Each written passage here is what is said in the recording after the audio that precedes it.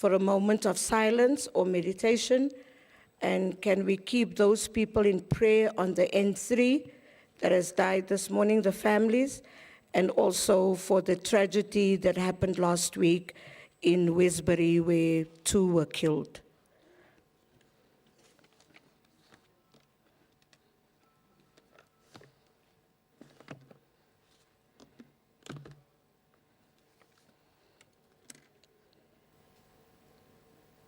I thank you, colleagues.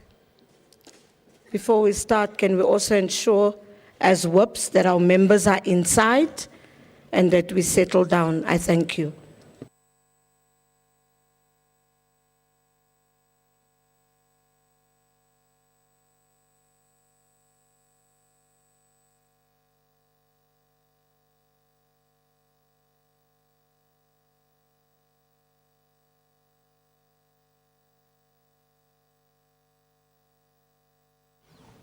Good morning, councillors. It is hereby notified that the 34th Ordinary Council meeting of the City of Johannesburg Municipality will be held on Thursday, the 30th of October 2025 at 10 a.m. at the Constance Konipabela Council Chamber in Braamfontein. And the first item on the agenda is opening. Good morning once again, councillors. I'm pleased asking that we settle down. We have started. To the Executive Mayor of the City of Johannesburg in absentia, Councillor Silo Dada Morero, Whip of Council, Councillor Gazamula Chauke in absentia, Chair of Chairs, Councillor Vohani Marema, all political party leaders and whips, members of the Mayoral Committee, chairpersons of Section 79 committees, fellow councillors, Acting City Manager, Mr. Kiba Kekana, Secretary to Council, Mr. Andile Tobinga, officials of the City of Johannesburg, residents of the City of Johannesburg, members of the media in the gallery, and all our visitors. Ladies and gentlemen, I welcome you to the 34th Ordinary Council meeting of the City of Johannesburg. At this point, I will allow 10 minutes for legal to count the number of councillors present in the chamber and also to verify the number of councillors who have signed the register so as to confirm the quorum of this meeting. I thank you. We are now coming back. It's exactly 10 o'clock. Please be seated if you are inside so that you can be counted. We are going to restart at 10:10 to give the time. Can we be seated if we are inside? Uhlala phansi, cannot sit.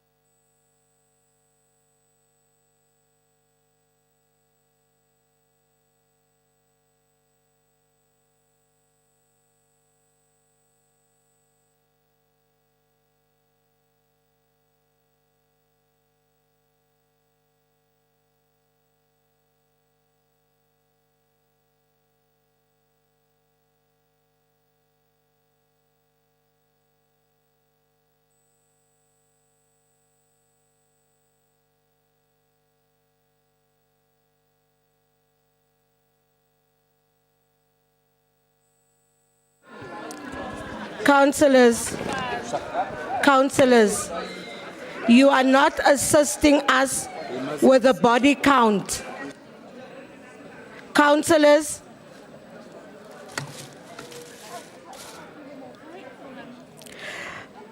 councillors, you are not assisting us with the body count. Can we be seated? We've asked for councillors to be seated so that we can be counted.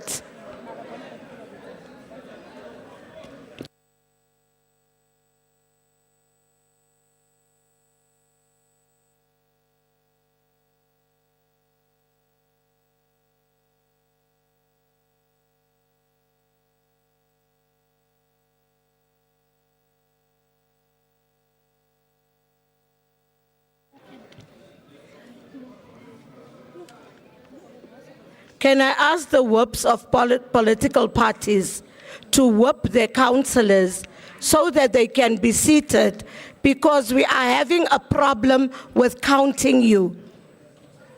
And those from rules that has asked us to change the rules are even not assisting.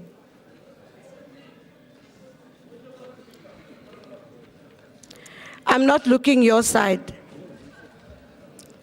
I'm not looking, so I'm not accusing you, councillor. I'm just asking for people to sit down. But I'll take your hand. I'll take your hand. Thank you, Madam Speaker. Madam Speaker, just a correction. It's not Rules Committee that helps you with the count. It's actually Whippery that's responsible for discipline in the House with yourself. Thank you. No, I know it's whippery, but I'm saying the people that has taken the decision is even not acknowledging their own decision. No, I can see you here. Can we restart the count? But you need to be seated in your seat so that we can count you.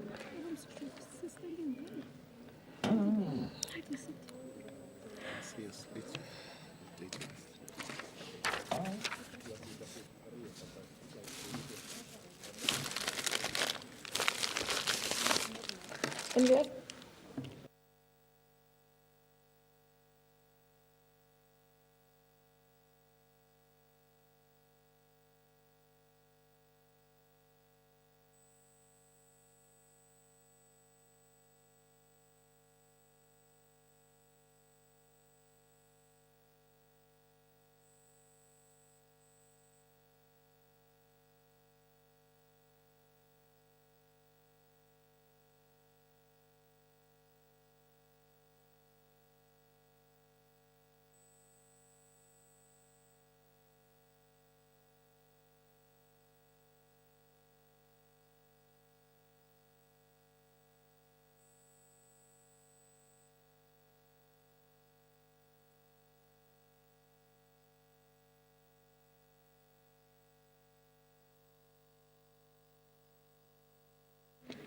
Councillor at the back from ACDP, is your hand up? Councillor Ralston, is your hand up? Okay, thank you, Councillor.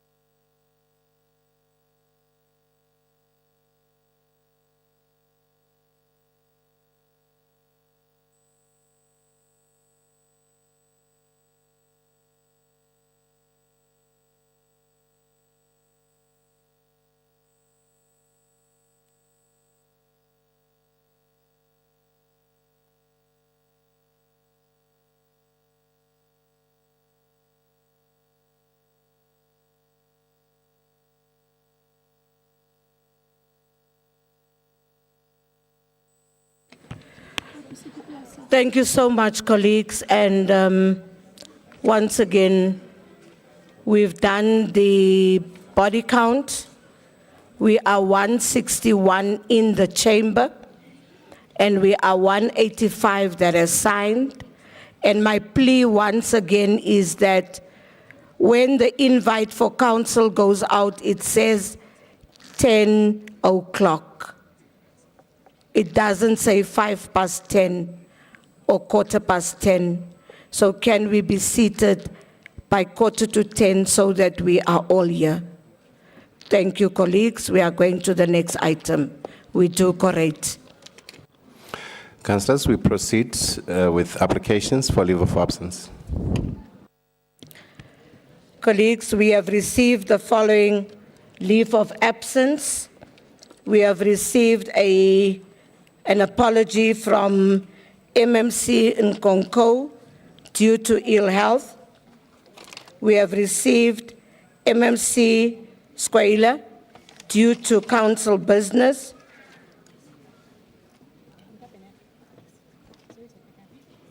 We have received from Councillor Roberts due to private business.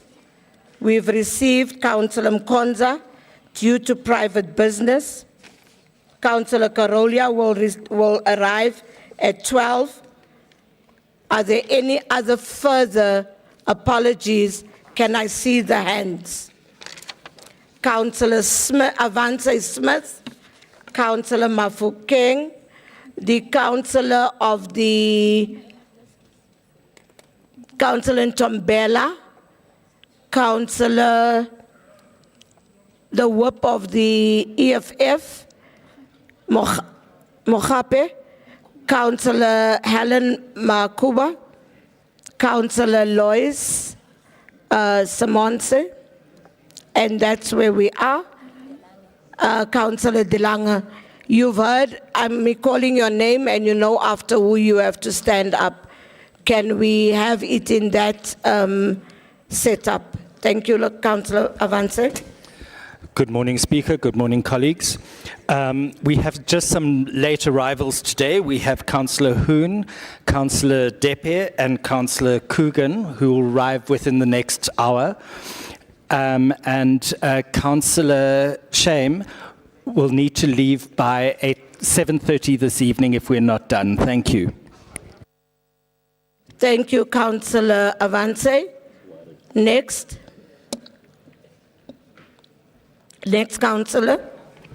Good morning, Speaker.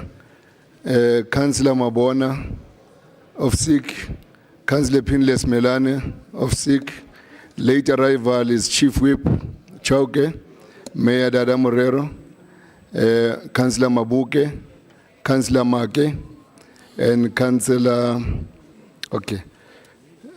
For councillors that request to leave early by 4 o'clock if you are not done, Councillor Leibon, Councillor Difuzo, Councillor Mohau. Thank you very much. Thank you, Councillor. Councillor Ntombela. Thank you, Speaker. Good morning, colleagues. Leave of absence from Action SA, we've got Councillor Mkonto, Party Business, Councillor Nkomo, Ill Health, and Councillor Ntlemenza, Ill Health. Councillor Lebatlang, Family Bereavement, Councillor Mabunda and Mokoka have requested to leave at 2. Should the council meeting to be could not be concluded by then.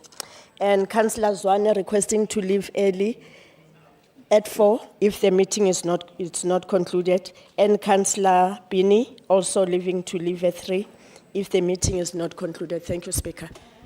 Thank you, Councillor. The next Councillor. Councillor Makuba. Oh, Councillor Mohape, sorry, apologies. Thank you, Speaker. From the EFF caucus, it's Councillor Ngosi, Ill Health, Councillor Mbambala, Family Bereavement. Late arrivals is Councillor Makafula, Councillor Mulife, Councillor Ndwele, Councillor Ngwenya, and Councillor Telekwa. Thank you. Thank you, Councillor Mohape. Councillor Makuba. Thank you, Speaker. For the IFP, Councillor Mkhize is out of the province. Councillor Nyembe and MMC Mabaso will be arriving late. Thank you. Thank you, Councillor. Councillor Mofokeng.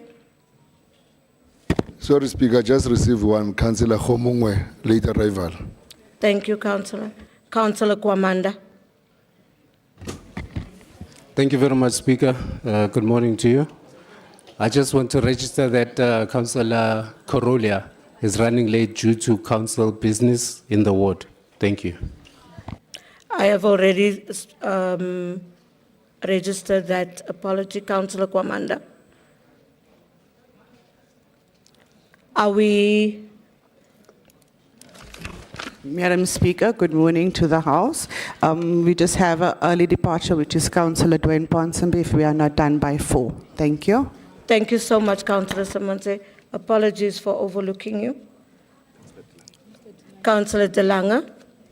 Good morning, Madam Speaker. If we are not finished by 1800 hours, 6 o'clock tonight, Councillor Paul Smith would like to put in his leave. Thank you. Thank you, Councillor De Lange. Are these apologies noted? Thank you. We're now on official notices.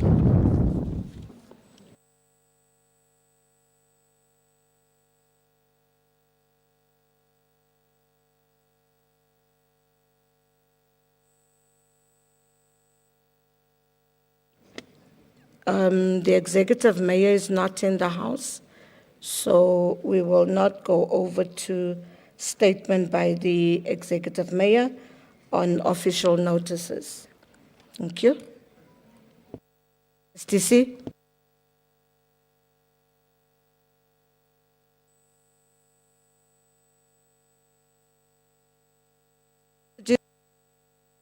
I want you to acknowledge and celebrate with me all the councillors that had their birthdays, as well as officials during this period. And we want to congratulate you all for growing a year older. I thank you. We are now on the fourth item, and that is confirmation of minutes. And these are minutes of the 9th Special Council meeting held on the 29th of September 2025, read also together with the minutes of the 33rd Ordinary meeting held on the 29th and the 30th of September 2025. Thank you, colleagues. We will follow the speakers list. Councillor Mogapi from the EFF on the minutes. Thank you, Speaker. The EFF, we are fine. Thank you, Councillor Mogapi. Councillor C. Forishaw from the DA. Thank you, Madam Speaker. The DA believes the minutes are a true reflection of what happened. Thank you. Thank you, Councillor Forishaw. Councillor N. Mazibuku from the ANC. Morning, Speaker. Morning, councillors. Just 3 corrections, Speaker. On page 17. Can you just hold on, Councillor Mazibuku? Colleagues on my right-hand side, please. Thank you. Councillor Mazibuku, you can carry on. Thank you, Speaker. On page 17, sorry, I'm just finding my space. I think I wasn't clear when it's not meant to be spell show, but spelled. We needed to just do the correct spelling.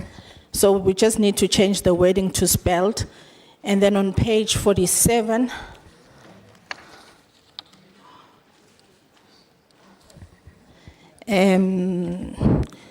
point number 1.11, if we could just change the wording to read that ESCOM shall restore all road surfaces and all other ESCOM shall restore all road surfaces and all other services to the council's satisfaction.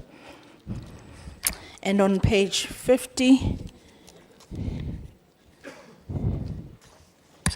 and point number 9, if we can just change the word plants to plants.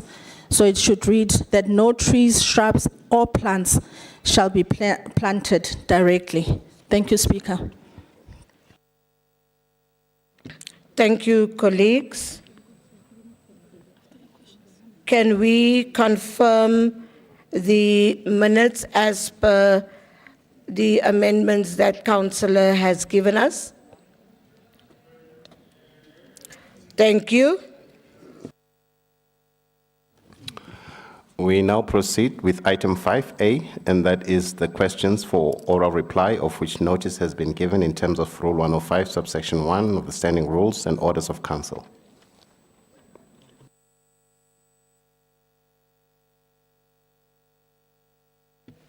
Thank you, colleagues. There were no questions for oral reply.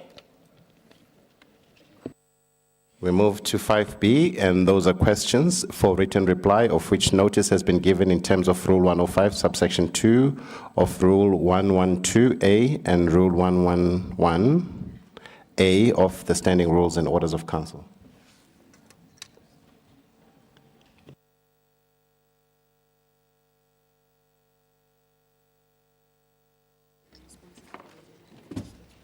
MMC Zungu. Greetings, Speaker. Greetings to the Executive Mayor in his absentia. Greetings to the MMCs. Greetings to the Chief Whip in his absentia, the Chair of Chairs, Councillor Marema, Chairpersons of Section 79, Councillors and guests. Speaker, the questions have been uploaded and into the system for the responses. Thank you. Thank you so much, MMC.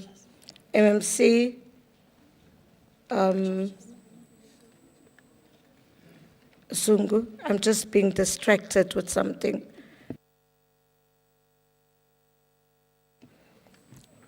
Can we go to the...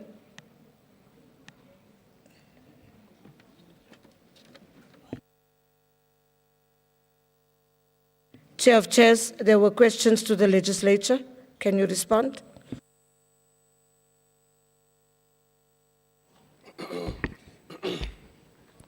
Thank you very much. Greetings, Honorable Speaker. Standing here observing protocol as required, I would like to indicate that the response to the questions are loaded on the drive. The 2 questions to the legislatures. Thank you. Thank you, Chair of Chairs. Next item. We move to 5C, and those Executive Mayor's question time, of which notice has been given in terms of Rule 112, subsection 1 of the Standing Rules and Orders of Council. We don't have Councillor S. St. John, Councillor Belinda. I don't want to butcher. Thank you, Madam Speaker. I'm starting to get offended. I'm the only councillor that's being called on my first name, but that's okay. Madam Speaker, I just want to put it on record. We would have asked the mayor question, but once again, he's the mayor in absentia during the time that we are starting.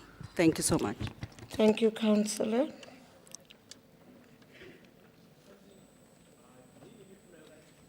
Wait.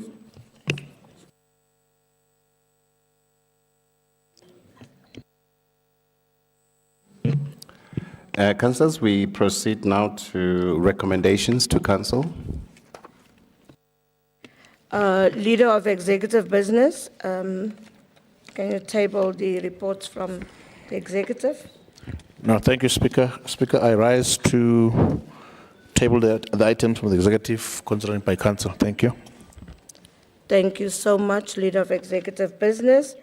Chair of Chairs, can you please table the reports from legislature? Honorable Speaker, I thought that the executive would request that they deal with the executive items first before we deal with all the oversight or legislature items. Chair of Chairs. can I just, reports must first be tabled, and then we do the other things. I rise to First table the reports. report. I rise to table the executive, sorry, the legislature. Councillor Mgwina, please don't confuse our chair of chairs, please.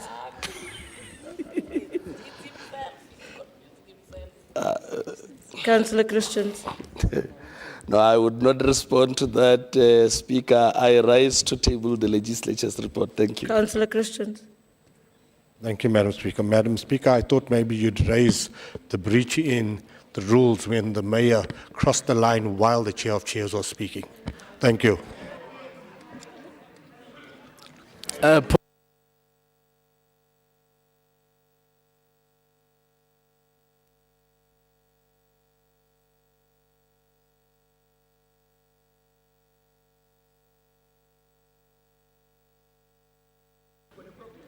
Colleagues, can we not do that?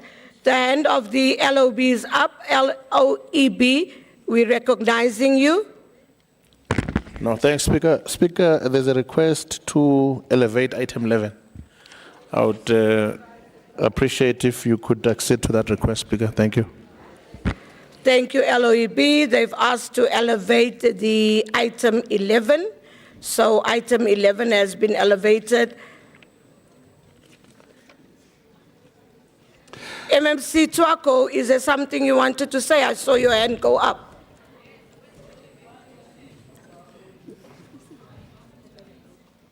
No, thank you very much, Speaker. The leader of governance business has covered me. Thank you. Oh, thank you so much. Okay, item 11 has been elevated. Councillors, on item 11, it is the recruitment and appointment process of the city manager position.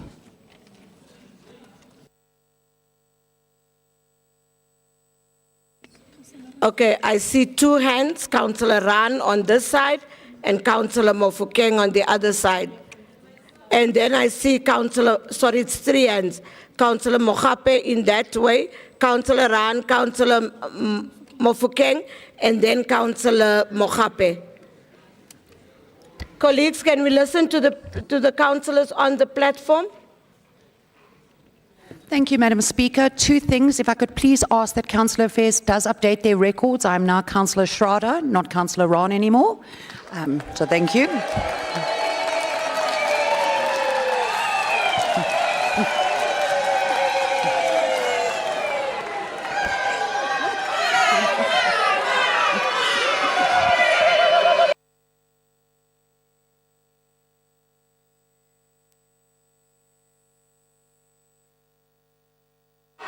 Thank you, colleagues.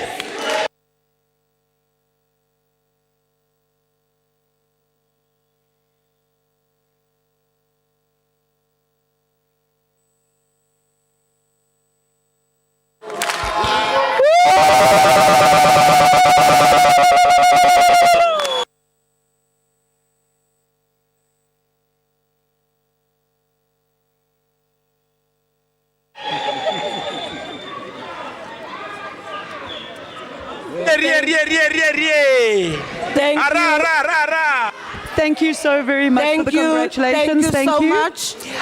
Then, Madam Speaker, if we could please ask the DA caucus would like a 30-minute caucus break, please. Colleagues, I haven't granted the caucus. I have not granted the caucus. Colleagues, I've not granted the caucus as yet, but I want to say from up here, it was definitely a beautiful picture to see all councillors united in it was really beautiful.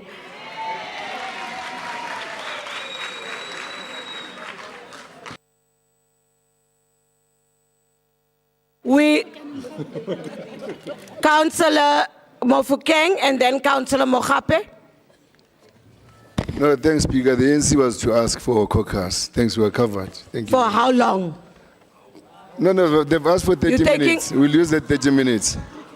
Councillor Mogape? Covered, Speaker. Thank you. So we'll grant the 30 minutes.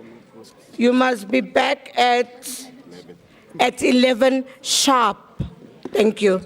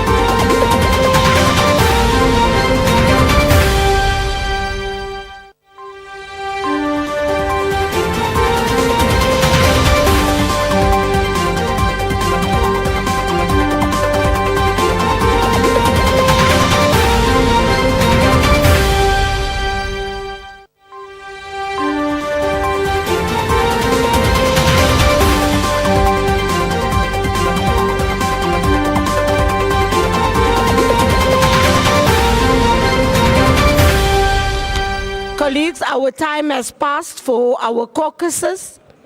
Can we ensure that our neighbors or our councillors that sit next to us are in the chamber?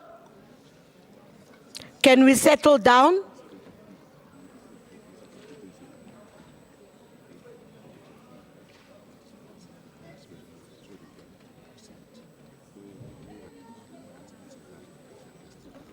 Everybody that asked for caucus, I only see one person that is here that said she was covered. The others that asked for caucus is not here. Councillor Schrader and Councillor Molefe is not here.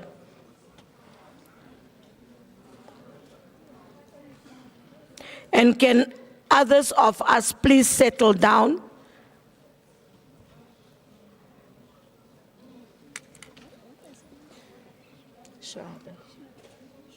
She told me 3 months ago that she's...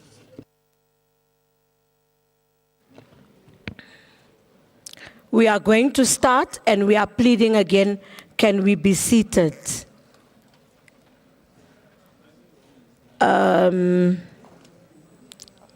Councillor Schrader, can you report back to us so that we start with the business of the day? I said it right.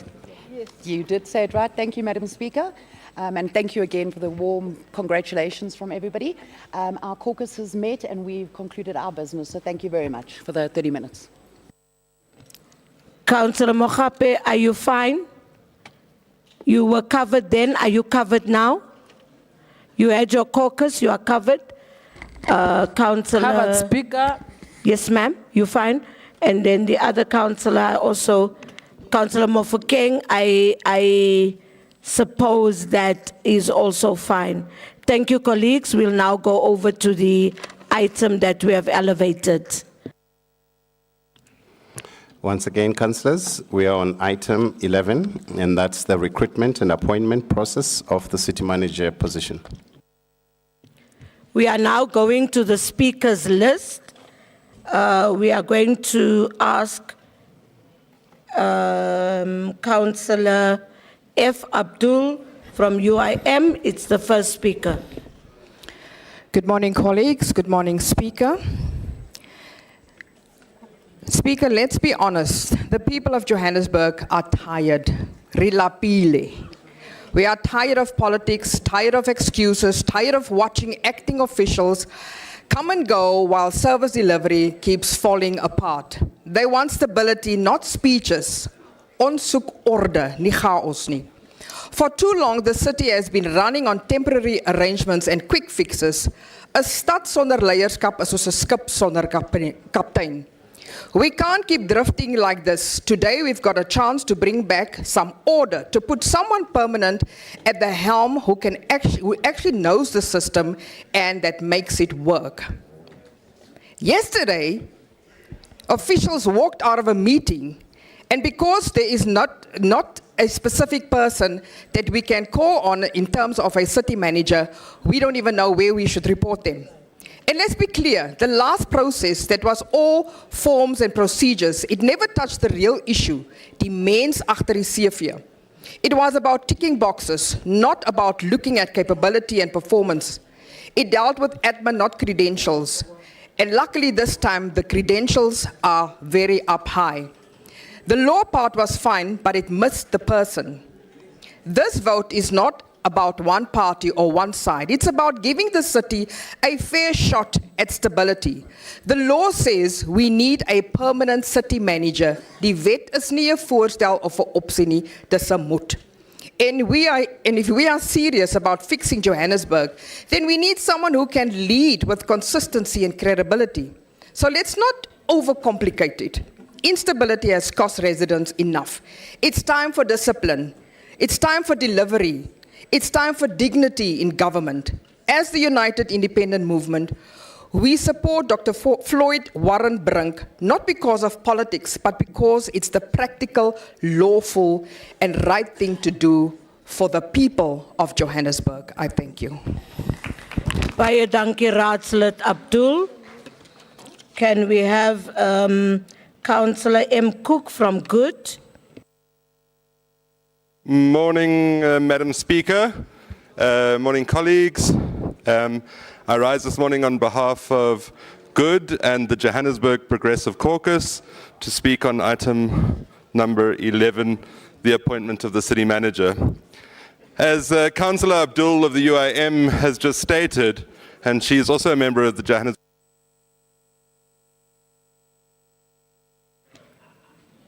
Colleagues, can we also just settle? Speaker, my apologies that my back is, I can turn the other way. Switch off the other mic. There we are, Thank Speaker. you. As Councillor Abdul has already said, and she also forms part of the Johannesburg Progressive Caucus, the temporary arrangements and acting city managers, the time of that needs to come to an end. The appointment of a city manager, Speaker, is not a small administrative act. It's a defining decision for Johannesburg's future. This is the person who must turn political intent into operational reality. It's the person who must build a professional, ethical, and efficient administration capable of delivering to every resident in every street of Johannesburg. We welcome the transparency and the procedural integrity reflected in this recruitment process. As we know, this has been a flaw in the past. However, with 108 applications, rigorous shortlisting, formal interviews, and full competency assessments completed, this is how public institutions like the City of Johannesburg starts to rebuild credibility amongst the residents of the city. Speaker, this appointment is not the destination. This is not the end of the road. It is the beginning of accountability. The incoming city manager must lead a professional administration that delivers consistent services, restores financial discipline, and earns the trust of every resident. This council, in turn, must provide strong oversight and ensure that the performance is not just measured, it is felt. It must be felt by the residents. The streets must be cleaner, the infrastructure must function, and responsive governance must be the order of the day. Speaker, let this appointment mark a turning point for Johannesburg, a turning point towards competence, continuity, and credibility in Johannesburg's administration. 40 seconds, On behalf of Councillor. the Johannesburg Progressive Caucus and Good, I thank you, Speaker. Thank you, Councillor Good. Councillor Magwenchu, ATM. Greetings, Speaker. Greetings to fellow councillors. Greetings to the minority governing parties. Speaker, allow me first to congratulate the Executive Mayor, Councillor Tata Merero, and the MMC of Group Corporate and Shared Services, Councillor Zungu, for this historic milestone. Councillor Magwenchu, can you take your seat? Councillor Kwamanda. No, thank you very much, Speaker. I was hoping that you'd recognize me before Councillor Magwenchu spoke, because I wanted to register that I'm giving him a minute from my speaking time, as well as to Councillor Zikebe, because they're speaking before me. Thank you. So you are saying that you won't have speaking time? 1 minute, 1 minute. So you're speaking 1 minute. Thank you. Councillor Magwenchu, you have 4 minutes. Councillor Zigebe, when you speak, you have 4 minutes. Thank you very much. Councillor Magwenchu. Greetings, Speaker. Greetings to the fellow councillors. Greetings to the minority governing parties. Speaker, allow me first to congratulate the Executive Mayor, Councillor Tata Morero, and the MMC of Group Corporate and Shared Services, Councillor Zungu, for this historic milestone. For almost 5 years, the City of Johannesburg has operated without a legally appointed city manager. This has been a major contributor to the governance and service delivery challenges that have crippled our city. Today, after 9 mayors, we finally have a duly appointed city manager. Indeed, this is a milestone that deserves to be acknowledged. Speaker, it is rare in this chamber for parties in government and those in opposition to speak with one voice. Yet on this matter, we did. That unity demonstrated that everyone who truly loves Johannesburg understands that appointing a competent, qualified, and visionary city manager is not about politics, it is about the people. Speaker, the African Transformation Movement is a pro-people movement. We believe governance must translate into real, tangible improvements in the lives of ordinary people. The appointment of a capable city manager is not an end. It is the beginning of rebuilding Johannesburg to serve the unemployed, the poor, the elderly, the small business owner, and the struggling family. This appointment must be matched with programs that respond to the pain of our people, especially amid rising cost of living, unemployment, and economic exclusion that continue to suffocate residents. This appointment will demonstrate to the public that indeed this government takes them seriously. Madam Speaker, this appointment says we take accountability seriously. Madam Speaker, this appointment says we want to deal decisively with lawlessness. Madam Speaker, this appointment says people of Johannesburg have spoken to the duly elected representative, and not even a Fikile Mbalula can suppress their voices. Madam Speaker, this appointment says we are committed to address the issues raised in the Auditor General's report. Madam Speaker, this appointment says even if you are not ready for the day, it cannot always be night. Indeed, it cannot be business as usual. Peace in our land, peace in our lifetime. Councillors. Councillor Sigebe from UDM.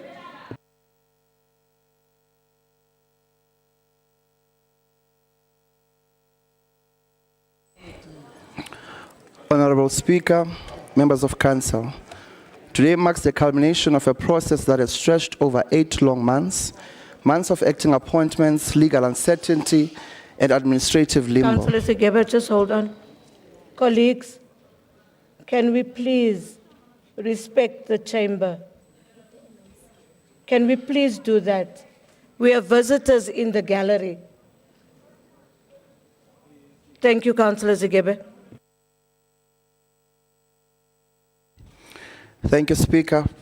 Today marks the culmination of a process that has stretched over 8 long months, months of acting appointments, legal uncertainty, and an administration in limbo. The time has come for this council to bring finality, to restore stability, and to reaffirm leadership that can anchor the city of Johannesburg with competence and integrity. This appointment is not about politics, it is about principle. It is about ensuring that the engine room of the city, the administration, is led by a person of a caliber, experience, and integrity. Dr. Floyd Brink has demonstrated all these qualities and more.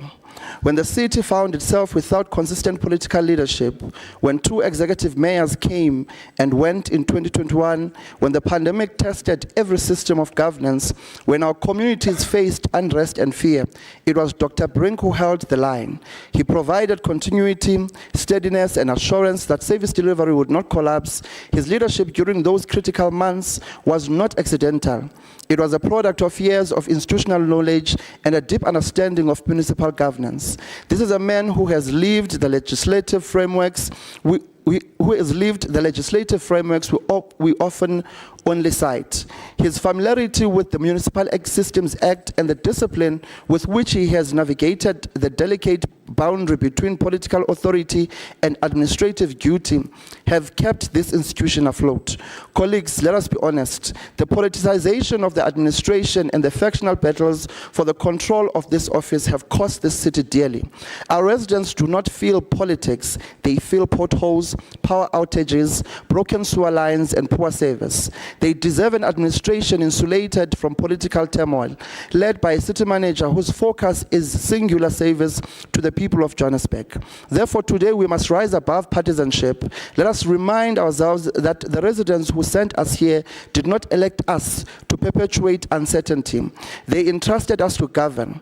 I appeal to all political parties, including those outside the coalition, the Democratic Alliance, Action SA, ACDP, and Freedom Front Plus, to join hands in the in the national interest of Johannesburg. Appointing Dr. Floyd Brink is not an act of factional loyalty, it is an act of governance maturity. It is a vote for competence, for stability, and for continuity. Let history record that on this day, this council chose certainty over chaos, merit over manipulation, and service over politics. I thank you. Thank you, Councillor. Councillor Harris from the ACDP. Good morning, Madam Speaker, the Executive Mayor, MMCs, councillors, visitors, residents of Johannesburg. I rise to speak on item 11, the report on the appointment of Floyd Brink as City Manager. The report indicates that the process was rigorous and fair. The credibility of the interviewing panel cannot be challenged. The panel was strengthened even further by the inclusion of Professor Trevor Fowler, who no doubt would have posed searching questions. Competing candidates, including my favorite, the former Managing Director of JCPZ, were strong in their own right. The panel deliberated and found Dr. Brink to be the leading candidate, hence the recommendation to appoint him as City Manager. Every political party will have its own view, some positive and some negative. However, all of us collectively must make a decision that is in the best interest of Johannesburg and not of our own factions. The city needs an incumbent who is experienced and understands the systems and understands the dynamics of the city. We need stability at this crucial stage of this administration, and the appointment of Dr. Brink will provide this stability. The ACDP supports this report. Thank you. Thank you, Councillor Harris. Raadslid Boer, Vryheidsfront Plus. Morning, Mevrouw Speaker. Morning, fellow councillors. I rise on item 11, the appointment of a city manager, which is a long overdue appointment. Floyd Brink has been on and off city manager for the past 3 years in difficult positions, difficult circumstances, acting and then not acting and so on. But unfortunately, under his leadership for the past 3 years, the city has gone nowhere. And if it did go anywhere, it went downwards instead of upwards. So Dr. Brink is not our personal preference candidate, but the process was followed, and we've got no doubt that the process was followed correctly. Yes, the report leaked out into the media, and maybe that was a good thing that it, for a change, leaked out into the media, because here we can see clearly that the scores that were given to the various candidates are based on political preferences and not on the qualifications, where one politician gives a top score to one candidate, then the other politician gives the lowest score to the same candidate, and vice versa. So we can clearly see, unfortunately I have to say this, that politicians cannot be trusted on these appointments because they are not unbiased. And it is very strange to see that from 108 people that applied for this position, 10 were shortlisted, and under these 10 is a person with the name of Helen Botha. Madam Speaker, Helen Botha has got a history of mismanaging JPC, and she's even shortlisted to be a candidate to become the city manager. I do not understand these processes. Madam Speaker, our city needs people that can lead with honesty and integrity. And I don't know if part of the scoring is to test the honesty and the integrity of our senior managers. But the process we followed, Dr. Brink came out as the #1 candidate, and the process needs to be followed. We have to appoint him, and I really sincerely hope that Floyd Brink will, in his new term, hopefully in a permanent position, do what is good for the city. We do not support personally his appointment, so we're going to abstain from this item. Thank you, Madam Speaker. Baie dankie. Councillor Mangani from the IFP. Thank you, Speaker. Sorry. Madam Speaker, honorable councillors, members of the public, Ndi Machironi. The Nkatsafelon Party rise to express its support for the appointment of Mr. Floyd Brink as the city manager of Johannesburg. The selection process has been thorough and transparent, and the results speak for themselves. Mr. Brink ranked first in the interview process with a score of 114, while the second candidate scored 104. A 10-point difference that clearly distinguishes him as most suitable candidate for this critical position. Mr. Brink's qualifications and experience further reinforce this decision. He holds an MBA and is currently pursuing his PhD, demonstrating not only his academic excellence, but also his continuous commitment to learning and professional growth. Madam Speaker, with over 20 years of experience, including 16 years in senior strategic positions, Mr. Brink brings a wealth of institutional knowledge, leadership capacity, and governance insight. What makes his profile truly exceptional is that he previously served as a city manager, and in that role, he performed exceptionally well. Madam Speaker, sorry. Okay. He performed exceptionally well. Madam Speaker, we also note with confidence that Mr. Brink successfully passed all the competency and screening assessment as prescribed under Regulations 14.1 of the Regulations on Appointment and Conditions of Employment and Senior Managers. And as the IFP, we believe that leadership stability at administrative level is critical for the good governance and improved service delivery. Mr. Brink's appointment presents an opportunity to restore trust, enhance efficiently, and strengthen the institutional framework of the city of Johannesburg. We as the IFP will therefore extend our full support to Mr. Brink and commit to working collectively with him to ensure that he leads, manages, and transforms municipal governance in alignment with the city's strategic vision and the best interest of our residents. Zangano la IFP liya dihuza la droba hapu la batikeza vo Brink diadibua. Nda. Councillor MMC Twako from the EFF. No, thank you very much, Speaker. May I approach the podium? I feel inspired today. It's your choice. May I speak from the podium? It's your choice. Sorry? Yeah. You can come. You must walk fast because 1 minute from there to here.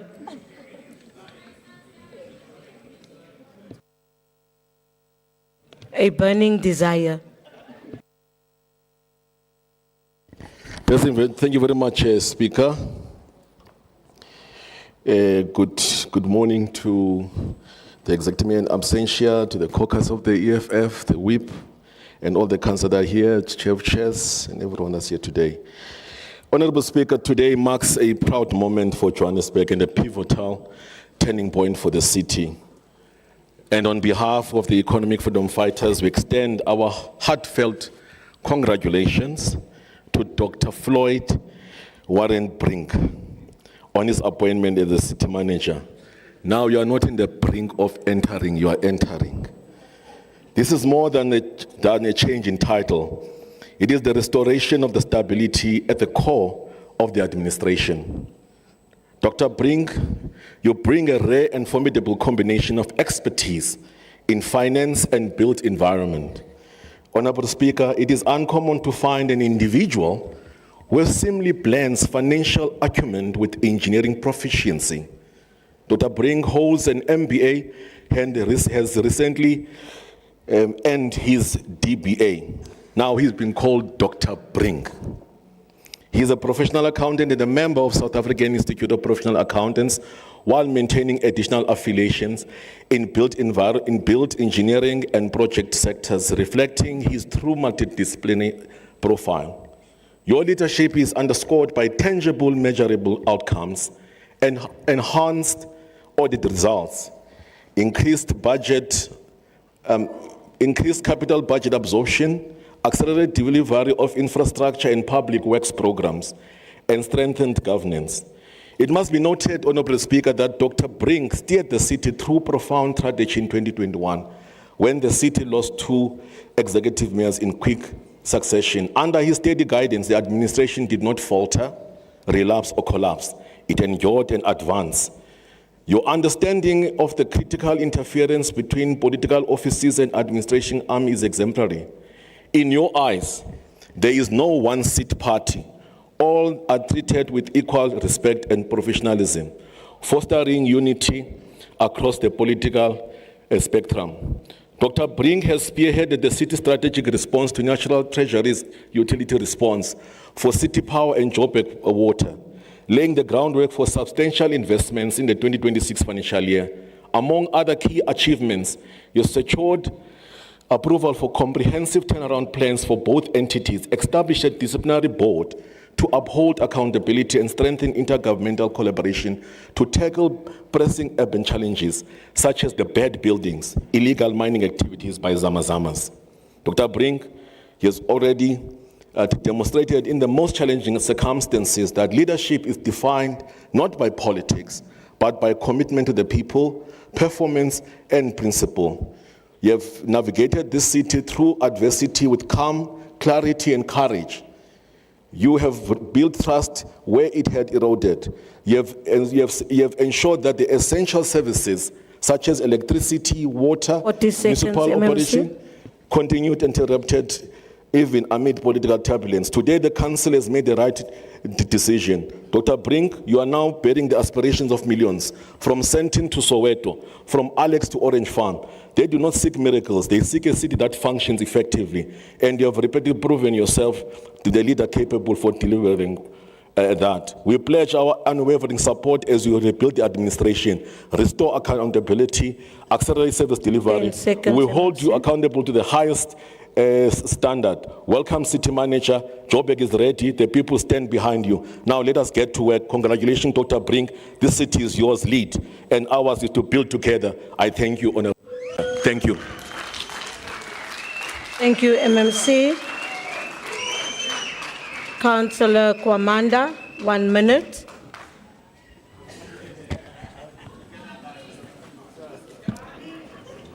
Thank you, Madam Speaker. Mine is Councillor, to... just hold on, Councillor Kwamanda. Can we get to settle on my left-hand side, especially on the top there? Thank you. Councillor Kwamanda. Thank you, Madam Speaker. Good morning to yourself once again. Good morning to the Executive Mayor and the members of the Mayoral Committee. I rise to speak on the recruitment and appointment process of the City Manager. Madam Speaker, I just want to take this opportunity to acknowledge the hard work that this executive has done by enduring and protecting the integrity of a cumbersome and a protracted recruitment process, much anticipated in the country because of the stature of the city of Johannesburg. So I want to congratulate them. Madam Speaker, I equally want to congratulate... 7 seconds. Yeah, the incoming city manager, Dr. Floyd Brink, on behalf of council, make us proud and let us restore our city. Thank you very much. Thank you so much, Councillor Kwamanda. MMC Kunene from the PA. Thank you, MMC.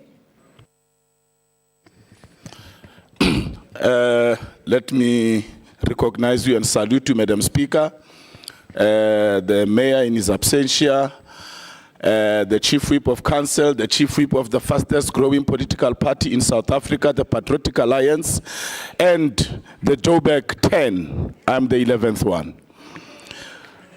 Madam Speaker, I think this should be a very emotional time for the city manager.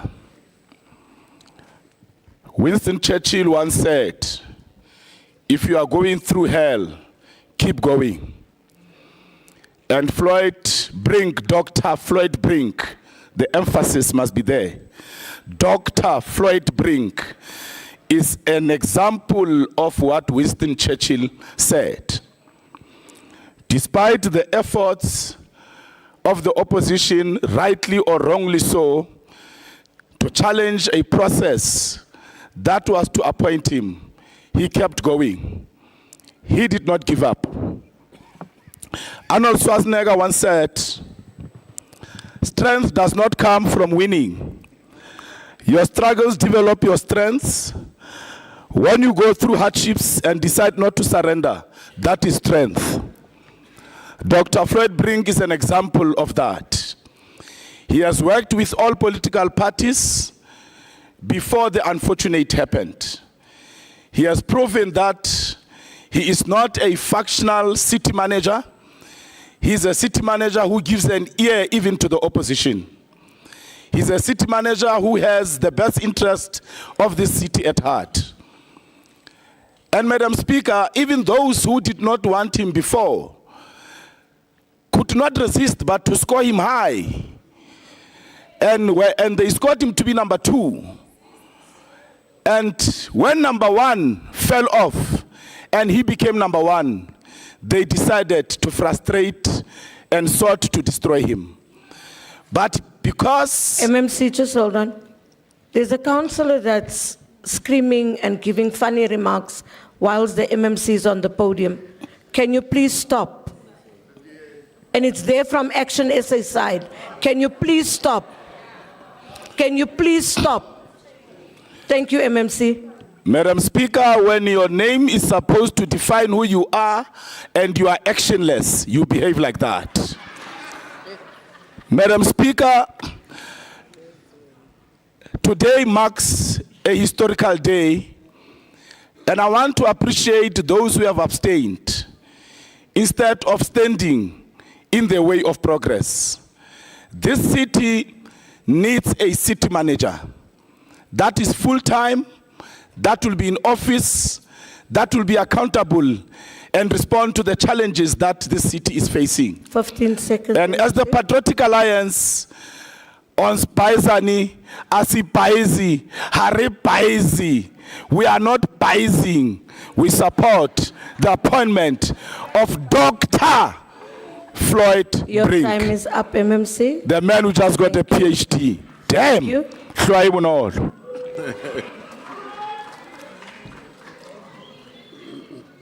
Councillor Nguze from the ANC.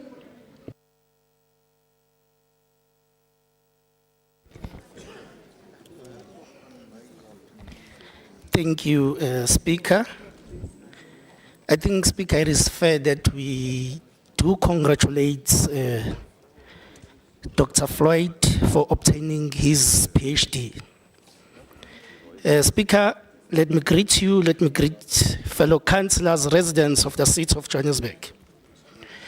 Today we make a decision that goes to the heart of whether the city can deliver, not tomorrow or next year, but now. Johannesburg cannot be governed on acting arrangements. The law is clear and simple. The city must have a permanent, competent accounting officer who translates the will of council into results on the ground. That is why we rise in support of Dr. Floyd Warren Brink as a city manager. He is not a stranger to this institution.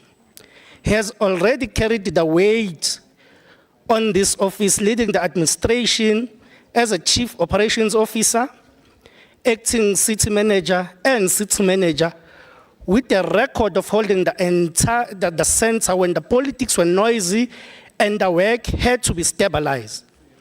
He brings a rare combination of skills that the city needs: financial management, strategic leadership, and a built environment expertise to turn policy into infrastructure. Beyond experience, the fact speaks satisfactory. In the recruitment process concluded for today's sitting, he was ranked first with a panel score of 114 in a field that started with 108 applications and the top 4 candidates, including him pitched as a competent on the national prescribed senior management competencies. This is not a sentiment. It is the official outcome of a stringent process. He's a doctor and a seasoned public servant with over 2 decades in government, including more than 16 years as a senior at a senior management level. His academic path and professional track record are backed by hard credentials that matter in this portfolio: MBA, BCom Financial Management, and the National Diploma in Engineering Studies. The precise blend that allows him to read the numbers and fix the pipes. He has also been security vetted at a top secret level by the State Security Agency. The standard of integrity this office requires. Colleagues, the role we are filling is defined in law. The Municipal Systems Act and the national regulations on senior managers requires a permanent appointment, competency assessment, and full compliance. This process and its recommendations are precisely within that legislative framework. The appointment before us meets requirements, and it gives Johannesburg the stability to plan multi-year infrastructure, enforce performance, and restore public trust. We have seen his work here already: stable governance systems, stronger audits and risk practices, and improved coordination across departments and entities when it's mattered most.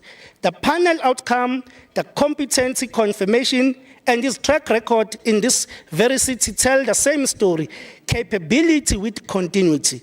The African National Congress supports Dr. Floyd Warren Brink as the city manager. Thank you very much. Thank you, Councillor Nguze. You are the only one that saved time. MMC Zungu.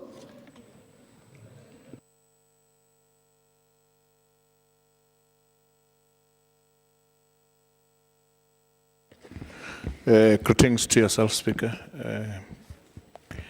Greetings to all councillors.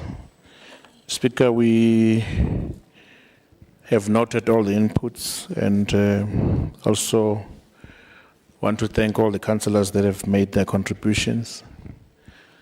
But Speaker, I think as we welcome the appointment of the city manager, we hope that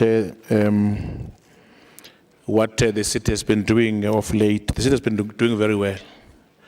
And we are hoping that the arrival of Floyd Brink will add more value to what the city has been doing. We have recently been given a vote of confidence by Moody's, the rating agency, citing the fact that the city is doing very well. So we are hopeful that this is going to continue without any hindrances. Speaker, we must at times do away with these divisive measures that seeks to put Brink between parties. No one owns Brink. As much as one would want to sing for his supper, let's not mislead. We are grateful and we appreciate, and we welcome the appointment of Floyd Brink, Speaker. And we then would request Council to note the report. Thank you. Thank you, MMC. Colleagues, the recommendations are on pages 11.7 to pages 11.8. Is the item agreed to?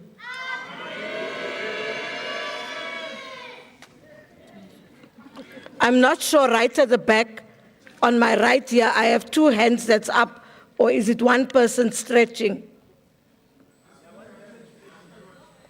Thank you. Councillor Christians. Thank you, Madam Speaker. Madam Speaker, seeing that there's nobody objecting, can you please note the abstention of the DA? Thank you. I've noted the abstention of the DA. Councillor, and we did not vote. Councillor De Lange.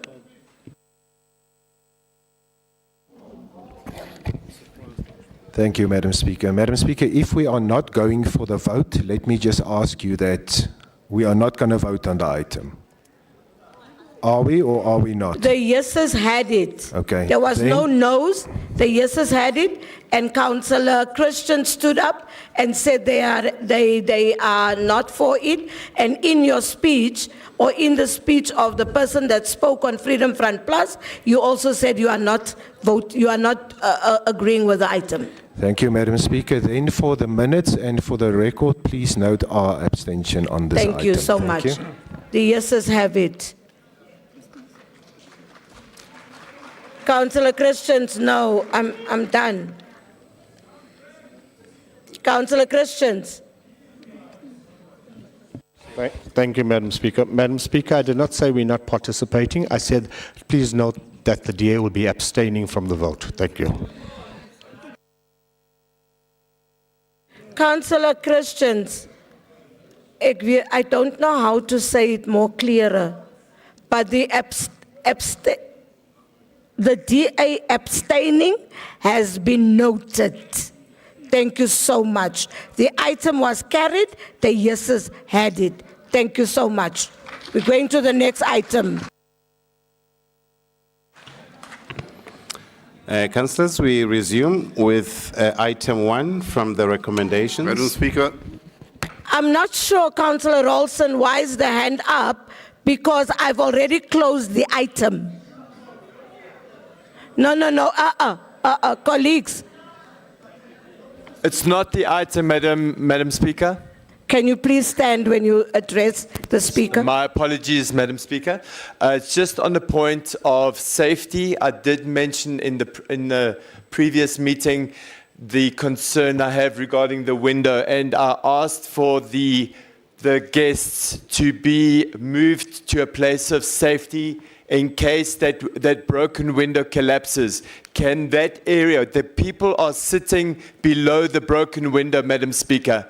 I humbly ask that area below the window be cordoned off until that window Your point has been heard, Councillor. Thank you There very much. has been adjustments made to where they are sitting, and we have ensured that nothing will happen there. Thank you so much. Thank you, Madam Speaker. Can we go back to our agenda? Councillors, back on item 1, and that is acceptance of grant funding of 27.5 million euros from Invest International and Budget Facility for infrastructure of 1.6 billion from the National Treasury for the Alternative Waste Treatment Technology Project.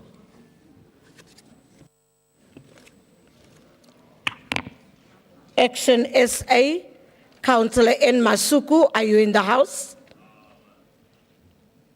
Thank you, ma'am. Thank you, Speaker.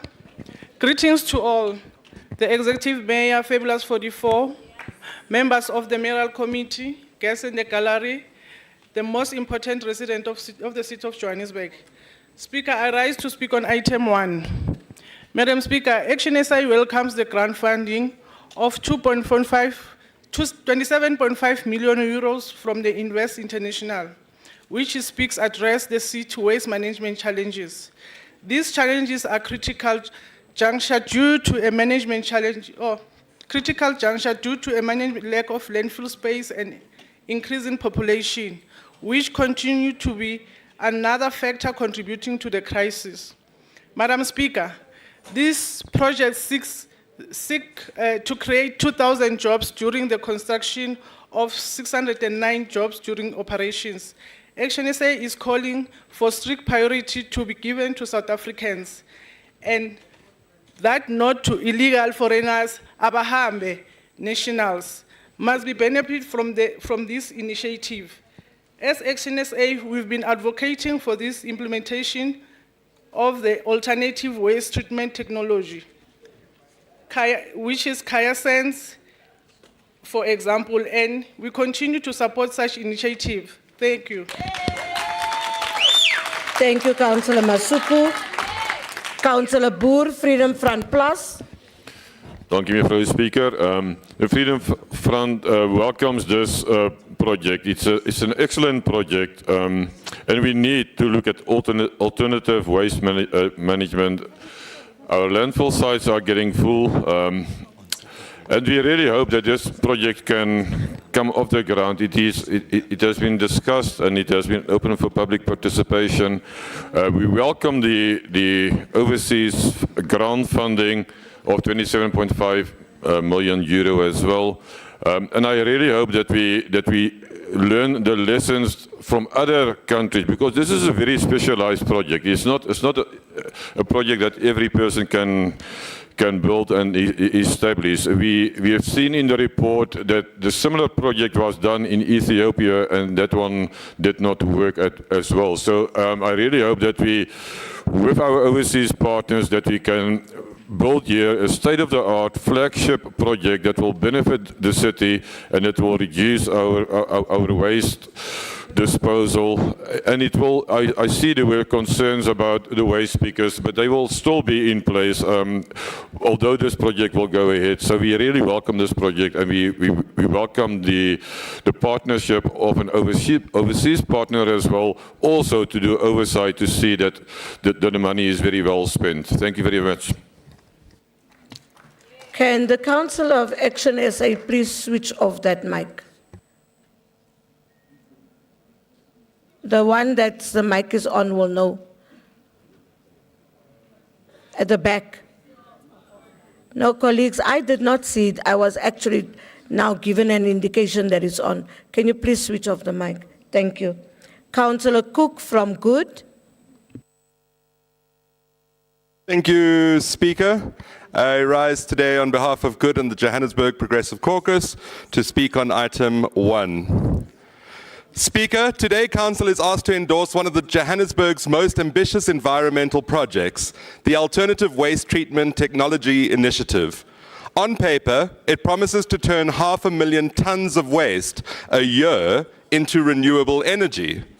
It's set to create over 2,000 jobs and inject 20 billion rand into our economy over time. Speaker, this is the kind of innovation that we should be pursuing, using science, technology, and global partnerships to solve local problems. But ambition alone will not save the city, Speaker. Integrity and oversight will.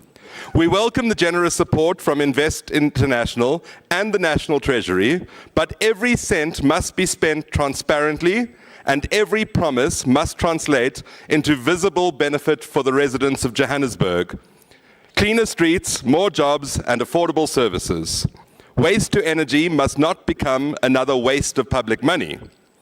The Good Party therefore calls for clear performance contracts, citizen oversight, and regular public reporting to ensure this project remains a success story, not a scandal in waiting.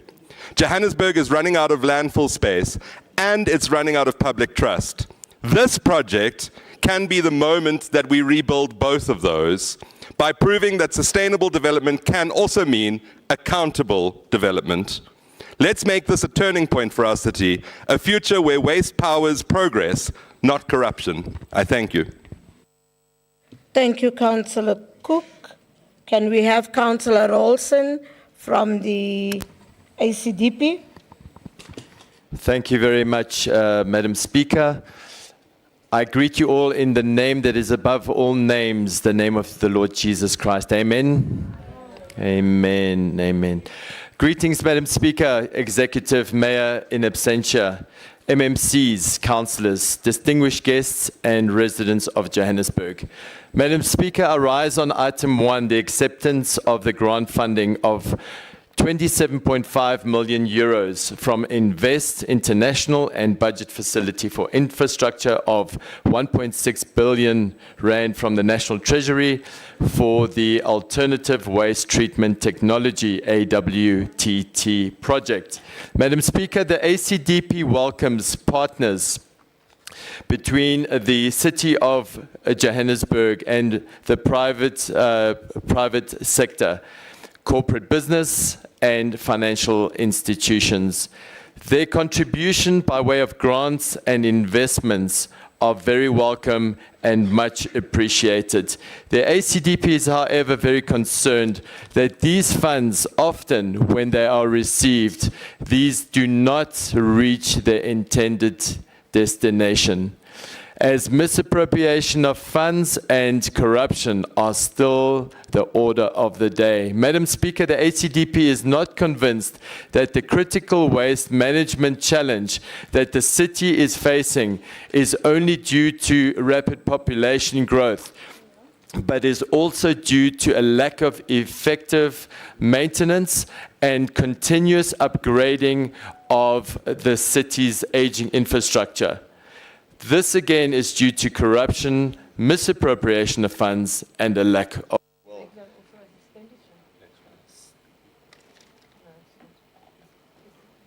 Use the one next to you, Councillor Olsen. Thank you, Madam Speaker. Apologies for that. And a lack of will. The residents of Johannesburg deserve better. God bless South Africa. God bless the sovereign state of Israel. I thank you. Thank you, Councillor Olsen. From the DA, Councillor Seku, can we please ensure that our mics are off? Let's not play with the mics, please. Councillor Seku. Greetings, Speaker. Greetings, councillors, guests in the gallery, and the residents of Johannesburg. Madam Speaker, I rise to express our concerns as the Democratic Alliance about this report. First, can the MMC confirm if the grant funding have been received already? And if so, just to take us into confidence that the measures that will be taken to make sure that the funds go to the intended project. Secondly, the report that we have received lacks critical details, key information, and the involvement of other key players in the project. Hence, this information could have been supplied at the Section 79 committee, but this report was never presented at the committee for proper scrutiny. Bypassing our committees undermines accountability, transparency, and public confidence in this council. We owe our residents better. The Democratic Alliance requests that this report be sent back to Section 79 Committee for clarity and scrutiny. We will note the report given our concerns due to the omission of the Section 79. Thank you, Speaker. Thank you, Councillor. Councillor Mkasi from the EFF. Thank you very much, Speaker. Greetings to the leader of the EFF caucus, Commissar Dr. Mtinitswaku, our most progressive Chief Whip, Tabisa Mohapi, fellow progressive councillors and the resident of City of Johannesburg, Sanbonani. Speaker, you often hear us refer to one of our cardinal pillars, number 3, building state and government capacity, which will lead to abolishment of tenders. Today, we aim to explain the concept of building internal state capacity. This approach focuses on enhancing the capability of government, departments, and entities so that they can provide services independently without relying on tenders. By doing so, also help protect workers from the exploitative practices commonly associated with tenderpreneurs who profit from labor exploitation. Instead, workers will be directly employed by the municipality, ensuring they receive the full benefit of their employment. Building internal state capacity also reduces the need for unnecessary tender related to our primary goal, effective service delivery. For instance, entity like Johannesburg Water will be able to develop water treatment plants without depending on expensive tenders, which are often given to less competent operators through shady means. Building internal state capacity not only lowers cost, but also improves service delivery, allowing municipality entities to focus on providing quality services rather than generating profit. We will continue to educate the public about the benefit they stand to gain from an EFF government. The Speaker, we have now reached a moment where all public representatives must wake up and fulfill their oversight roles without fail. The Alternative Waste Treatment Technology Project has now arrived as a solution to the pressing issue of landfills that have reached the end of their lifespan or have very limited time left. The construction of this plant will create job opportunity for approximately 2,000 residents. Once operational, the project is expected to generate a total GDP impact of 20.3 billion over 25 years and contribute to the circular economy, local energy generation, employment, as a stimulation and infrastructure investment. Additionally, it diverts waste from landfills, minimizes environmental and health risks, produces energy and fuel, reduces reliance on fossil fuels, recovers valuable materials such as metal, glass, and organic matter, and minimize methane emissions from landfills, thereby reducing our carbon footprint. Speaker, since this project is funded through grants that came with condition, we urge our officials to allocate all funds strictly for the intended purposes and to refrain from diverting them. We do not want to witness another series of incomplete projects as we currently have many that are stuck due to financial mismanagement. Transparency and accountability will be paramount, and we will ensure that you are monitored regularly to account for this project. All grants must be spent in full within the designated time frame to avoid financial consequences that could delay the progress. When we say the grant must be used in full, we do not mean it should be spent on unnecessary items that may be overpriced just for the sake of spending the funds. The way money is spent should correspond directly to the work being done on the grant. Speaker, this is the project for the city of Johannesburg that must benefit its residents. Comrades, this is not an opportunity for self-enrichment. It is an opportunity to build a facility that will benefit the majority of our people. No one should attempt to claim ownership of this project. It belongs to the community, not any individual or political party. A project that does not benefit the community is not a true community project and should not exist. In closing, Speaker, EFF, we take to heart the lesson that political power without economic emancipation is meaningless. We are inspired by ideals that promote and practice genuine forms of political leadership, understanding that political leadership at any level is about services, not an opportunity for self-gratification and self-enrichment. Speaker, as the EFF, Speaker, as the EFF, we welcome the report.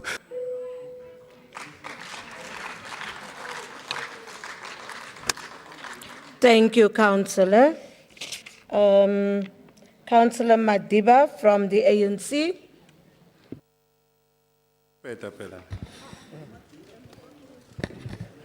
Thank you, Speaker. Greetings to you, Madam Speaker. Greetings to the Executive Mayor in absentia, the Chief Whip, Chair of Chairs, members of the Mayoral Committee, fellow councillors and residents of Johannesburg. On behalf of the African National Congress Caucus, we rise to express our firm support for item 1 before this council, both relating to the alternate waste treatment technology project, also known as the waste to energy project. This report represents a bold and progressive step in the city effort to deliver on our mandate of sustainable development, environment, justice, and economic inclusion. They are proof that the Johannesburg under the ANC leadership continues to plan, invest, and deliver responsibly for its people. Speaker, Johannesburg faces an urgent challenge. Our landfill sites are almost full with less than 2 years of airspace remaining. The city generates over 1.6 million tons of waste every year, and that figure keeps rising. That figure keeps rising as our population grows. Without intervention, we risk an environment crisis, populated air, contaminated land, and escalating waste disposal costs. That is why the progressive administration has taken decisive action to convert waste into energy, to reduce greenhouse gas emissions, and to create jobs while cleaning our city. The AWTT project is a flagship intervention in this regard. This will treat 500,000 of tons of waste per annum, generate about 28 megawatts of new renewable electricity, and create more than 2,000 jobs during construction and operation. This is not only an environmental program, but also a developmental and economic project that speaks directly to the principles of Freedom Charter, where it says the people shall share in the country's wealth. Madam Speaker, this item requests this council to approve the acceptance of the two major grants that will make the project financially viable and affordable to the city. First, the grant of 27.5 million euros, which amounts to 550 million rands from Invest International, a Dutch development financial institution. Secondly, a 1.6 billion allocation from the National Treasury's budget facility for infrastructure. In addition, the city itself will contribute 400 million from its capital budget. Together, these resources close the affordability gap and resource gate fee from 942 per ton to around 375 to 400 per ton. That means the project now is sustainable and affordable without burdening residents and ratepayers. This responsible government in action, the ANC government mobilizing both international partnership and national fiscal support to invest in infrastructure that benefits all our people. It also shows confidence in the city's capacity to deliver, confidence from both National Treasury and our international partners. The report further empowers the city manager to finalize the funding agreement with the infrastructure fund, ensuring transparency, proper oversight, and ring-fenced protect accounts. Through this item 1, we secure the money, and when we secure the money, then we secure the future of our people. With that said, the ANC will then like us to approve this item. Thank you. Thank you, Councillor. MMC Masuku. Thank you very much, Speaker. Good morning to you, fellow councillors, the Executive Mayor, Chief Whip, Chair of Chairs, MMCs. Speaker, I would like to thank the councillors for their comments. I have listened, and I think what is important for us is to appreciate that this project comes with huge social benefits, job creation, cleaner streets, as well as obviously looking into the Cllr priorities of accelerated service delivery. I just want to address the concern through you, Speaker, from Councillor Seku, if I'm pronouncing it correctly, because we can't divert. Grant funding is exactly that. It's a grant meant to come through and do that specific project. In fact, we even in the city, we ring fence what is meant for a particular grant to do that. So that can't be a reason for you not to support the grant. The report says we are asking that you accept the grants. Therefore, it means that if we must take grant funding from institutions and take them to Section 79, the city will never function. The city will never progress. We can't, because that's why there's an executive, that's why there are delegations, so that then the mayoral committee comes to council and presents, through obviously led by the executive mayor, presents a request to receive a grant, the same way we do receive HIV and AIDS grants. We don't have to go to Section 79 to receive a grant. However, Section 79 has every right to monitor all the points that were raised by councillors. Is the grant being used? So the Finance Section 79 committee has that responsibility. Even the EISD Section 79 can do the same. To say, is the grant funding being utilized for what it was meant for? Is this job creation, as Councillor Masuku from Action SA through you, Speaker, was raising issues of ensuring that jobs benefit South Africans? That is the role of Section 79. That is oversight. But we can't do oversight on acceptance of a grant. And that grant is actually going to benefit all of us. And I think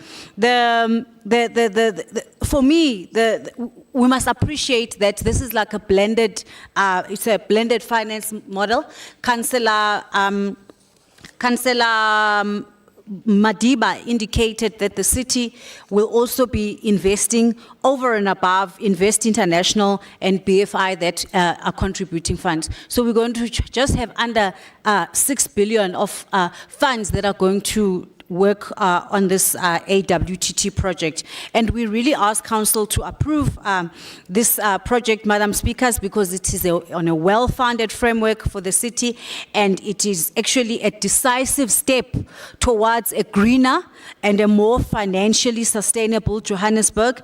And the project not only addresses the immediate landfill capacity issues, but it also promotes renewable energy generation, green job creation, and climate resilience. And we ask Council to accept and approve this grant. Thank you. Thank you, MMC Masuku. Councillors, the recommendations on page 1.5 is the item agreed to. Thank you. Next item, STC. We proceed with item 2, and that's to notify Council of the outcome of the 60 days public notice for the alternative waste treatment technology project under public-private partnerships. Thank you so much. Councillor Cook from Good. Thank you, Madam Speaker. Madam Speaker, just on a lighter note before I start, if I can make a plea with you, if you do have a spare pen in your office, to please give it to Councillor Peterson, because he felt the need to tell carte blanche that he hasn't received a pen. So, if you have one, please. Speaker, I rise today on item 2. Johannesburg currently produces more waste every day than it can bury. Within 2 years, our landfill space will run out. That is not an abstract statistic.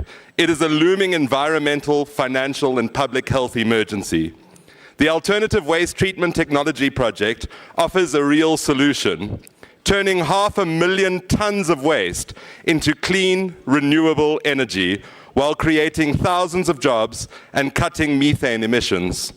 Speaker, the results of the public participation process are very clear.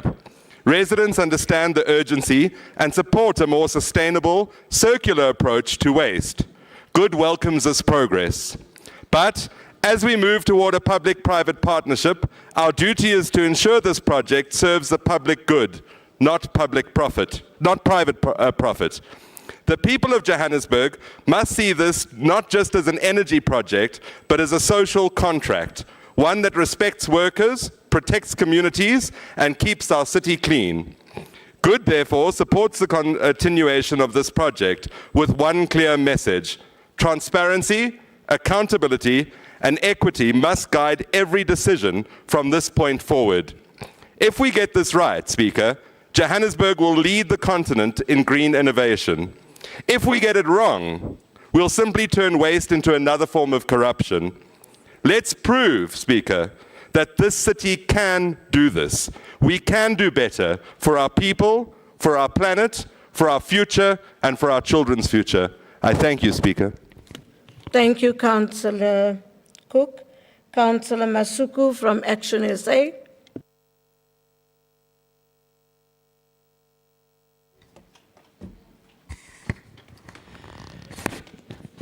Greetings again, Speaker, the Executive Mayor, the distinguished members of Mayoral Committee, the fabulous 44, fellow councillors in the House, and the residents of the City of Johannesburg. Speaker, I rise to speak on item 2. Madam Speaker, Action SA note and welcome the amendments of the City of Johannesburg Waste Management by law, which are aimed to strengthen the regulation of the waste management to protect the health of our people and safeguard our environment. We welcome this amendment, Madam Speaker, as they are aligned with what we stand for as a party. Action SA family believes that as South African, we have an equitable, sorry, Speaker.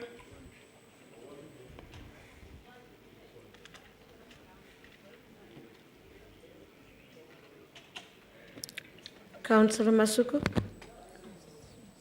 are you trying to navigate through your notes? Thank you, Speaker. Madam Speaker, waste management is one of our incapable challenges of our time. Wherever the waste is produced, it must be managed responsibly, with due consideration of its potential environment impact. Effective waste management.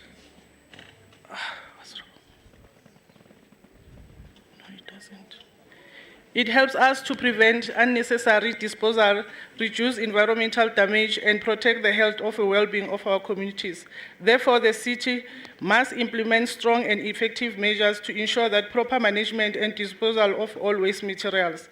Madam Speaker, as HNSA, we believe this move is in line with our party policy of the EISD function, which is centered on addressing the infrastructure and maintenance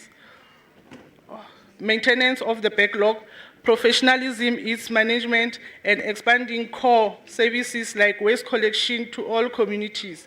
In conclusion, Madam Speaker, Action SA note and support the report. I thank you. Thank you, Councillor Masuku. Councillor Harris, ACDP. Greetings, Madam Speaker. Once again, I rise to speak to item 2, the report on the outcome of the 60 days public notice for the alternative waste treatment technology. While the report, notably Annexure C, provides insightful questions and answers, there are few questions that remain unanswered. Even though landfill space is estimated to be exhausted within the next 2 years, the apparent lack of urgency in implementing this groundbreaking initiative is alarming.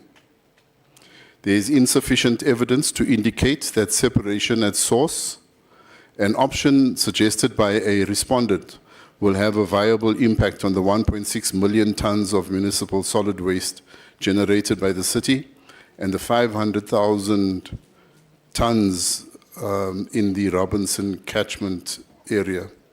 Very few responses from the public are indicated. Waste speakers are concerned about their income streams, and a few residents are concerned about the effect on the environment. There is no input in the process by potential private participants. And whilst Robinson Deep is the preferred site, there is no input by residents trapped in the grip of Houtkoppie's landfill site and the Marie-Louise landfill site. The ACDP welcomes this report. We are disheartened, though, that this whole waste-to-energy initiative is a feeling-out process rather than a holistic development process to deal with the entire 1.6 million tons of waste. The ACDP notes this report, and I thank you. Thank you, Councillor Harris.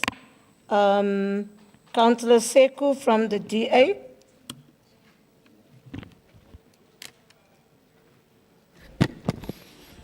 Thank you, Speaker. Again, the DA has some concerns regarding this report. Out of millions of residents of Johannesburg, we have received only 24 comments. This is not a meaningful public engagement. We need to find ways where we can encourage the public in general to participate. Furthermore, we have 2 feasibility studies. These studies could have been attached to the report as annexures so that there is transparency to this report. The report has not served in the section 79.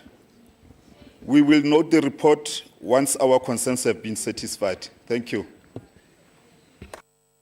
Thank you, Councillor Seku. Councillor Makasi from EFF. Thank you very much, Speaker. Greetings to our caucus leader, Commissioner Dr. Mgini, our most progressive Chief Whip, Councillor Thabisa Mogapi, fellow progressive ground forces of the EFF, resident of Johannesburg. And Speaker, sometimes it's very important to remind each other who we are. Seems like there's some right-wing organization who forget us. EFF is a radical and militant economic emancipation movement which bring together revolutionaries, fearless, radical and militant activists, workers' movement and non-government organizations, community-based organizations, lobby groups under the need to pursue the struggle for economic emancipation. The EFF is a radical left anti-capitalist and anti-imperialist movement with an international outlook anchored by popular grassroots formation and struggles. EFF is the vanguard of the community and workers' struggles and always on the side of the people, with determination and consistency associated with protest movement in South Africa. This brief introduction may serve as a reminder for those who publicly declare us their #1 enemy while secretly writing letters to inquire about side-chick relationships arrangement. Perhaps they forget who we are and think we easily overlook their comments. Those capitalists can quickly forget what they have said about us in the United States without provocation. But we are not surprised. Capitalists suffer from the mind of a rat. Maybe if they asked for forgiveness, we could consider accepting it. But I don't see that happening because the racists often believe they are more important than others. Speaker, welcome the report on the public comments and we appreciate the officials who handled this process. The way they responded to questions demonstrate that proper work was done, allowing the city to proceed effectively with this project. As the EFF, we urge all City of Johannesburg residents to get involved in recycling. This initiative can stimulate the economy and help address the pressing issue of unemployment. Speaker, we will be failing in our duties if we don't address the urgent service delivery issues in this council. It is concerning to see residents of Zandspruit Plot 51 raising issues about their VIP toilets, which have not been serviced for months. Water and sanitation are constitutional rights, and as the City of Johannesburg, it is our responsibility to protect these rights. Residents of Plot 104 in Zandspruit lack toilets despite the city providing them with a communal tap. Additionally, residents of Scrapyard in Zandspruit only receive water from communal tap at 2 a.m., raising safety concerns given the current crime rate in informal settlement. Residents of VLK in Ward 127 also do not have access to water or sanitation, although we have highlighted only few cases. These issues affect thousands of Johannesburg residents. Some are forced to rely on water tanks, not because there are no Joburg water pipes nearby, but due to unnecessary tender that keeps expanding the eating arrangements. We call on officials in the City of Johannesburg to take their job serious and respect the lives of our people. Don't just sit there, listen to us, attend to the issues we raise. As the EFF, we urge City of Johannesburg to discontinue the use of pit toilets and bucket toilets to uphold the dignity of our people. Flushing toilets should be available for every household. With that being said, the Speaker, the EFF acknowledge the report. Thank you. Thank you so much, Councillor. Can we have Councillor Madiba from the ANC? Thank you. Thank you, Madam Speaker. Greetings against yourself, the Executive Mayor, Mayoral Committee, Chair of Chairs, Chief Whip, fellow councillors, and all residents of Councillor, can you Johannesburg. just hold on? I'm not sure there's a loud disturbance. Thank you. You can carry on. Thank you, Madam Speaker. Item 2 deals with the public participation process required by law under the Municipal Financial Management Act, Section 120, Paragraph 6, and the Municipal System Act, Section 21, Paragraph A. Following Council's resolution in September 2024, the city issued a 60-day public notice from 6 December 2024 to 28 February 2025.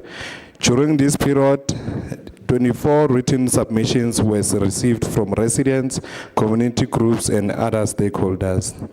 The majority of these responses were positive. They welcomed the project's potential to 1, reduce reliance on landfill, 2, generate clean and renewable energy, 3, create employment opportunities, and to improve the efficiency of waste management.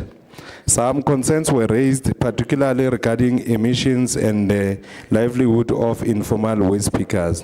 The city has addressed these concerns, confirming that the project will comply with strict environment standards and will integrate informal waste pickers into new value chain, ensuring that no one is left behind. The public participation was transparent and inclusive, meeting all legal requirements. Therefore, item 2 requests council to approve that the project proceeds to the public-private partnership procurement phase. This is the final step before implementation can begin. Speaker, item 1 secures the financing, while item 2 secures the public and legal mandate. Together, they demonstrate good governance, combining financial discipline, public accountability, and sustainable development. They also affirm that Johannesburg remains a leader in green innovation and that the ANC continues to govern with foresight, inclusion, and care for future generations. As the African National Congress, we are satisfied that funding resources have been confirmed and are in the best financial interest of the city. The legislative and public participation requirements have been fully met, and the project aligns with the ANC manifesto commitment to build a clean, green, and sustainable city that creates jobs and protects the environment. Therefore, the ANC caucus formally supports this item, and we request this council to note and approve this report. I thank you. Thank you, Councillor Madiba. MMC Masuku. Thank you very much to Councillor Harris, Councillor Masuku, as well as to Councillor Seku and Madiba for articulating the essence of this report. The essence of this report is to actually inform Council of the outcome of the 60-day participation that was issued in line with the MFMA Section 21A. So I think it's important that we get that right. And when we do that, we're actually in compliance. And this project actually also falls under the City of Joburg's sustainable service delivery, as well as supporting the IDP, as well as the GDS through the innovation in waste management, renewable energy generation, and circular economy principles. Councillor Madiba has put it properly through you, Speaker, that we went through a public participation process which started on the 6th of December 2024 to the 28th of February 2025, and there were 24 written submissions that were received. And Councillor Madiba speaks clearly about a concern in terms of the livelihoods. Some of the inputs that we got back related to concerns about the livelihoods of the waste, because there was a concerns raised in terms of the emission as well as potential waste challenges. But the essence of it is for us to get the endorsement of this project to ensure we resolve waste challenges and promote green energy. And as the city, we've reaffirmed our commitment to strict environmental standards, advancing emission control technologies, and formalization of this project. And I think Councillor Cook, where you raised a valid point, Chairperson of Finance, is the transparency. And we speak about ensuring that we enhance transparency and reporting because at the end of it all, we need some sort of a dashboard to share real-time reporting in terms of how we're doing. And that becomes, again, Speaker, the role of Section 79. The transparency in terms of the work that we do and ensuring that we report. It can be quarterly, it can be annually, but the Section 79 committees have a right to do that, and that is the role of oversight. And we ask Council to accept the outcome of the 60-day public notice for the Alternative Waste Treatment Technology Project for the City of Johannesburg. Thank you very much, Speaker. Thank you, MMC. The recommendations are on pages 2.6, and is the item agreed to? Thank you.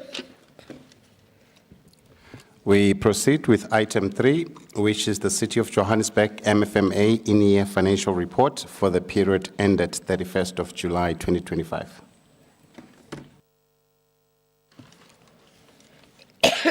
Thank you, councillors. Councillor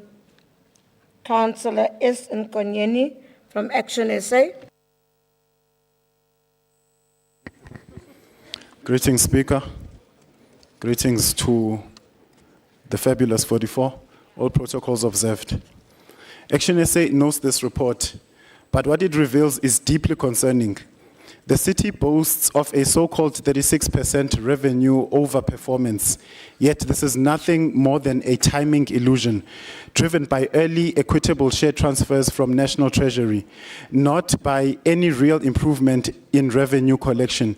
In fact, the city collected 500 million less than budgeted, with a collection rate that has already slipped below target in the very first month of the financial year.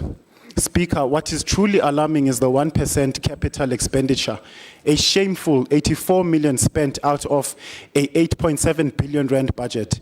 This means that critical projects to fix our roads, upgrade water infrastructure, and deliver services to our communities have not even begun.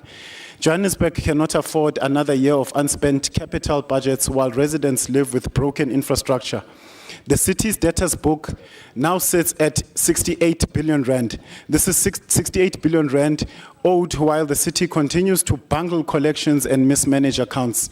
Disconnections may sound tough, but when they bring in only a fraction of what is owed, it proves there is no coherent debt recovery strategy in place.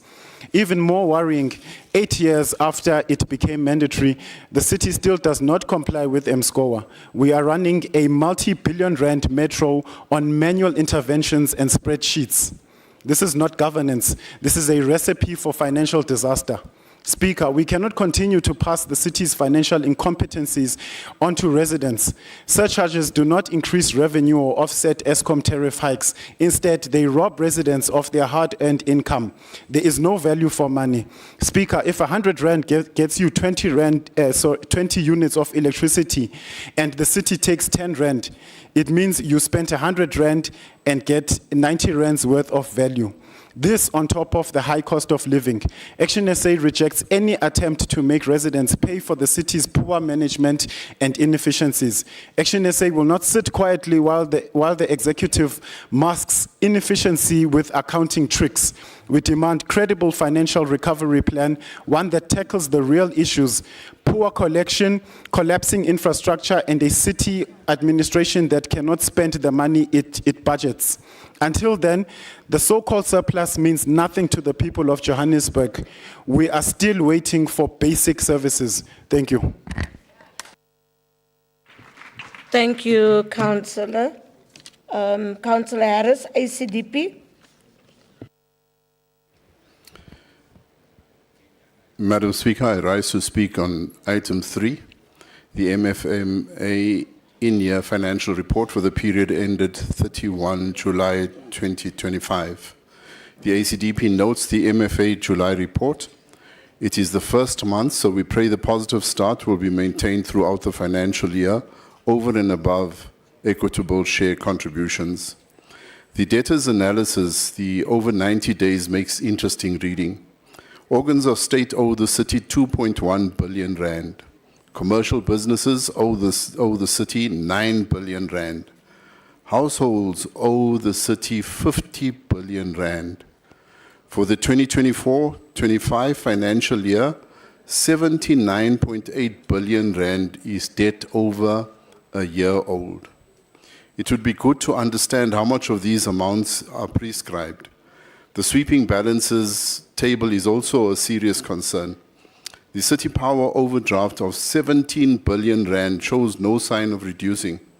This is an indication that there is uncontrolled inefficiency in this entity. The strangling increases introduced in July seemingly has no effect on stemming the tide of the monthly losses within that entity. The ACDP notes this report. Thank you.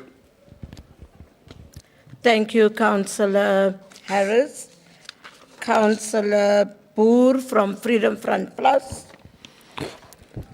Madam Speaker, fellow councillors again, I raised on the MFMA report for July 2025. I think today is a rare moment in council where most parties are united, and I'm going to make use of this opportunity to congratulate the CFO and his team for the highest collection rate that we ever had in the council of 93.2% for July, and I think that deserves a hand clap to the CFO. All right, it seems to me we were not so united as I thought we were. But Madam Speaker, let's get on to the financial figures. Yes, we had an excellent collection rate, but that does not reflect the true picture. Although it was 93% in July, in Region D, our collection rate is standing at 45%. In Region G, our collection rate is standing at 52%. Madam Speaker, those two regions are crippling our city, and it seems to me nothing gets done to resolve that. And then also, on this report reflects the billing of the city.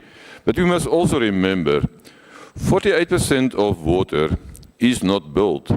40% of electricity does not get billed. So we're only seeing the portion that is being billed. And there is no addressing of this problem of non-revenue water, non-revenue electricity. Yes, and the city cannot be afloat by 40% non-revenue, 48% non-revenue on water, and collection rates of 45% in Region D and 52% in Region G. We cannot accept the other regions A, B, C, E, and F to keep the city afloat. And those issues really need to be addressed. Our outstanding debt has risen to 68 billion. This is just creeping up and up. It is not sustainable. We really need a huge intervention in there, but I will speak on that item later. Thank you, Madam Speaker. Thank you, Councillor Boer. Baie dankie. Councillor C. Santana from the DA. Thank you, Madam Speaker. Madam Speaker, I rise to speak on the MMFA in-year financial report for the period ending the 31st of July. Madam Speaker, I've largely been covered by my previous colleagues, so I'm just going to highlight the quality of the reports, which was problematic. If we had to look at the actual report itself, if we had to look at the report itself, Councillors, please. And specifically around from page 3.3, the report refers to our cash outflows were more than our inflows, resulting in a positive movement on the overall cash balances.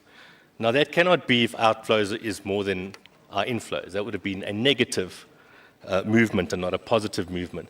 So I'm employing to the MMC and to the Speaker, the MMC and Finance to actually read the report and see where the misstatements flow on. Of concern for us is the overdrawn sweeping accounts for City Power, JDA, Josco, Metrobus, Propcom portfolio, Joburg Roads and MTC, which continues to persist. The other issue that was noting, and I do commend obviously again once to the Group CFO and the department for actually achieving the highest collection rate to date at 93.2. However, if we carry on further down the reports, chart C3, the age consumer debtors analysis, the columns are too small. So then if I compare chart C3 with chart C4, I can't see whether that adds up or not. And then if we move to the aged creditors analysis, chart C5, it shows that our creditors or our trade creditors were owing an amount of 562,381,973 billion. If that was not even picked up by our CFO or the committee at large or the MACOM, I have serious doubts on how we can replace reliance on these figures when there's such a substantial amount was reflecting in the report itself. And that obviously then filters through to table C1 and table C4.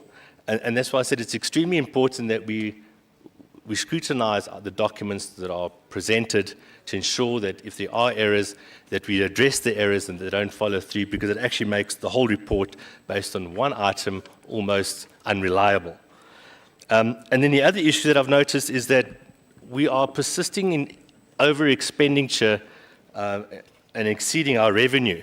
This is completely unsustainable, and I need to understand and see Group CFO, MACOM, that you actively ensure that we are not spending more than what we are generating, and I'll look forward to see how we address those issues. Thank you, Madam Speaker.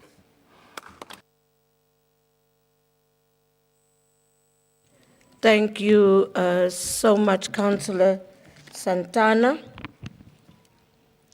Councillor Zita from the EFF, Sharon.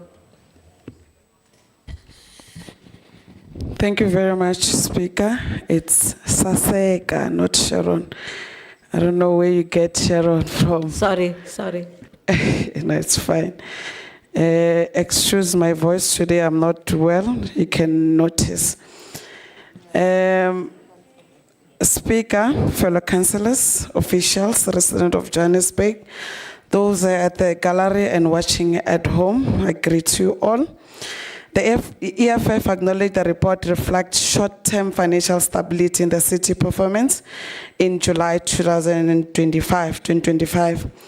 The city recorded a surplus of 908 million, despite the budget projecting a deficit. This is a sign of discipline in expenditure and improved revenue collection.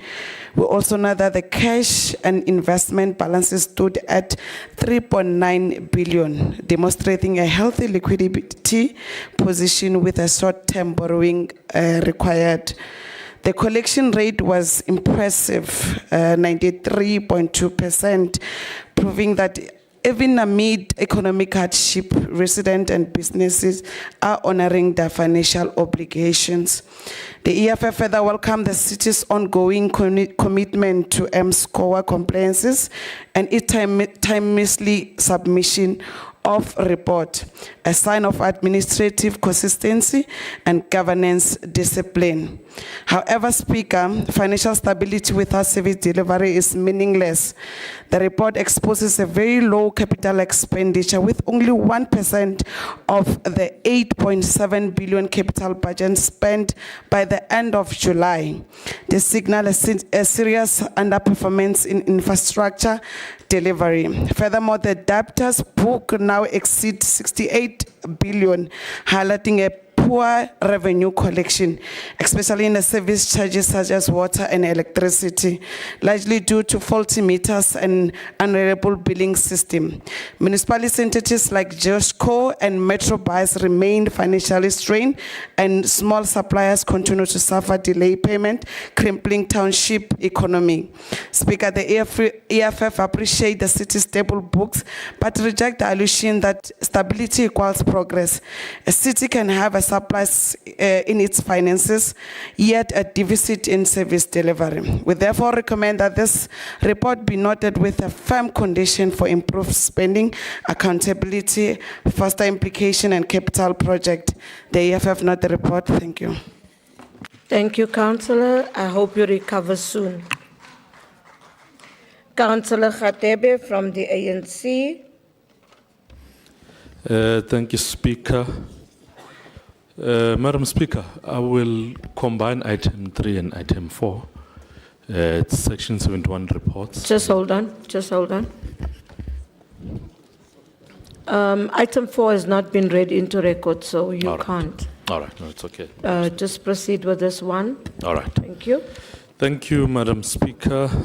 Greetings to you, the Executive Mayor, Chief Whip, the Chair of Chairs, the Mayoral Committee, fellow councillors, and the residents of Johannesburg. Madam Speaker, I would first like to commend the Mayor and the MMC of Finance for making sure that we get these Section 71 reports.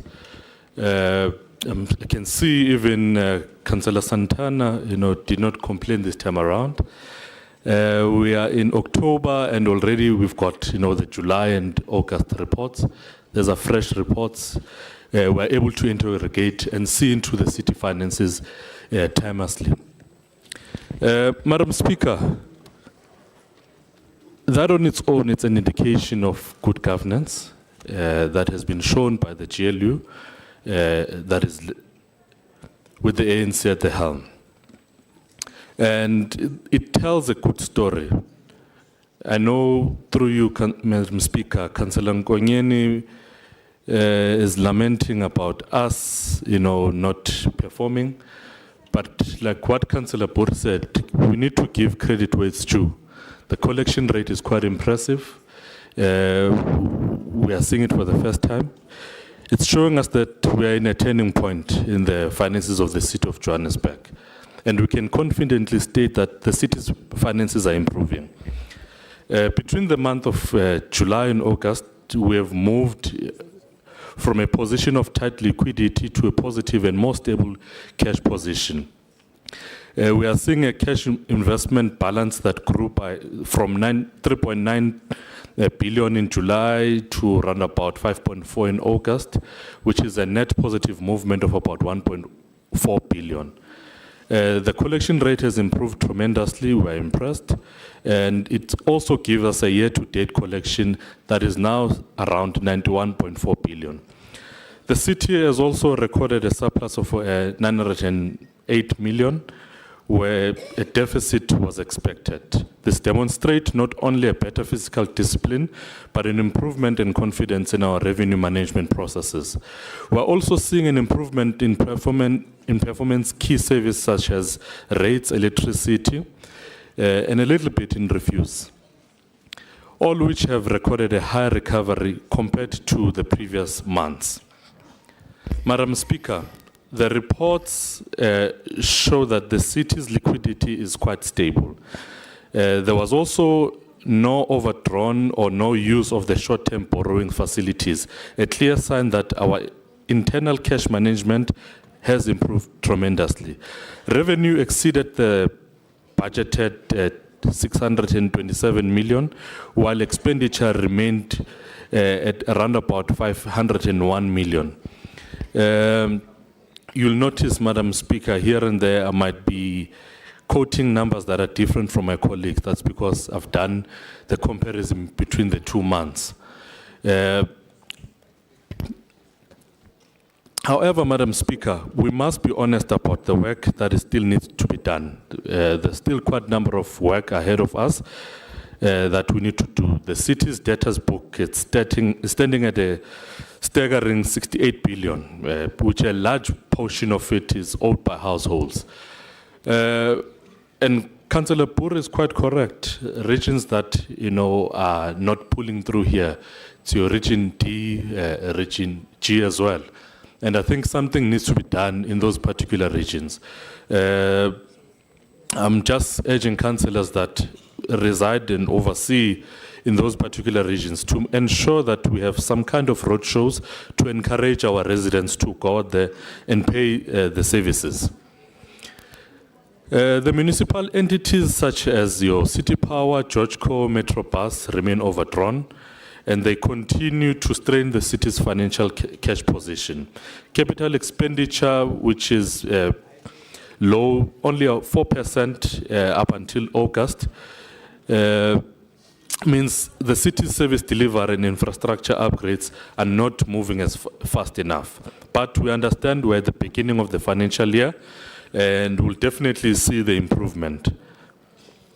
The water and refuse collection rate remain below 80%, showing us an ongoing inefficiencies. And we need to do something in terms of those particular entities to make sure that Joburg Water and also at Pick It Up, we encourage the collection rate.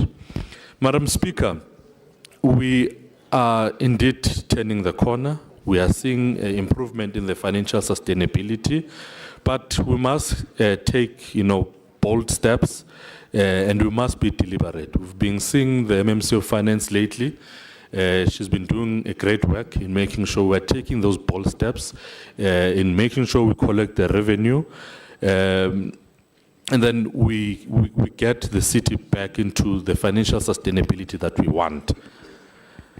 We need to also make sure that we continue auditing meters, we expand our prepaid system, we enforce credit control without fear or favor.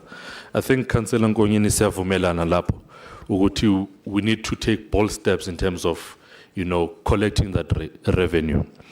We need to make sure we revive the city entities. Each entity must have a financial turnaround strategy plan to make sure that we reduce these overdrafts and become self-sustaining. The capital budget must translate into a visible service delivery, slow spending delays growth, and future revenue potential. We need to make sure we fix the leaks, reduce the billing errors, and address illegal connections. Madam Speaker, we need to make sure that we build a more resilient city's economy by unlocking local economy that will enable us to collect more revenue, particularly from our businesses. These reports show a city that is turning a corner, one that is beginning to rebuild trust in the financial management and capacity delivery. The improvements in cash flow, revenue collection, spending control are a clear indication or clear indicators that our city's financial reforms are starting to work. We are indeed starting to bear the fruits of the war rooms that have been put in place. But the progress must not make us complacent. We must continue tightening our systems, enforcing accountability, and investing wisely in infrastructure, support growth, and service delivery. If we remain disciplined, innovative, Johannesburg can indeed move from financial recovery to financial excellence. In conclusion, Madam Speaker, we note that these Section 71 reports, we welcome them as the ANC. They represent not only the complacent, with the law, the compliance with the law, sorry, Madam Speaker, the compliance with the law, but also a clear reflection of a city that is being renewed, that is committed to sustainability, efficiency, and transparency. Together, we can strengthen the financial foundation of the city that supports service delivery and build Johannesburg that truly works for us. And, Madam Speaker, for us to be able to continue with this growth, financial sustainability, we must make sure that the people of Johannesburg continue to vote for the African National Congress. They must make sure that the city that was broken by Mashaba and Palatse is rebuilt. Madam Speaker, thank you. Thank you, Councillor Khatebe. MMC Masuku. Thank you once more, Madam Speaker. Madam Speaker, both Councillor Boer and Councillor Khatebe are correct that we need to intensify revenue collection methods and make sure we bring more money. And we are committed to those initiatives that we're going to bring, as well as we are finalizing agreements with the banks in ensuring that we move faster. God willing, Council approves the debt rehabilitation program today. It will also be a step in the right direction because it will actually assist us to write off some debt, particularly because we know the circumstances of our debtors book, which councillors have spoken over and over in council and in the section 79. The two regions that you've raised as a concern that are pulling us down as the city, specifically DNG. I think also, colleagues, Councillor Khatebe is correct. As councillors, we must also assist the city. It can't be that in the city of Johannesburg there are wards that are no-go areas. We have to get JMPD to assist us to go and do cut-offs. It shouldn't be like that, because we have to educate and ensure that awareness is created and our residents understand the importance of paying for services. And that's one thing that we're very clear about, that we are going to embark on. It can't be that we fold our arms knowing very well where we can collect money. And the city allows, if you can't pay, come through and sign an acknowledgement of debt. But we're going to be aggressive. We are going to enter, we are going to do our work because we must collect for the city. And we will rely on public representatives to assist us in doing that work. And we have to be firm, colleagues. We have to be firm, councillors, and Speaker's office as well in terms of what governance at the public participation level, because we have to shift the narrative ourselves to say, pay as a community member, as a business, as a church. If you can't, come in, we'll work out a way in terms of how you can manage to pay. And I think that responsibility lies on all of us. Councillor Santana, you've raised an issue on a misstatement. We're happy to correct where there's a misstatement. We're not adverse to that. We'll look into that. But I must say, our figures are checked and verified by National Treasury on our Section 71 reports. So if it's an issue of an actual misstatement in terms of language or terminology, but the figures themselves are actually, for the Section 71s, are checked and verified by National Treasury. And then, but we're happy to look at any misstatement. I mean, Councillor Boer, I think in the June, it was the June Council, June or July, where you actually, through you, Speaker, Councillor Boer had raised an issue on the debt impairment, where he had indicated, I think, that there was a variance and the figures were not making sense, and then the numbers were and I've developed a response to clarify that, to indicate that the numbers that were recorded were at the time were being processed in line with year-end timelines, and we were actually working on pre-actuals. But I'm happy to submit that in writing because you had actually raised that in a full council meeting. So we did, with the team, look at that. So I'm happy to also do the same so that we walk this journey together where there are concerns in the committee. And lastly, Speaker, Councillor Nkonyeni the criticism is welcomed, but it's a bit unfair. We all know that CAPEX expenditure in the first quarter can never be truly at high levels. But you will see an improvement, Councillor Nkonyeni, in the quarters to come, because you know the first month is always slow in terms of spending, and work is it's finalized as and when we go, but we take the criticism, but we will do better and improve in terms of our CAPEX expenditure. We ask Council to note the Section 71 report for the month of July. Thanks. Thank you, Councillor Masuku. Colleagues, this report is for information. Is it noted? STC, next item. Item 4 is City of Johannesburg MFMA in-year financial report for the period ended 31st August 2025. Councillor Nkonyeni.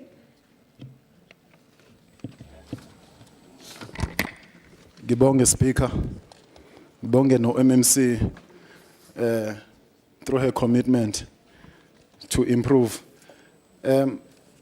Greetings to you. All protocols observed. Speaker, through you, I would like to say to Councillor Khatebe, you cannot praise a fish for swimming. You don't get a pat on the back for doing the bare minimum or doing the job that you are paid for. With that said, Madam Speaker, Action SA notes the report for August 2025, but again, beneath the reported surplus lies a city that is not collecting adequately, not implementing and not transforming its finances. The city continues to miss its revenue targets on basic services. Electricity and water income each fell 9% below budget in this report, showing the ongoing failure of billing systems and credit control. Our collection rate remains below target. Capital spending is still dismal, but again, the MMC spoke to that, so I will move along. Conditional grants tell the same story. 13% spending means Johannesburg risks forfeiting money meant for housing upgrades, roads, and energy inefficiency, funding that residents desperately need. This also speaks to the implementation of Phase 1C and the PTNG being cut, PTNG grant being cut, Madam Speaker. Speaker, once again, for many, many times, Action SA calls for urgent action, a turnaround plan to fix revenue collection, accelerated capital implementation with clear monthly targets and accountability for persistent non-compliance with Treasury standards. Additionally, the city must optimize trading reforms to ensure that entities' bank accounts are not swept by the city's central account, leaving them overdrawn and financially crippled. The administration must turn around problematic entities such as City Power, JDA, and Joshco, which are consistently overdrawn and mismanaged. Furthermore, the city should inspire a culture of payment. Councillors as well are responsible for this, not by punishing residents, but by ending illegal disconnections and clamping down on illegal. Can you just hold on?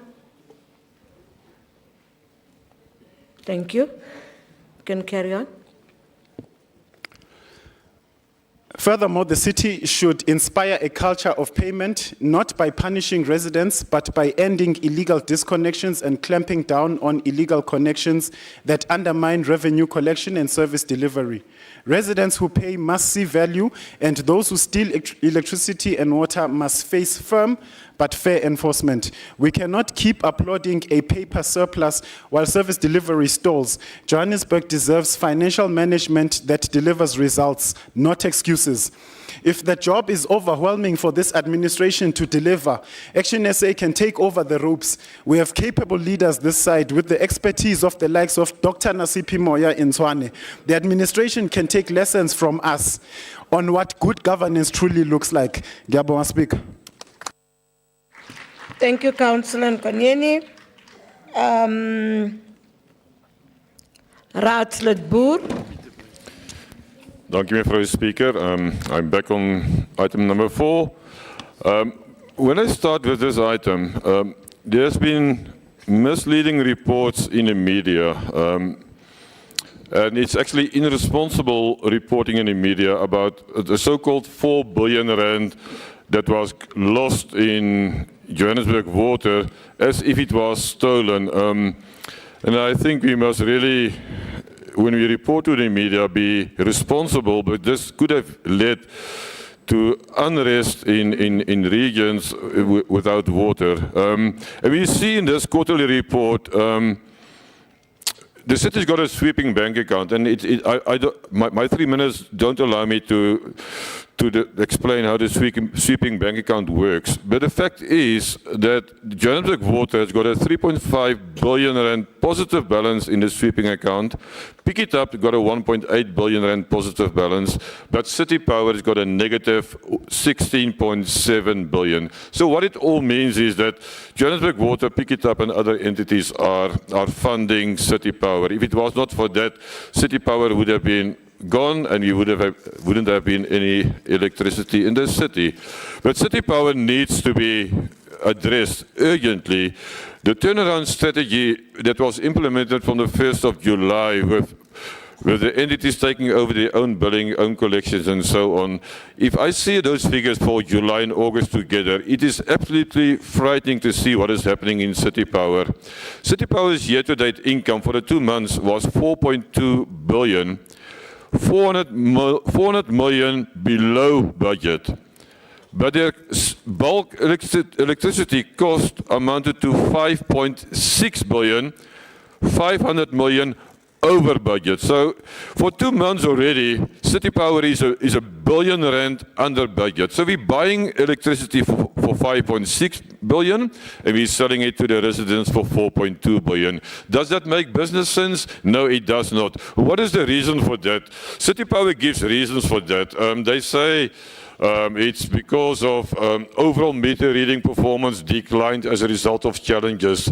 It says it's also attributable to 40,000 customers who converted to prepaid electricity but who are not vending on their meters. Madam Speaker, City Power is in dire strait because of their 40% non-revenue 26 seconds. electricity. And if we do not turn around that, we have not turned around the corner as Councillor Radebe thought we did. We need to get morality back into the city. We have to get integrity back into the city, and people need to be billed and pay for their services. Unless that happens, City Power is not going to see the end of this financial year. We cannot be running with losses of 500 Your million time rand is a up, month Councillor. and expect other entities to pay for that. Thank you, Madam Speaker.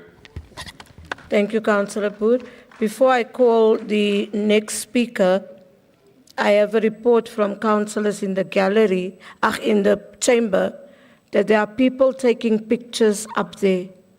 Can you please refrain from doing that? On both sides. Please refrain from taking pictures. Thank you. Next speaker, Councillor Magwenchu. Thank you, Speaker.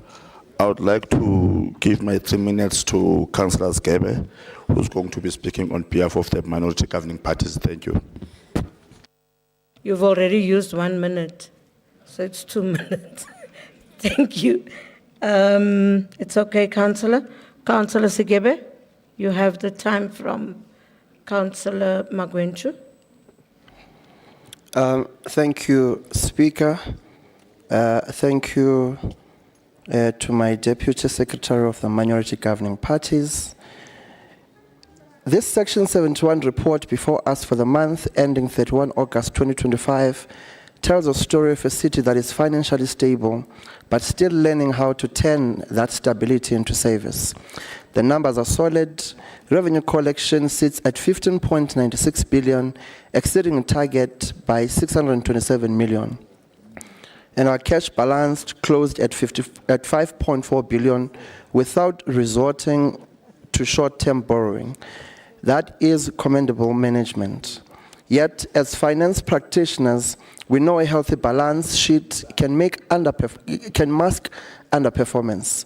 The 3% underspending in operating expenditure and a capital spend of only 4% means we are holding back development. A budget not spent is a service not delivered. We are seeing procurement bottlenecks, delayed approvals, and fragmented coordination costing us time and credibility. Cash flow is strong, but cash is not an end itself. It is a tool. Rands must move to where the people's needs are. We cannot rest on liquidity while infrastructure ages, communities wait, and opportunities slip. Let us adopt rolling procurement frameworks so that departments can deliver faster without repeating competitive processes that delays for routine projects. Let us make efficiency an everyday habit, not a headline achievement. On grants, we have a bigger problem. Spending only at 13% of 1.32 billion in conditional allocations is unacceptable. These are not just figures. They represent lost jobs, delayed housing, and misused infrastructure. I propose a grant acceleration task team, a technical cross-departmental engine that meets weekly, tracks every conditional grant project, identifies bottlenecks, and unblocks them until funds turn into visible impact. Revenue collection deserves recognition. Overall, 91.4% with electricity at 101%, yet water and refuse remain weak. We must use data predictive analytics, indigent profiling, and prepaid conversion must replace legacy manual processes. Revenue management must not be reactive, it must be predictive and strategic. Remember, the revenue is not just collection, it is confidence. The city's debtors book at 68.4 billion is a concern. We cannot build a culture of payment without a culture of fairness. We must differentiate between those who cannot pay and those who will not pay. Enforcement must be coupled with structured debt relief for indigent households who comply with registration requirements. Credit control must defend the fiscus while preserving dignity. Finally, on the rating front, the agency Moody's Investors Savers has assigned the City of Johannesburg a long-term issuer rating of BA3 with a stable outlook, a cautious vote of no confidence that recognizes your large and diversified economic base, but also underscores constraints in capital spending, infrastructure backlog, and operating pressures. This means the market sees our potential, but also expects us to convert that potential into performance. The rating is not a compliment for what we have done. It is a reminder of what remains to be done. Thank you. Thank you, Councillor Sigebe. Councillor Harris, ACDP. Madam Speaker, once again, I rise to speak to item 4, the noting of the MFMA report for August 2025. For the second month in a row, there is a positive inflow of revenue. However, the collection rates of water at 76.8% and refuse at 74.8% are a cause of concern. The marginal decrease of 300 million in the overdraft of City Power is a good sign, but we are supremely aware that one swallow does not make a summer. However, JDA, MTC, and Joshco's overdrafts are increasing. This report is not required to address accountability, but we trust the Section 79 committees will conduct their oversight without fear or favor. Only 89.9% of actual collections versus budgeted collections is achieved. If not closely monitored, the 330 million shortfall will have a knock-on effect and ultimately impact service delivery and payments to creditors. The ACDP notes the Section 71 financial report for the month of August 2025, and I thank you. Thank you, Councillor Harris. Councillor Santana, DA. Thank you, Madam Speaker. I rise to speak on the City of Johannesburg MFA in-year financial report for the period ended 31st of August. Madam Speaker, once again, I've been largely covered by my colleagues, so I won't repeat. However, just to go back to page 4.3, the wording again is incorrect, where it stipulates the cash outflow was more than the inflows, resulting in a positive movement. Please, if we can just rectify the wording. We note with concern, obviously, the continuous overdrawn sweeping accounts for both City Power, JDA, Joshco, Metrobus, the Propcom portfolio, Johannesburg Roads, and MTC. Then, Madam Speaker, if we obviously looked at the rest of the reports then did align. Of concern, of course, is our continuous growing debtors book at 68.4 billion rand, and the age creditors analysis chart C5 seemed to be reasonable at 11.1 billion. So again, there was a huge issue that happened in July that nobody knows about. And obviously, if we can just see what transpired, but this seems to be reasonable, and therefore we accept that. I just want to highlight on the City Power issue. City Power, in our view, finds itself in a similar position as Eskom was in the last 5 years, give or take, where our revenue is tanking, but our expenditure is rising.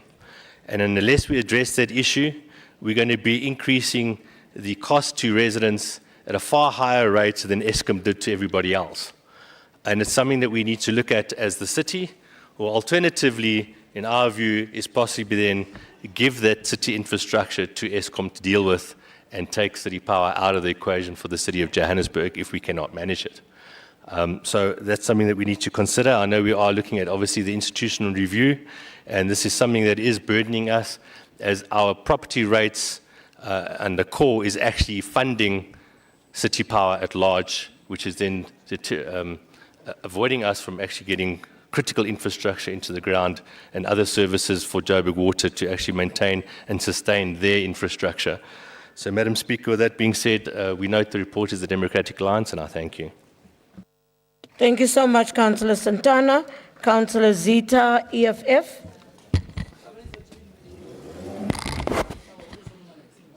Thank you again, Speaker. I agree with Councillor Khadebe. Councillor Khadebe, this morning when I present this to my caucus, I said the very same thing, that those items should have been combined because they're speaking of the same thing. So what I did in this item, I just compare with item 3, the July report. So again, greetings to you, Speaker, greetings to the EFF councillors, official of the City of Johannesburg, residents at home, and those ones at the gallery. Speaker, the EFF note that the city continued to show financial stability, recording a surplus of 940 in August, up from 908 million in July. This reflects a sound financial management, particularly in controlling expenditure and improving revenue collection. We also welcome the increase in cash investment balances from 3.9 billion in July to 5.4 billion in August, showing that the city liquidity position is strengthening with no short-term borrowing required. The collection rate remained above 90% at 91.4%, a sign that the residents and businesses continue to fulfill their responsibilities. Speaker, the financial surpluses alone cannot be celebrated when service delivery is stagnant. By August, the capital expenditure had only improved to 4%, which is far below acceptable performance level. This means projects are not being implemented, communities are not feeling the impact of city's financial strength. We further concerned by recurring structural weaknesses, underperformance on service charges, particularly electricity and water. Municipalities, entities such as Joburg, Metrobus, remaining financially dependent on the city. A non-functional SAP system hindering accurate reporting, and a slow payment to small suppliers undermining local economic growth. So the EFF acknowledged that the city finances are stable, but financial stability without delivery is not a progress. The Economic Freedom Fighters will continue to demand that the City of Johannesburg translate its financial surpluses into tangible improvement in the lives of our people, because the city that is cash rich but people are poor has failed its purposes. So thank you very much, Speaker.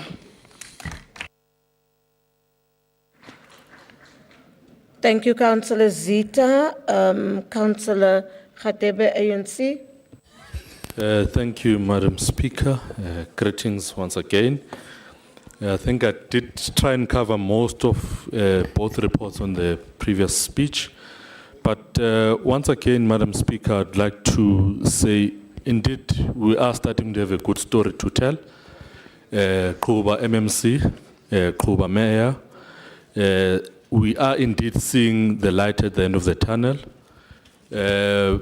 We experienced another good month in August, cash inflows of about 10 billion, which is quite impressive.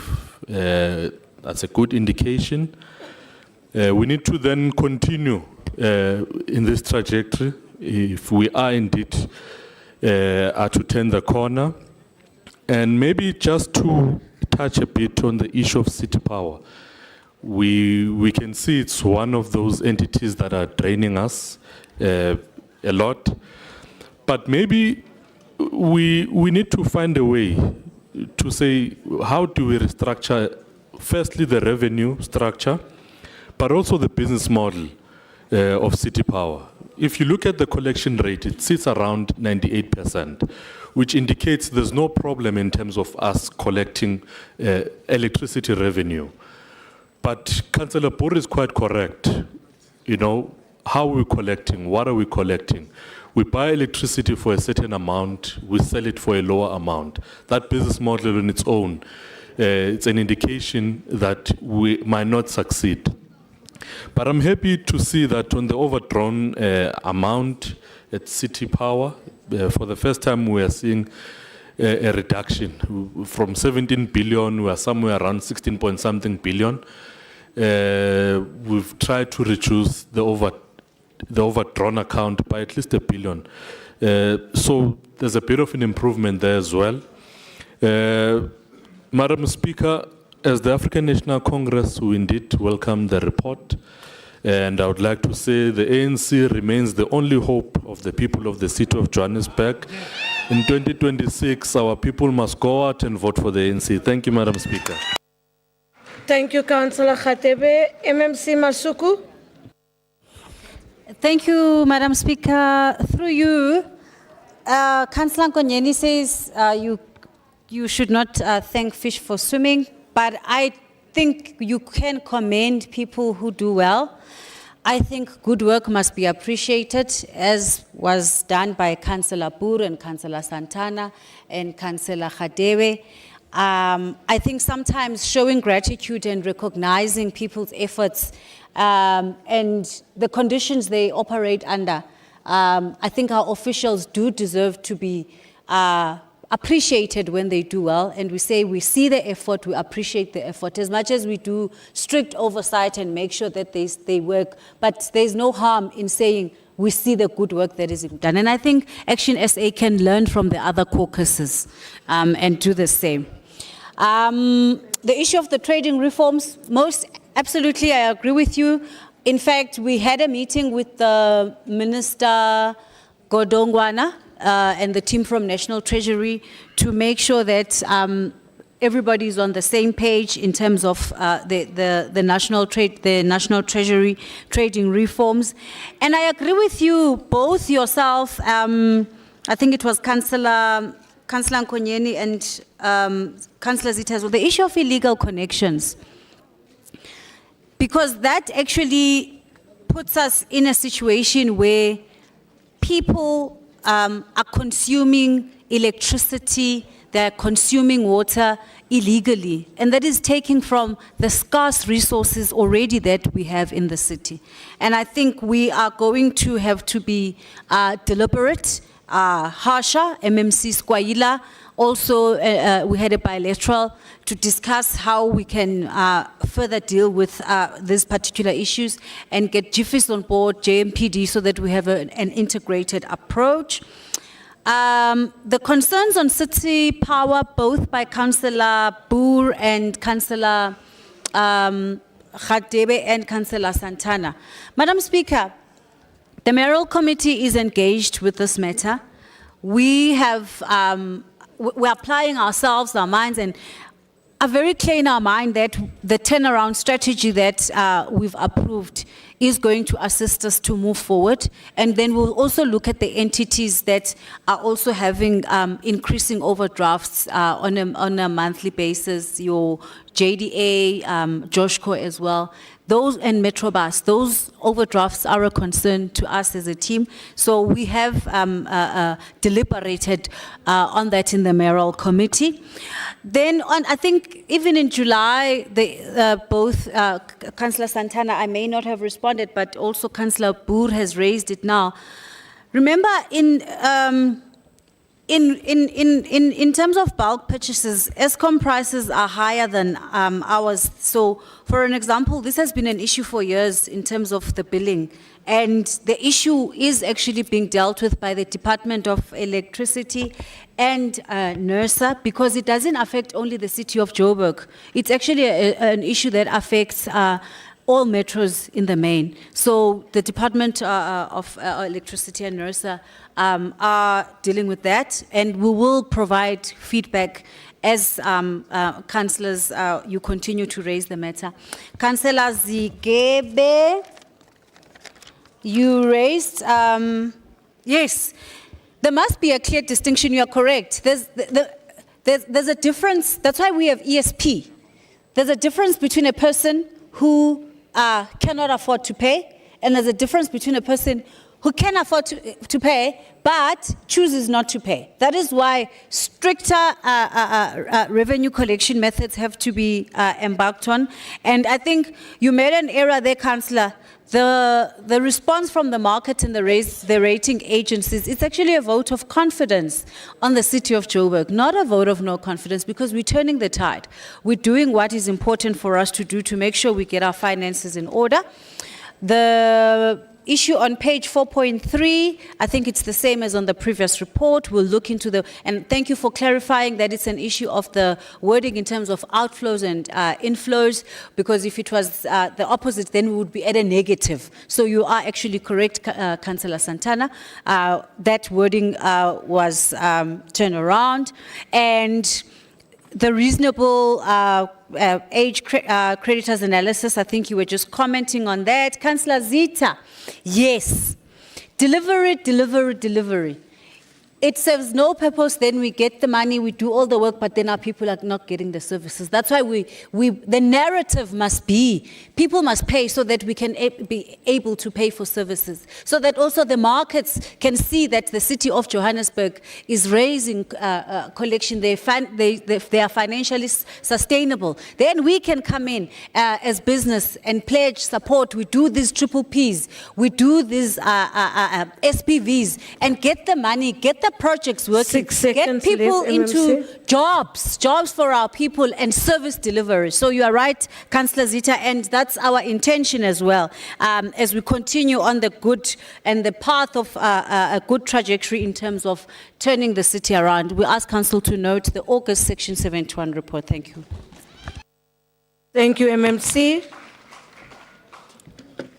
Colleagues, it's item 4. The report is for information. Is it noted? Next item, STC. Councillors, we proceed with item 5, and that is COJ Debt Relief Program, Phase 4, to assist qualifying customers with relief from historical debt. Councillor Nkonyeni, Action SA. Ngibonge Speaker. Ngibingelela umkhandlu. All protocols observed. Madam Speaker, without fear or favor, we are not here to stroke egos. Yes, good work should be commended, I agree. But all we are saying as Action SA is that we want the best for the city and these residents. As Action SA, we rise in support of this important item. The City of Johannesburg's Debt Relief Program Phase 4. The initiative represents a necessary step towards restoring financial dignity for residents while stabilizing the city's revenue basis. However, our support is not without recommendations because our duty is not just to support policy but to strengthen it in the interests of our residents. Firstly, Madam Speaker, the city must apply empathy and humanity when implementing this program. There are residents who enter into payment arrangements in good faith, but then lose their jobs or income due to retrenchments or unforeseen hardships. When such a resident provides proof, such as retrenchment letter or UIF confirmation, the city should grant them a grace period, not punish them by reinstating their debt. We must never forget that behind every account number is a human being, a family trying to survive. True governance is about compassion backed by fairness. Secondly, the city must confront one of its biggest self-inflicted challenges, the broken billing system. I hope the group CFO is listening there, and group GCTO. The city cannot continue to rely on estimated readings and overbilling.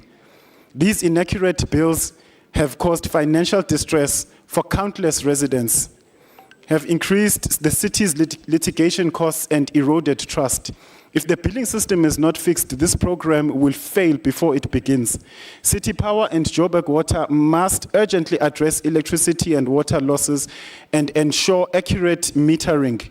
Every lost kilowatt and every liter of water unaccounted for is lost revenue that could find better services. Thirdly, we cannot continue the cruel practice of disconnecting residents who are paying their accounts but have unresolved queries, often caused by incompetent officials who fail to do their jobs properly. It is unacceptable that residents are disconnected because the city has failed to resolve its own billing errors. Accounts with ongoing queries, follow-ups, or those billed erroneously must be flagged immediately and exempted from disconnections. Penalties and interest charges must not Penalties and interest charges must also be suspended until those queries are resolved. We must fix the system before we punish the people. At the same time, Madam Speaker, the city must show decisive leadership where revenue collection is genuinely poor. There are areas where people are openly stealing electricity and water, refusing to pay while honest residents carry the burden. Action SA calls for strict enforcement in these areas. Let the law be applied consistently, not selectively. We also need real community engagement, not digital notices that residents never see. Let us use platforms that reach people directly. Community halls, radio stations, the ward meetings, not expensive communication contracts that deliver no results. Finally, the city must stop reporting that queries are resolved when they are not. When an issue is fixed, the resident statement must reflect that immediately. There should be no disconnections based on outdated information. City Power and Joburg Water must filter their disconnection lists properly before sending out those incompetent subcontractors. Madam Speaker, debt relief must be a tool for fairness, not frustration. It must restore trust between the city and the residents, a trust that has been eroded by years of billing chaos and poor service. Action SA supports this item because we believe in second chances, but we insist on integrity, transparency, and compassion in implementation. Let us remember, financial recovery is not achieved through threats and disconnections. It is achieved through fairness, efficiency, and the confidence of our residents. Thank you. Thank you, Councillor Nkonyeni. Councillor Boer. Madam Speaker, last time for the day. I'm raising on item 5, the phase 4 of the debt relief scheme. If you read on page 5.10, the implementation plan of this debt relief, and this is such an important document, and when we read this document, the shortcomings of the first 3 phases have really been addressed in this 4th phase. But this 4th phase must be used to really clean up our books, reduce that outstanding debt of 68 billion to at least half of that. And in order to achieve that, we need to get a buy-in of everybody in council and from our residents. And if you look at the implementation plan, the plan was that there was first going to be consultations with the Section 79 committees, Impact, Mayoral Committee, before it comes for council approval. Unfortunately, we didn't have the chance at Section 79 to go through this item, and I think this is very crucial. And then where we are today, where it says finalization, council approval, there is no need for council approval for today. So our request was to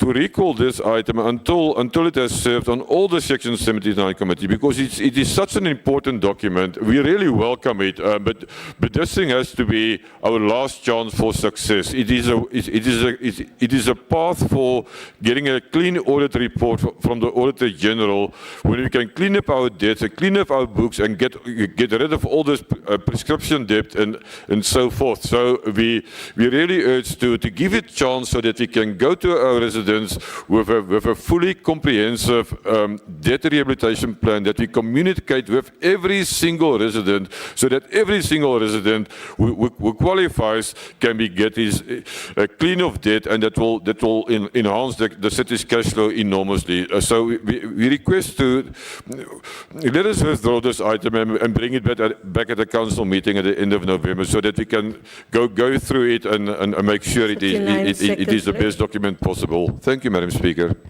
Thank you, Councillor Boer. Chair Ponsonby from the PA. Thank you, Madam Speaker. Greetings to yourself, the Mayor in absentia, our Papa Action, MMC Kenny Kunene, and Joburg 11. Madam Speaker,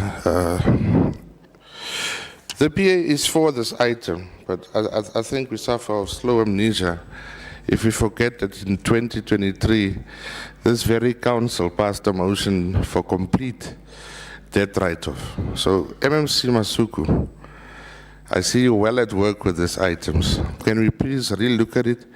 And can we please afford the residents of Joburg a fair opportunity, especially the unemployed and the indigent, the opportunity for the complete write-offs? I believe that people should be incentivized. If you do good, you should be rewarded. The 50% can work for those that can afford to pay. But let's look at those that is not in a position to enable to pay, and also do good to them. The motion was passed by 166 votes in this very council.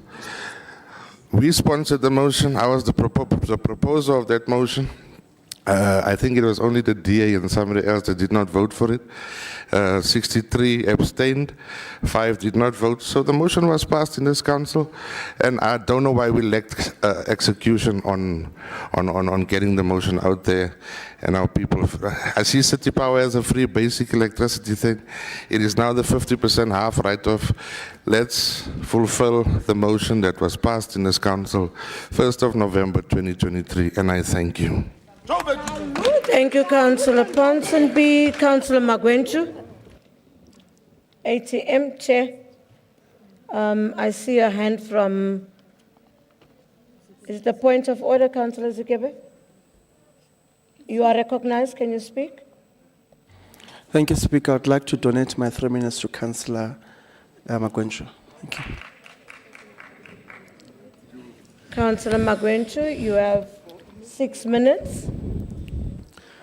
Speaker, the African Transformation Movement, a member party with minority governing parties, welcomes the city's intention to implement Phase 4 of the debt relief program, an initiative designed to relieve the growing burden of municipal debt while encouraging payment discipline.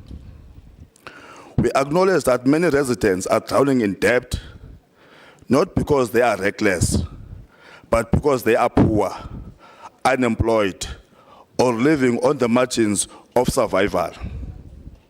Municipal bills have become unbearable for many households, pensioners, and small businesses, particularly those in township and informal settlements. The numbers tell a story of both progress and pain.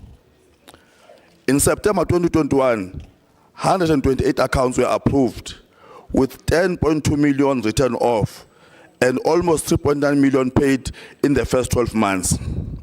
By October 2021, over 11,800 accounts were approved, with a staggering 218 million rands in payments written off and 118 million rands paid within the first year. These figures show that when given a chance, our residents do pay. Phase 3 of the program, introduced in May 2021, took important steps expanding eligibility, linking relief to income threshold, and tightening compliance. But as we move into Phase 4, we urge the city to ensure that this program does not become just a technical exercise of numbers and forms, but a human-centered intervention that restores dignity and financial breathing room to the poor. Here is our people-centric proposal. Speaker, the ATM calls on the city to simplify the application process so that the elderly residents and poor households can access relief without the bureaucratic frustration. Broaden the eligibility threshold to include households earning just above the current limit, who often fall through the cracks but are equally struggling. Extend targeted relief to unemployed youth and informal traders, many of whom operate from backyard structures or small businesses premises but face growing arrears. Prioritize community education so residents understand that this program is performance-based and not automatic, promoting both responsibility and relief. Strengthen transparency so that every return of cent is accounted for and residents see that the relief is fair and corruption-free. Peace in our land, peace in our lifetime. I thank you, Speaker. Thank you, Councillor Magwenchu. Councillor Harris, ACDP.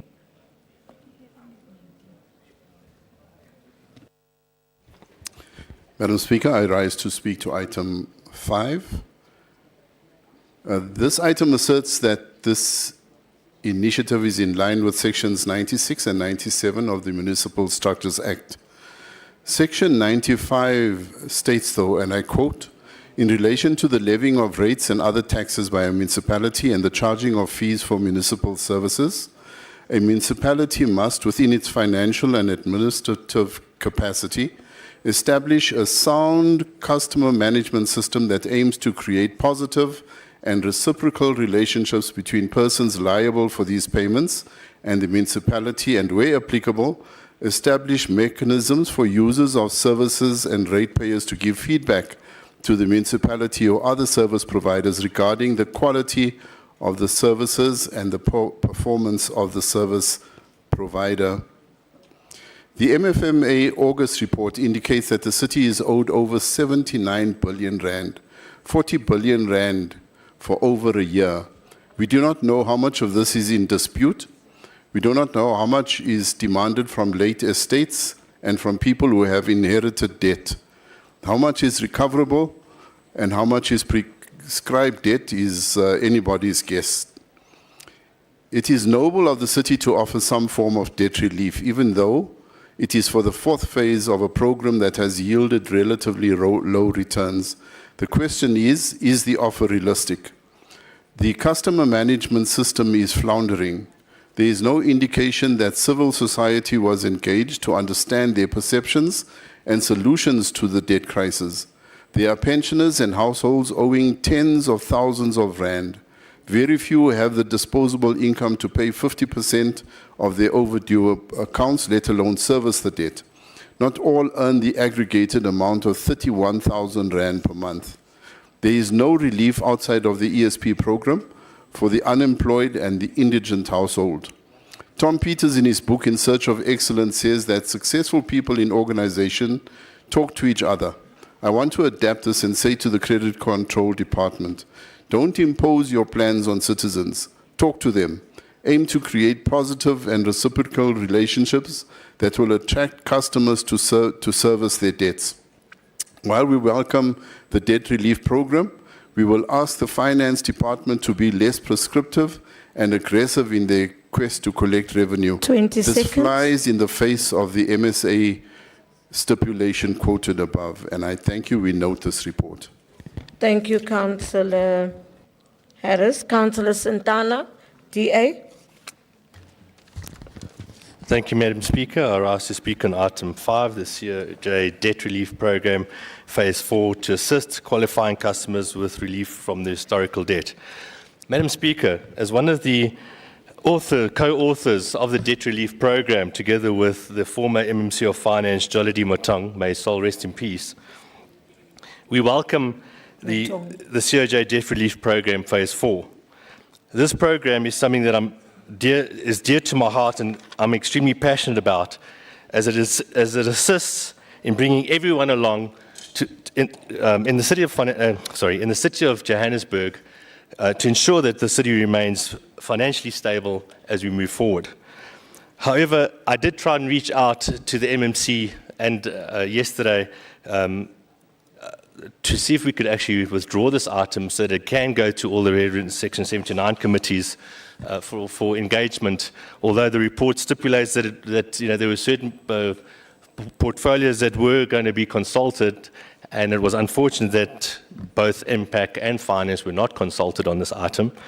It is obviously the fact that when we keep on having extraordinary council meetings that then mess up our scheduled council or our Section 79 sittings, plays havoc with these issues. And also noting the fact that Finance has yet to sit in the past 2 months. That being said, there were certain issues that going through the report, and I concur with Councillor Boer, that if it is withdrawn, that we can then iron out some of these issues that we have issues with, and that is obviously the one dealing with the customer flagged accounts. We all know that the SAP system only flags accounts for 30 days. So how are we going to ensure that the people who have applied that remain on the flag system until such time it's been resolved? The other issue that's come through as well is the the MMC alludes to the fact that there's going to be a mobile app in development. Now, I'm not against development in mobile apps for facilitating the process of allowing people to apply easily. However, we are now entering the territory of unfunded mandate, which then becomes problematic that we're not following processes within the city of Johannesburg. The other issue that I also had was around the meeting and reporting.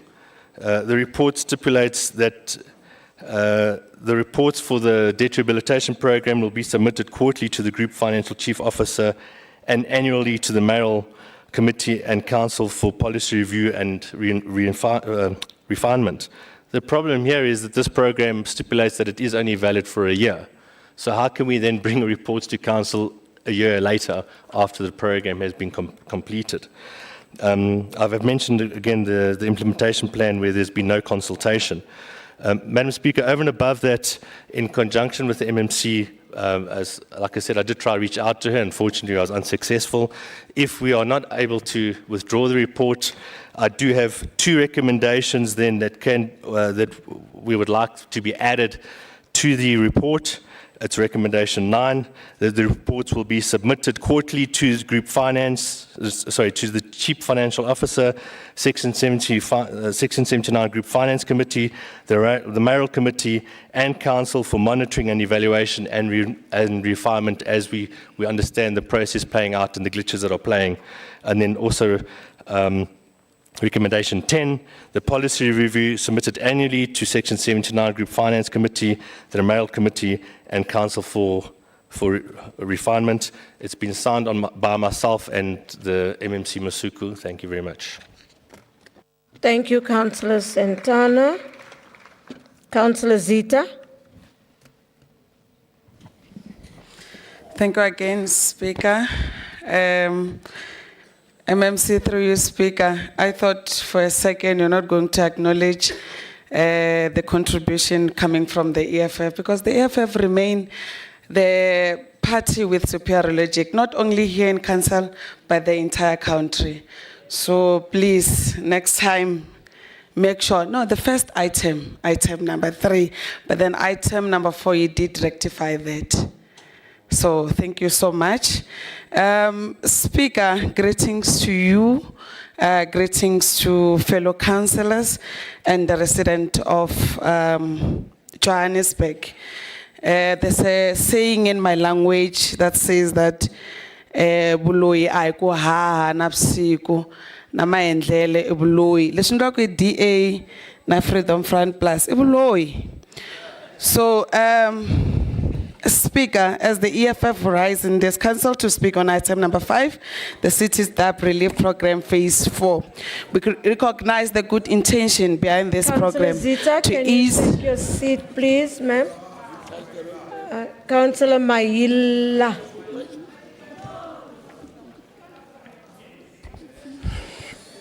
Thank you very much, Madam Speaker. I think it is common knowledge that I do come from the province of Limpopo with Honorable Zita. So I speak and understand all of the 3 major languages we speak in that province, Sepedi, Chitsonga, and Chivenda. I am rising on a point of order, Madam Speaker, to request that Honorable Zita be requested to withdraw her remark about the DA and the Freedom Front Plus being witches. Thank you very much.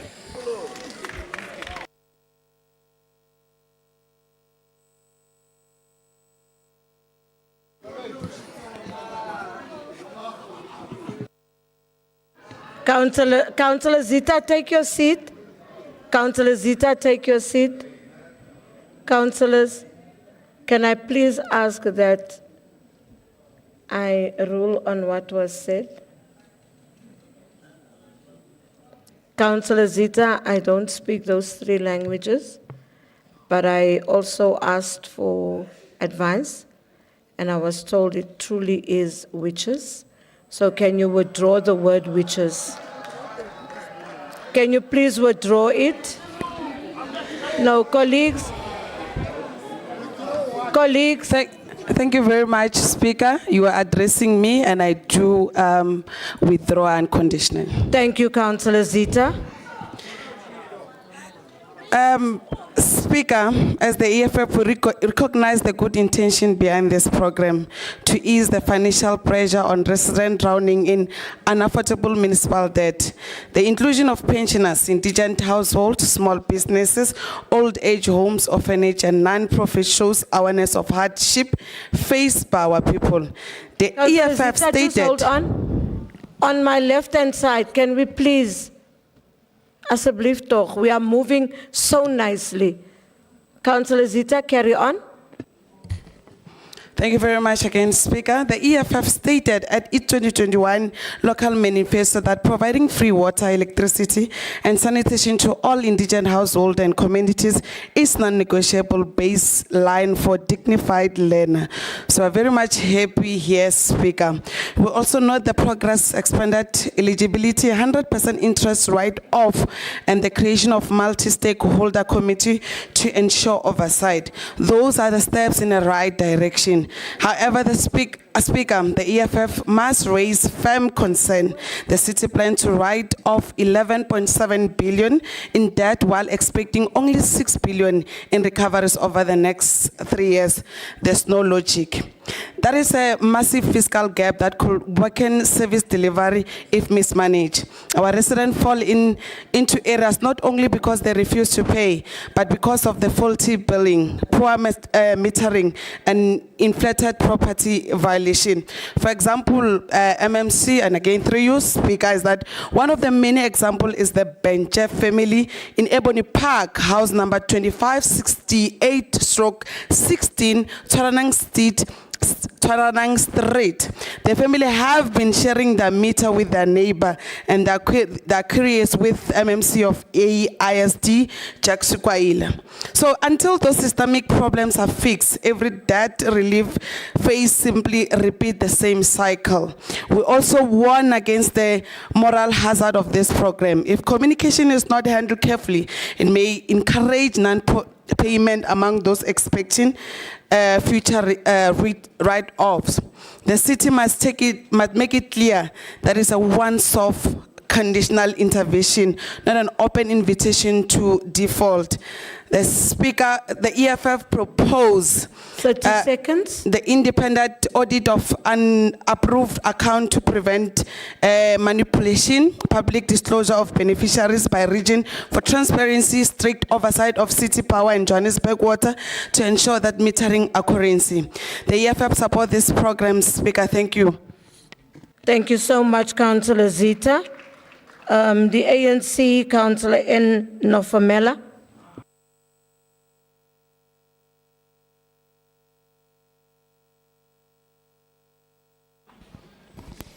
Thank you, Madam Speaker, and greetings to you, the Executive Mayor, Whip of Council, fellow councillors, and members in the gallery. Speaker, I rise to speak on item 5, COJ Debt Relief Program Phase 4, that is put in place to assist qualifying customers with relief from historical debt. Madam Speaker, the terraces of apartheid system and racial economic supremacy of the past would always haunt the lives of the majority in the country. It is for that reason that the new democratic system of government should from time to time seek to redress the imbalance of the past and clear away the scars entrenched upon the formerly economically disadvantaged section and the now unproductive layers of the society. Madam Speaker, the brunt of ailing economic condition is first felt by the pensioners and ESP beneficiaries who occupy the bottom part of economic ladder. Madam Speaker, the proposed debt relief program is underpinned by a robust legal and constitutional framework that empowers municipalities to manage revenue collection effectively while accommodating realities on the ground. Section 96 of the Local Government Municipal Systems Act 32 of 2000 and Section 195 of Act 108 of 1996 empowers municipalities to recover all revenue due, ensuring that they adopt, maintain, and implement a credit control and credit collection which is consistent to its rates and tariff policies. Madam Speaker, Phase 4 of the debt relief program is improving and modernizing strategies that were applied from Phase 1 to 3, and this will be monitored by the Debt Relief Program Committee. This committee is a strategic investment in advancing the city's pro-poor agenda. It will ensure a responsible debt rehabilitation and restore the credibility of municipal revenue management.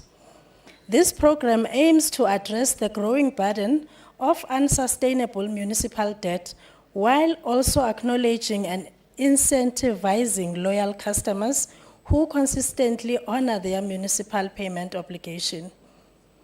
We call unto all councillors, employees, and residents in the city of Johannesburg to pay their rates and tariffs consistently to ensure that the state of city's daily running is improved and eases the financial strain of the city.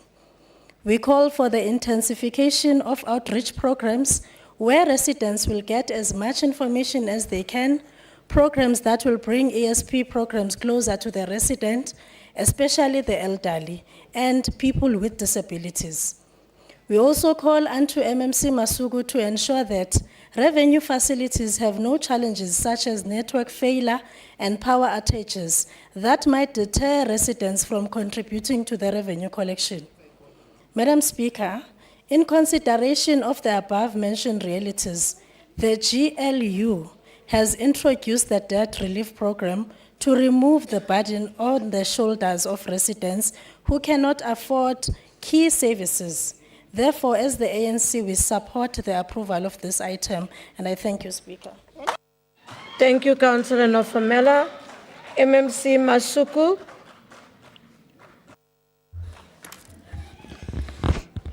Thank you, Madam Speaker. Thank you to all the councillors for supporting the item.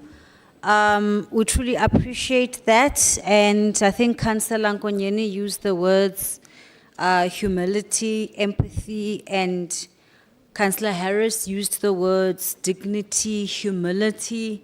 Councillor Nofemele used the words relieve the burden. Councillor Zita used the words support, assist, same as Councillor Santana used the same words. And I think I'm using that to show that everybody believes that this is a good program that must be implemented to assist our residents.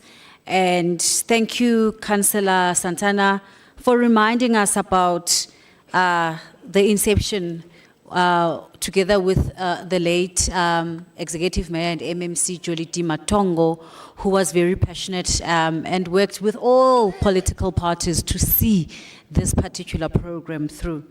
Speaker, as the executive, unfortunately, we can't delay progress. We can't delay the work that we need to do.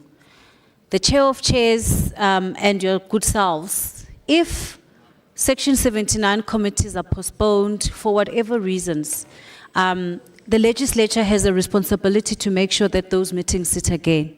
And as the executive, we have to do our part, and we are doing our part as the executive. And bringing this report to council is a demonstration of that. And that is why I was amenable, Speaker, to accept, because the Democratic Alliance's caucus recommendation is not unreasonable. They are requesting that there be oversight, that the reports be sent to Section 79.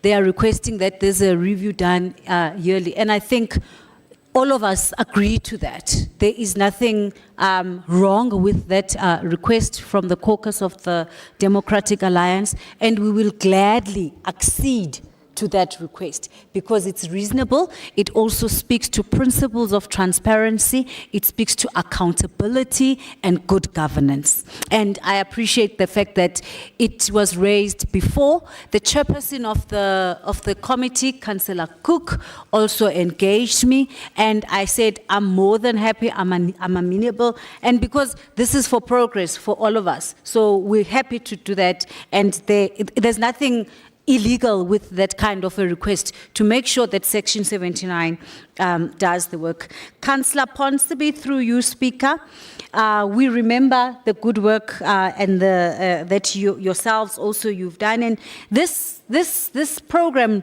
is precisely to do that, to provide relief for those who can't afford. That's why I was mentioning all the words that the councillors used in council, because it's about providing that relief, as Councillor Nofemele also indicated and Councillor Zita, so that our customers are able to find that, and we're happy if you can bring further suggestions.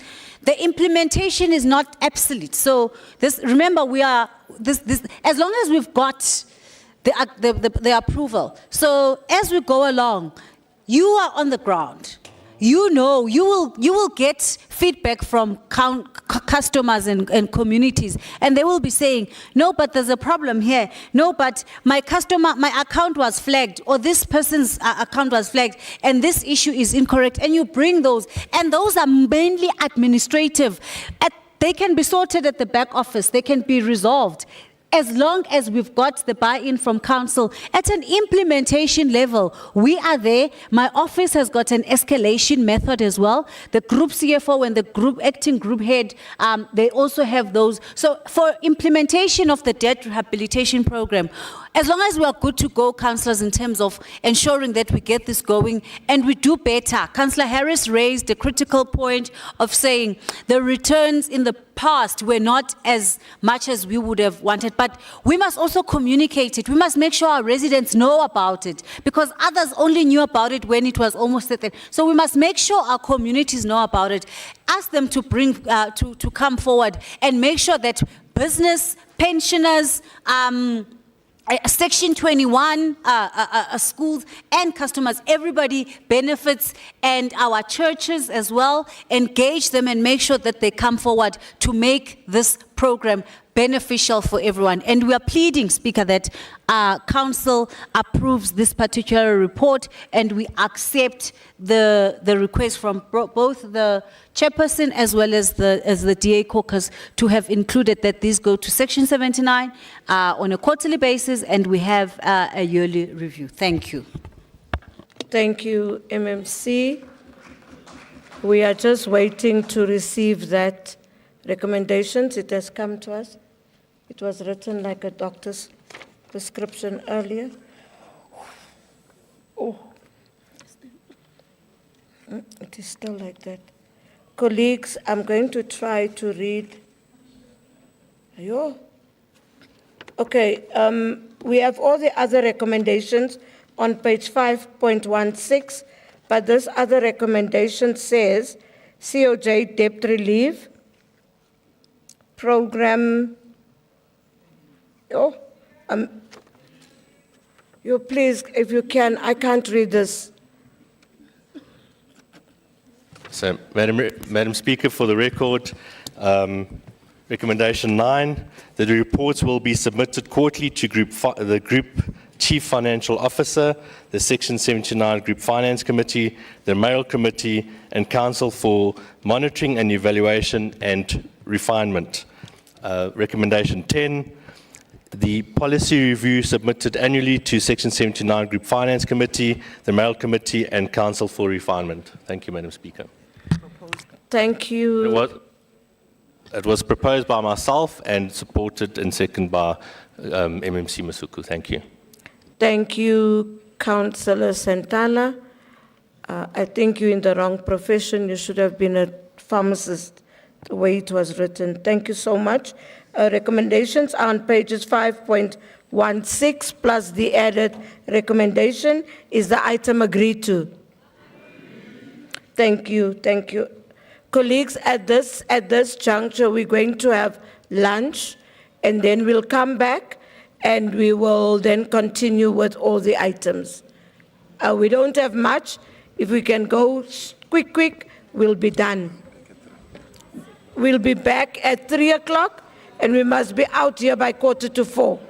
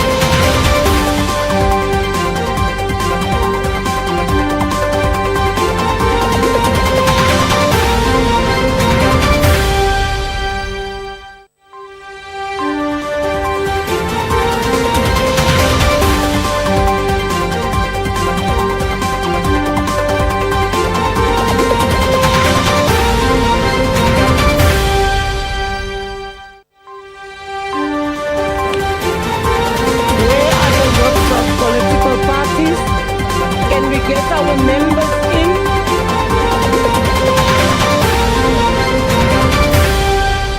It's even worse, the whoops are not here.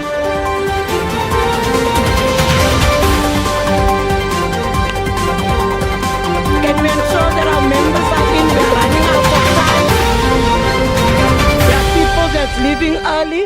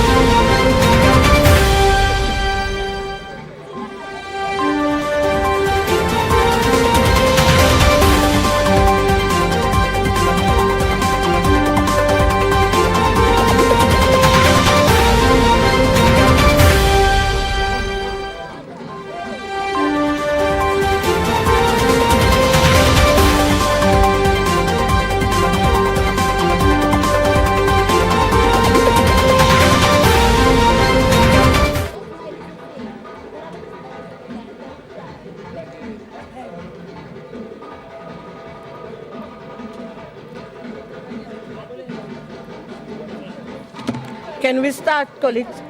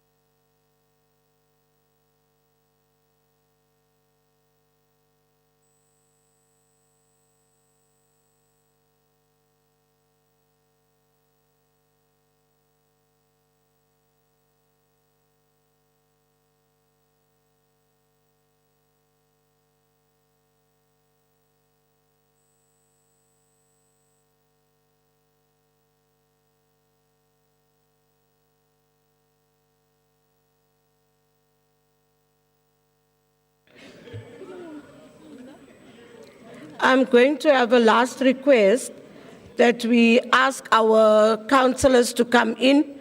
Otherwise, we'll have to count and see whether we're correct.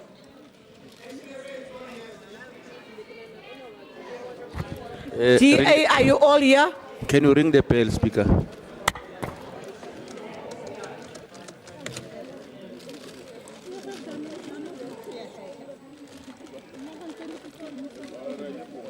We were supposed to be here at 1:45.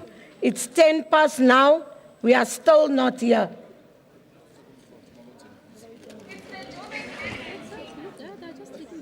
And we are strolling in. I have seen Action essays here. All 27, eh? Are you 27 today or 28? I don't see 44, hi guys. I'm not squint, I can see, it looks like I'm counting 20 something. MMC's, MMC? Oh, no, it's not MMC. Yeah, can you ring the bell, Speaker, so that they can know that they must Can I come what? inside? Ring the bell. No, I don't hear you. I'm saying, can you ring the bell, Speaker? We've rung the bell 3 times. People should know when we say 1:45, we say 1:45. We are grown-ups. Councillor from IFP. Thank you very much, Speaker. Speaker, while we're still waiting, can I check from you, because there was a meeting last week on Friday, so we asked you to at least get that document. I just want to check that, do you have that document in your desk, or you are still waiting? Thank you very much. We'll send it to all of you. We only received it on Monday. They will send it out to everyone. Those councillors that were not at the Councillor Mbizo will not know what we are talking about. But we'll send it to you.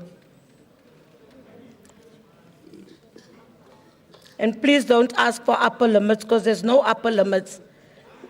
When we have to sit in council, we are not here. So there's no upper limits. We'll get upper limits next year, December.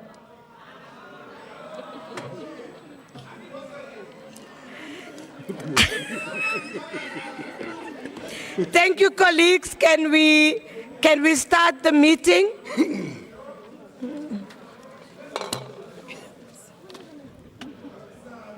Can we start the meeting after lunch? STC, can we be seated? No upper limits.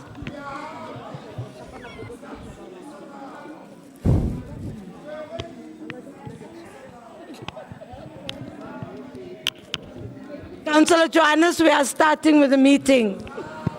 Thank you. Thank you. Councillors, we are resuming on item 6, and those are terms of reference for section 79, Gender, Youth, and People with Disabilities Committee. There's no speakers on this, so we'll just ask the chair of the committee as the member in charge to table it, but there's no speakers on this.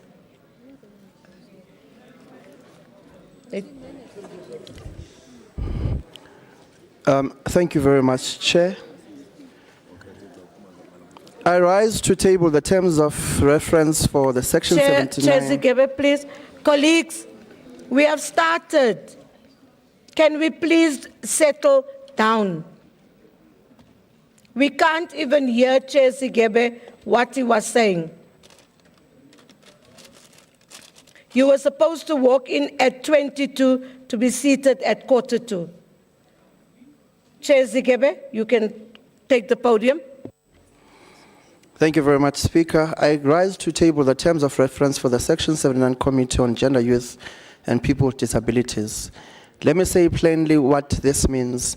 GOD is not a ceremonial platform or an awareness campaign.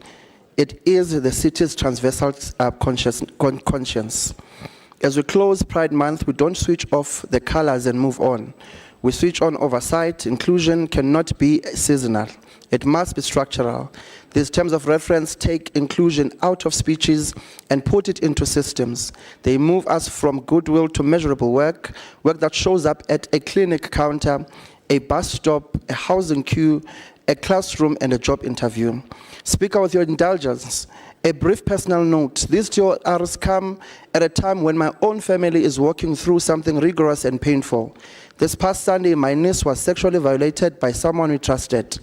I will not dwell much on the details, but I will say this: our decisions here must translate into safety, into dignity, and real pathways to justice for every survivor in our city. That is why this work matters. What sets GOD apart from any other committee is that we do not own a single service. We interrogate the human outcome of all services.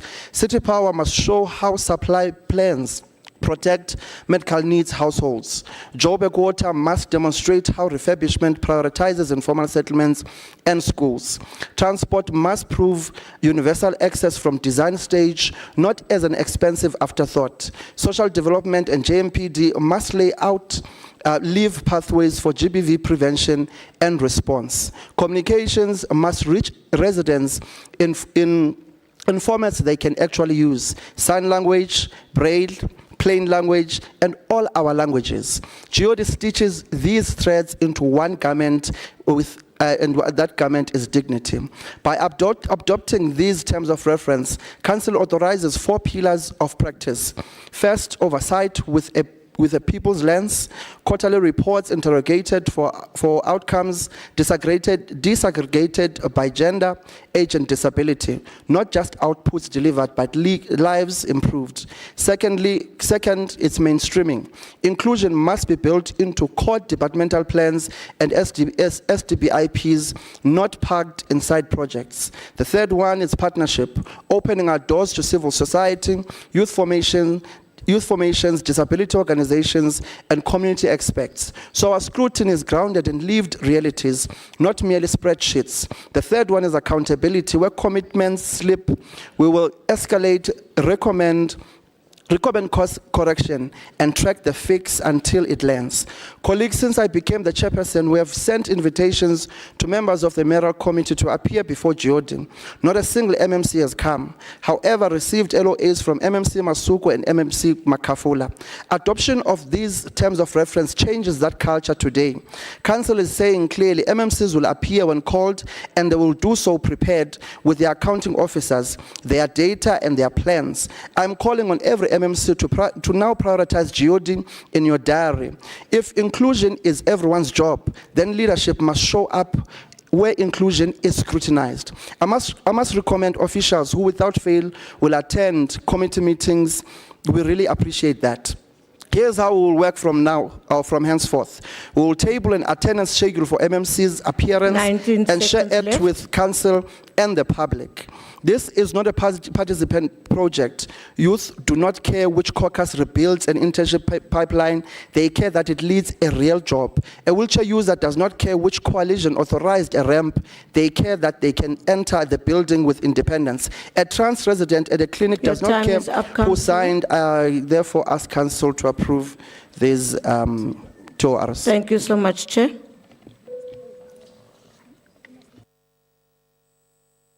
The recommendations are on page 5.16. Is the item agreed to?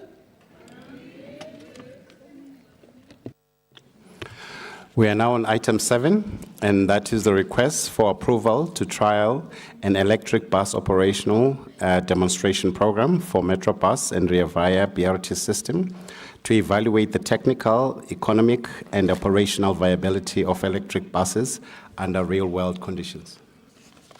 Thank you, STC. Action SA, Councillor S. Mabele. Yes, sir. No.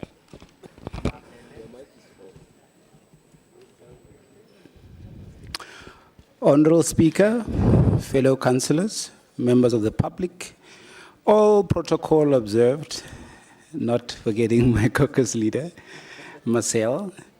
Speaker, this electric bus pilot is a step towards modern, clean transport. As Action SA states in its climate and environment policy, South Africa needs to reduce its carbon footprint and contribute global effects aimed at mitigating the effects of climate change. This can only be achieved through a swift transition towards less carbon-intensive human, industrial, commercial, and domestic activities. Reducing our carbon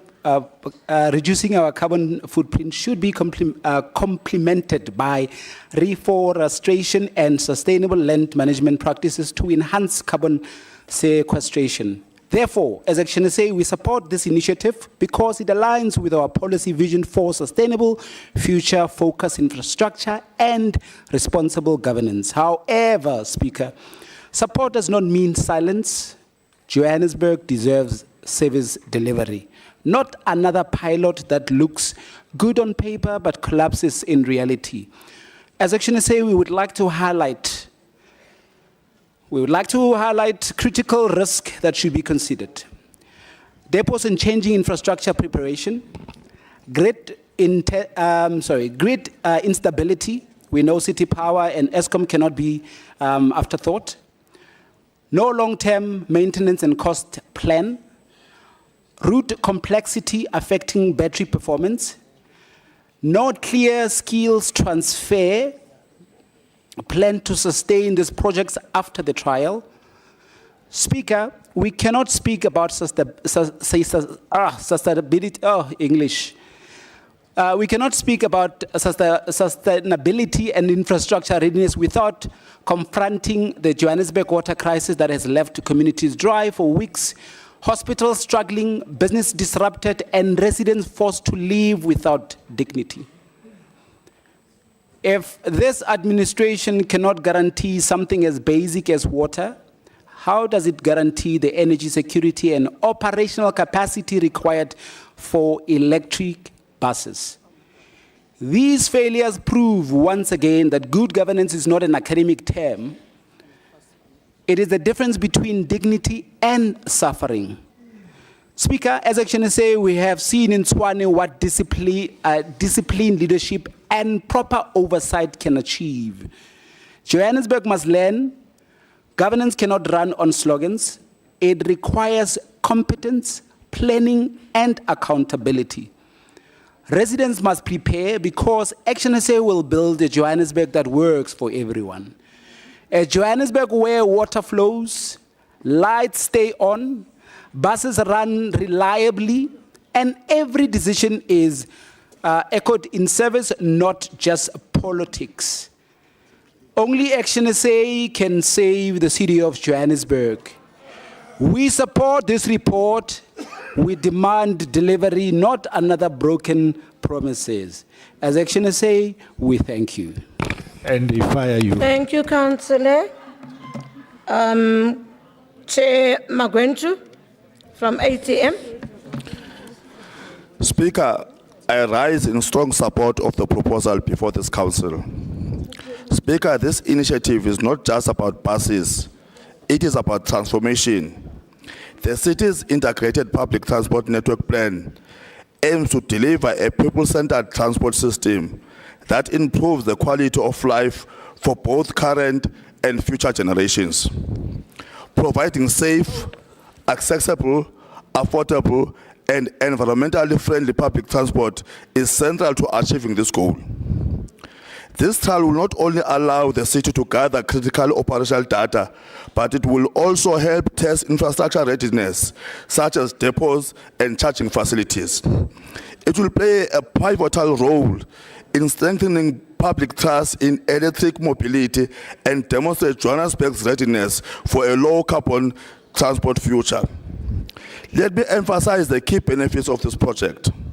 It supports our climate action goals by promoting low-emission urban mobility.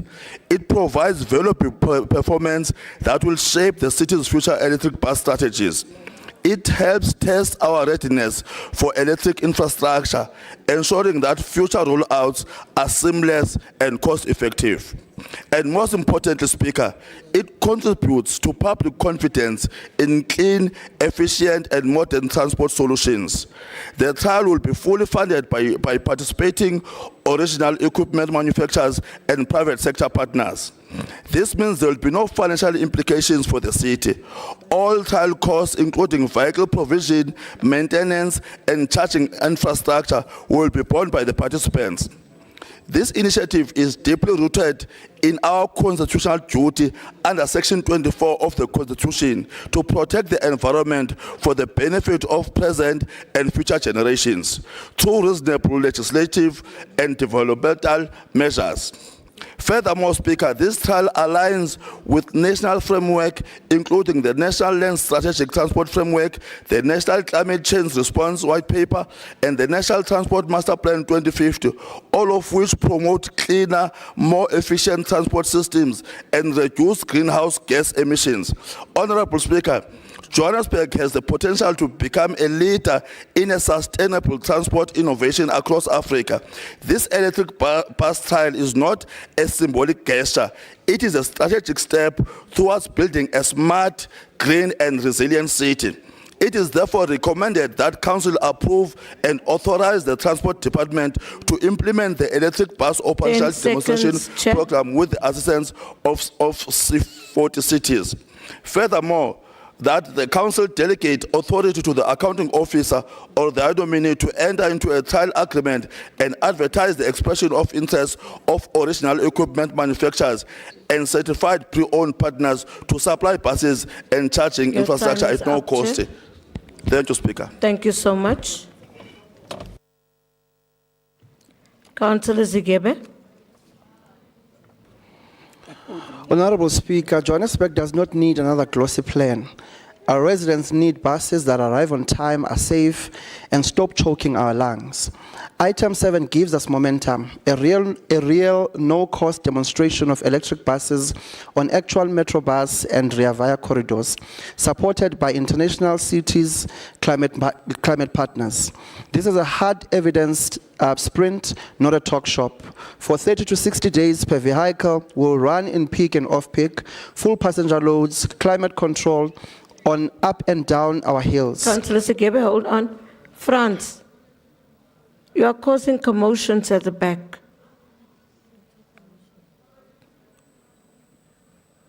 Thank you.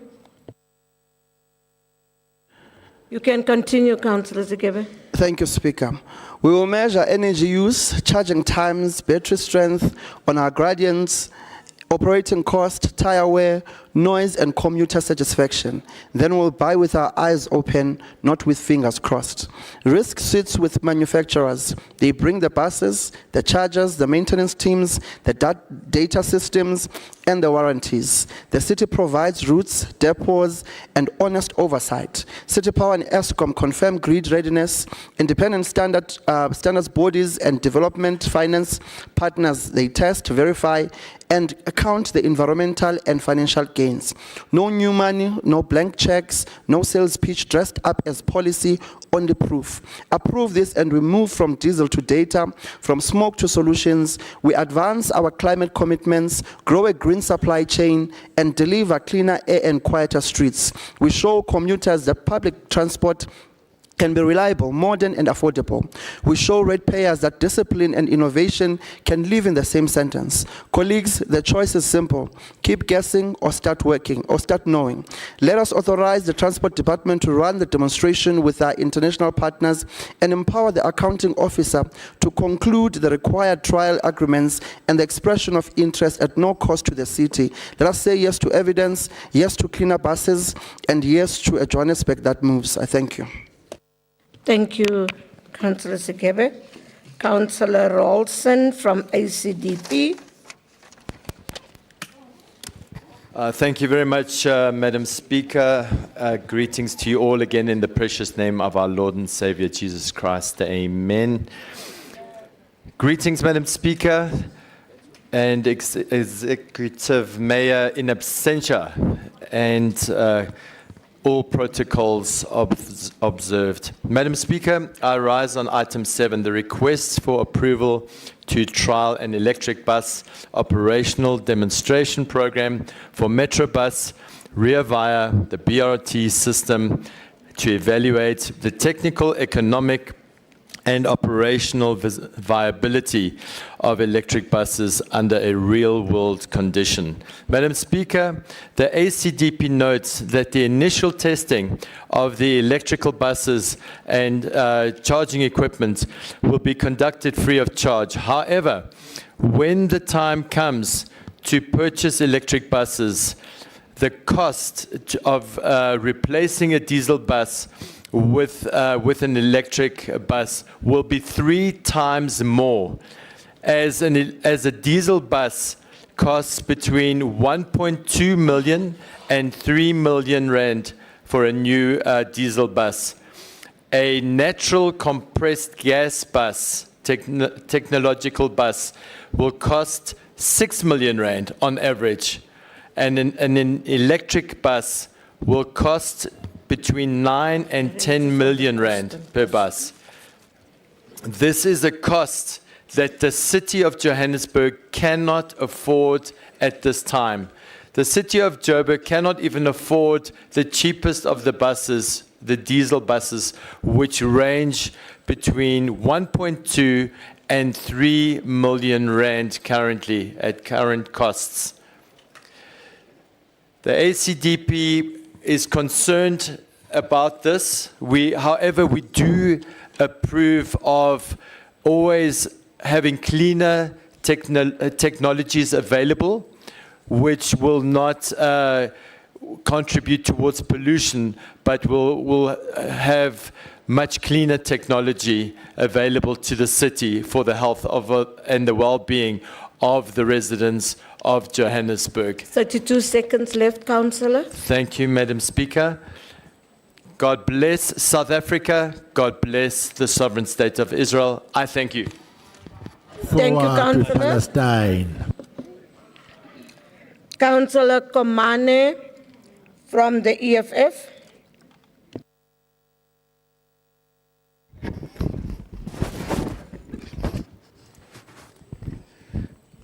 Honourable Speaker, Madume Kiao, fellow councillors, officials of the city, esteemed guests in the gallery, and our residents following these proceedings. What is this? In all platforms. Warm revolutionary greetings. Speaker, I greet the Economic Freedom Fighters Battalions led by Honorable Dr. Mcini Twaku and our caucus whip Tabisa Magapi. Speaker, I rise in response to the report tabled by the Department of Transport seeking approval to conduct a trial of the electric bus operations demonstration program for the Metro bus and the Rea Vaya systems. This initiative aims to evaluate the technical, economic, and operational viability of electric buses under real-world conditions within the city of Joburg.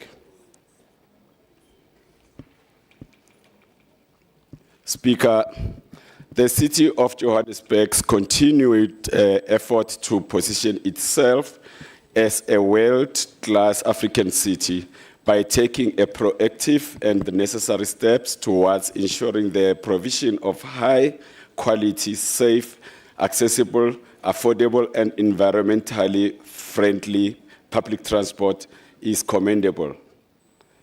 We also acknowledge that this initiative aligns strongly with the Climate Action Plan adopted by the city in 2021, a plan that reflects our collective commitment to building a sustainable and resilient future for generations to come.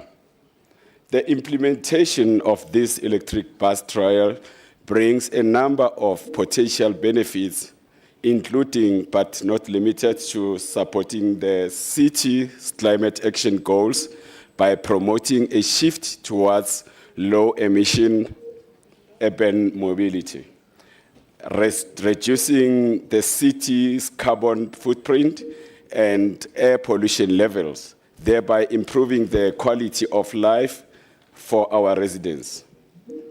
Exploring the economic and operational advantages of integrating clean energy technology into our public transport system and strengthening Johannesburg's leadership role among major cities globally that are transitioning towards green and sustainable transport solutions.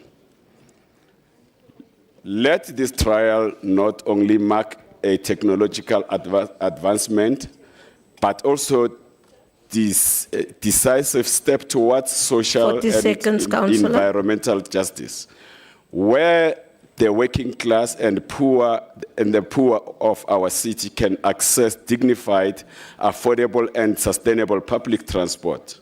Speaker, with these benefits clearly outlined and in recognition of the urgent need to transform our transport system in line with climate resilience and modern efficiency, the economic freedom fighters fully support and approve the recommendations contained in this report. I thank you. Thank you, Councillor. Councillor B. Magwaza from the ANC.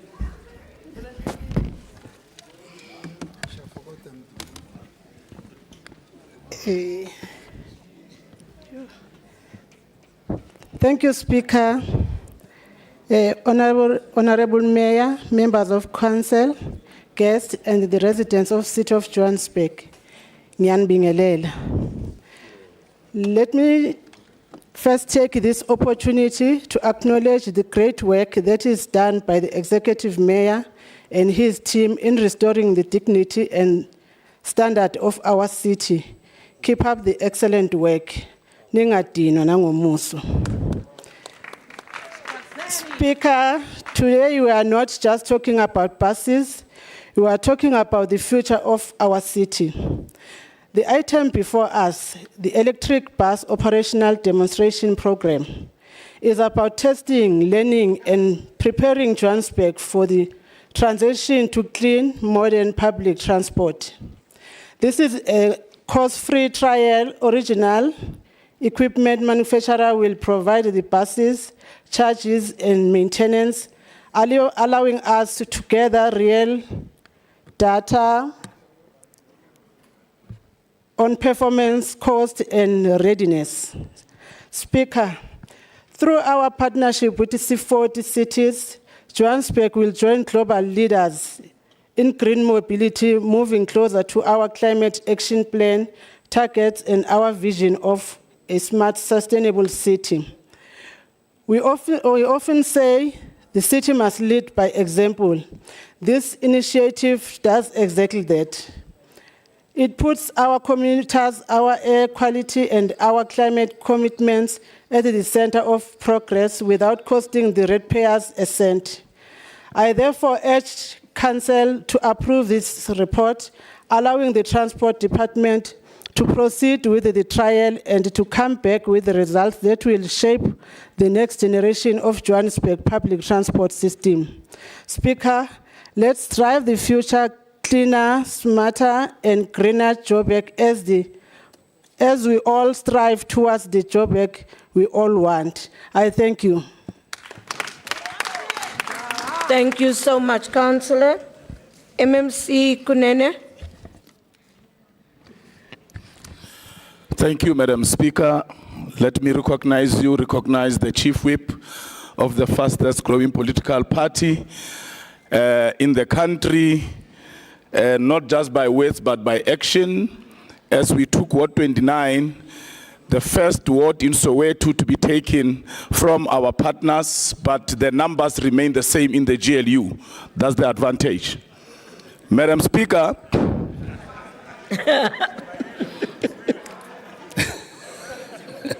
Madam Speaker, when I took over in 2023, one of the challenges that Metrobus and Rea Vaya faced was criminality when it comes to the maintenance of buses, inferior parts that were being supplied, yet Metrobus was paying for more expensive parts that were ordered, the diesel problem that we're experiencing, and all other mechanical breakdowns that Rea Vaya and Metrobus were experiencing. And having looked at the city's climate action plan, I then ordered the officials to start implementing. Madam Speaker, it is very important that as we talk of a world-class African city, we then move towards the smart mobility that we see in bigger countries all over the world. The speakers have really done an excellent presentation for me. They have raised some of the issues that I was going to raise. I will therefore only respond to the issues that are more of a doubt. Councillor Mabelebele, the issue of grid instability can also be mitigated through alternative energy. And that is exactly what is going to happen. When I was in China, and indeed I visited one of the bus manufacturing companies who do 80% of the buses in China, and we saw the alternative energies that they have in the event of grid instability.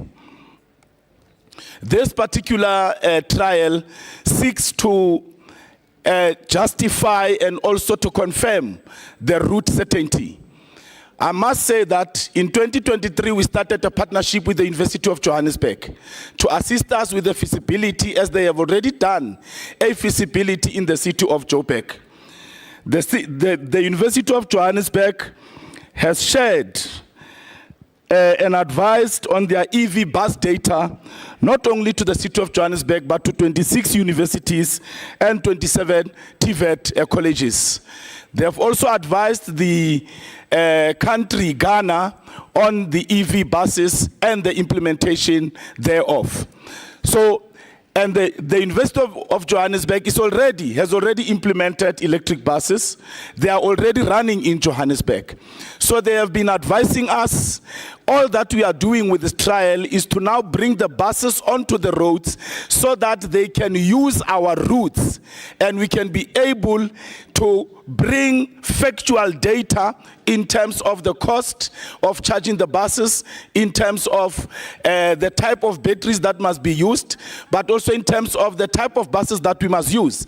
Because from the advice that the university has given us, you can't just buy a bus over the shelf. The routes of Johannesburg are very different. Therefore, the buses that you are going to procure must be able to carry a particular load that will then carry people throughout the buses. You would see in Auckland Park, you've got steeps. Here in Braamfontein, you've got very steepy roads, you've got bridges. And that is why some of the buses in Cape Town, in the Western Cape, are standing still because the wrong type of buses were bought that cannot carry the loads that we're supposed to carry. Madam Speaker, Councillor Rolson, you cannot compare the cost of diesel buses to the cost of electric buses. In the long term, you save hundreds of millions when you are procuring electric buses. Diesel buses we have seen, in the long term you do. Diesel buses come with serious mechanical problems. Diesel buses come with serious challenges of theft. This has been proven all over the world, and universities are moving towards electric buses. Madam Speaker, we therefore ask Council to approve this report. Thank you. Thank you so much, MMC. Councillors, the recommendations are on page 7.5. Is the item agreed to? Thank you. We're moving on to the Councillor Christians. Thank you, Madam Speaker. Madam Speaker, I didn't hear any objections to this. Can you please note that the DA will be abstaining on this item? Thank you. Thank you. We are on. Next item, STC. All right, we're on item 8. Item 8 is an oversight report of the site visit of the 14th of August 2025 to Johannesburg Waters Hest Hill 1 and 2 reservoirs. Member in charge, Councillor C. Nwepe. Thank you, Speaker. I'd like to greet yourself, the Executive Mayor, and the Mayoral Committee, Chairs of Chairs, fellow councillors, distinguished guests, and our viewers at home. Speaker, I rise to table item 8, which is an oversight report for noting and approving. Thank you, Speaker. Thank you, Councillor Nwepe. Chair. There's only one speaker. It's Councillor Bidcow. Madam Speaker, could we read item 9 in as well? I'll speak on both at the same time.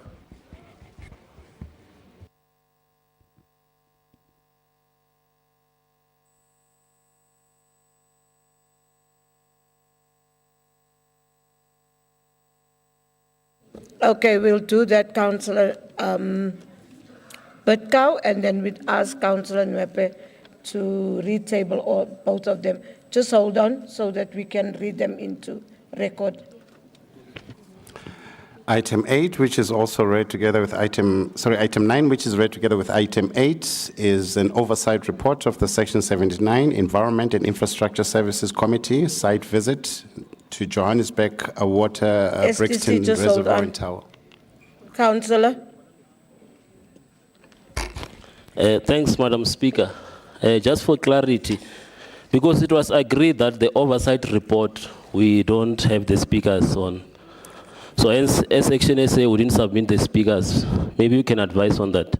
Both item 8 and also item 9, Speaker. Thanks.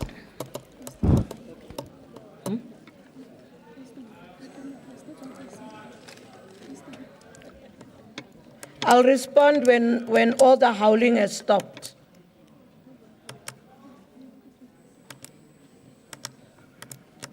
Whip. Chief Whip, it's your call this. We can't avoid and not let people speak once they've given us names on the speakers list.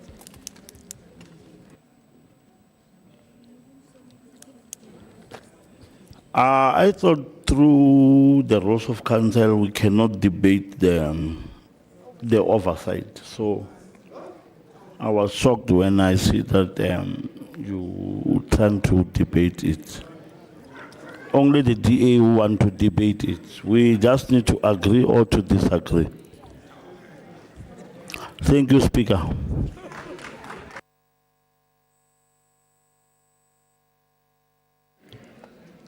Okay, if that is what the Whoppery has agreed on, then we deal with it in that. Councillor Christians, are you both saying the same or not? Thank you, Madam Speaker. Madam Speaker, the councillor who just stood up now has challenged your ruling. The Chief Whip, the Chief Whip has now challenged your ruling, Madam Speaker. There is a process to be followed. Even the Chief Whip has to follow it. You made a ruling that every councillor has the right to speak, whether it's oversight or any report.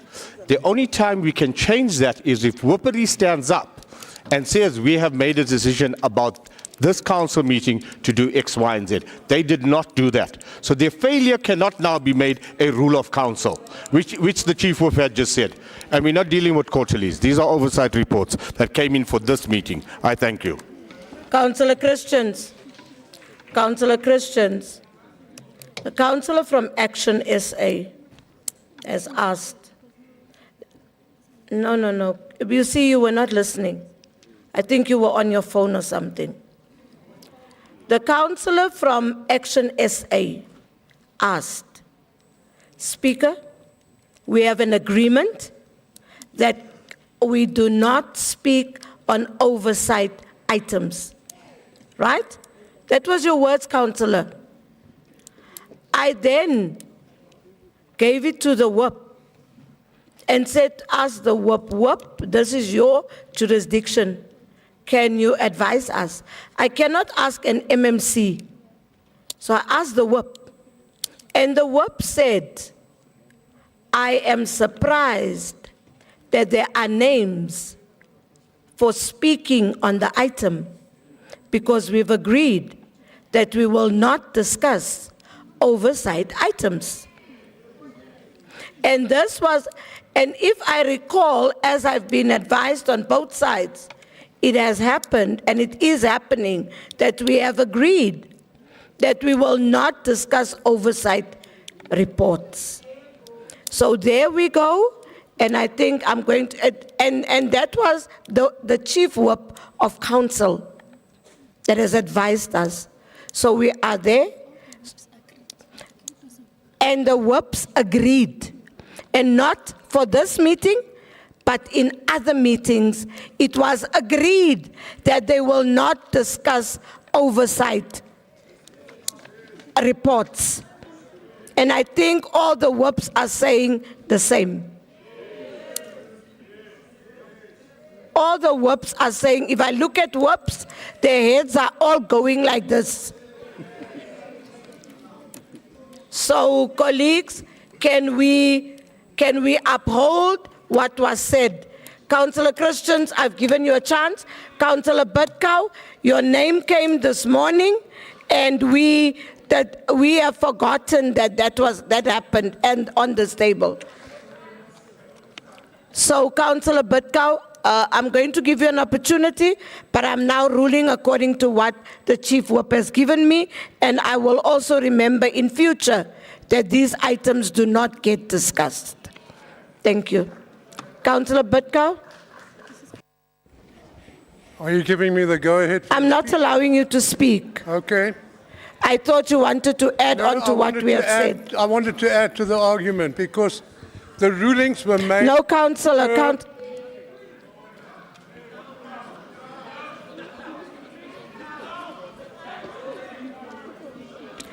I have ruled, Councillor Christians, I'm done.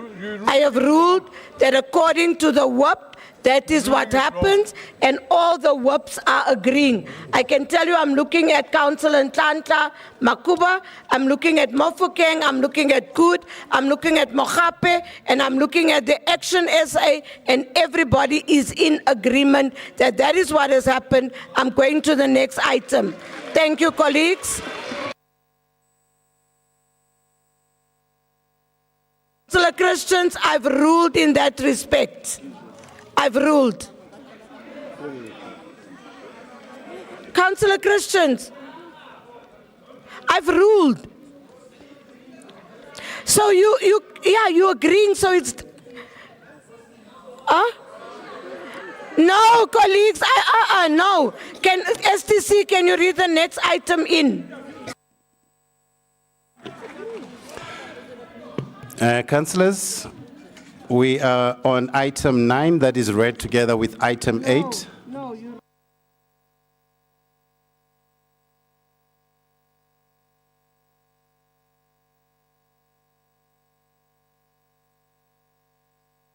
It must be approved.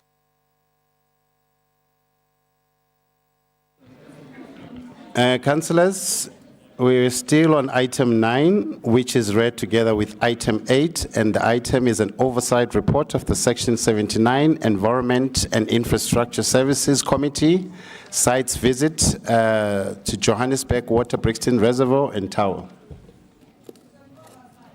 Thank you, colleagues. These are both the two oversights that we have just spoken about.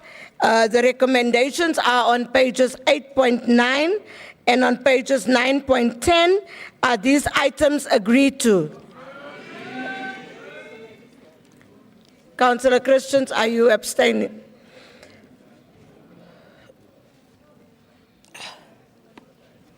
Madam Speaker, before we go to the actual vote on it, can we ask for a 2-minute caucus, please?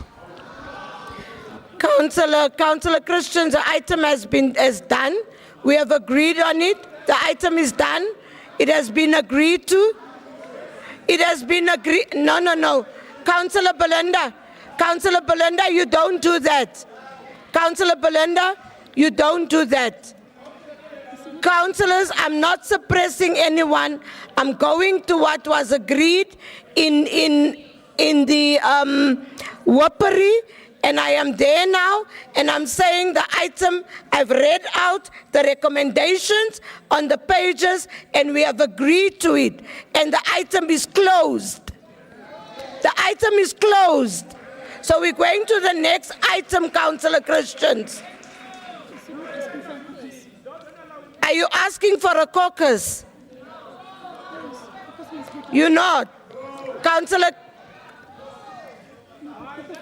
Councillor, can you get up? But I'm not going to entertain anything about the item. I've closed it. Madam Speaker, when you said you had ruled, My hand had gone up for a caucus break. You ignored me, Madam Speaker. I then stood up. I had my hand up again before we could close the vote. I put-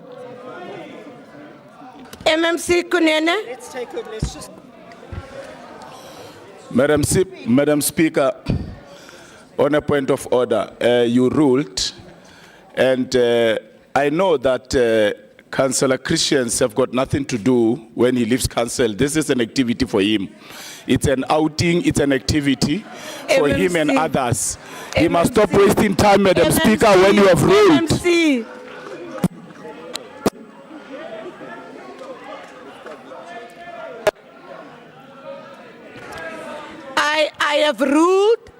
I have ruled, colleagues, I have ruled, and I said, this is what the WOP has given me, that everybody has agreed on that.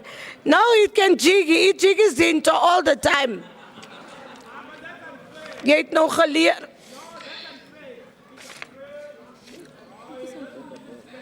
Can we go to the next item, STC?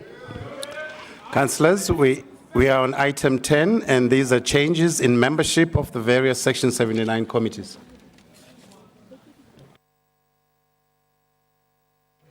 Councillor Mofokeng. Speaker, how many minutes do I have? Oh, it's not here. We'll check the minutes now.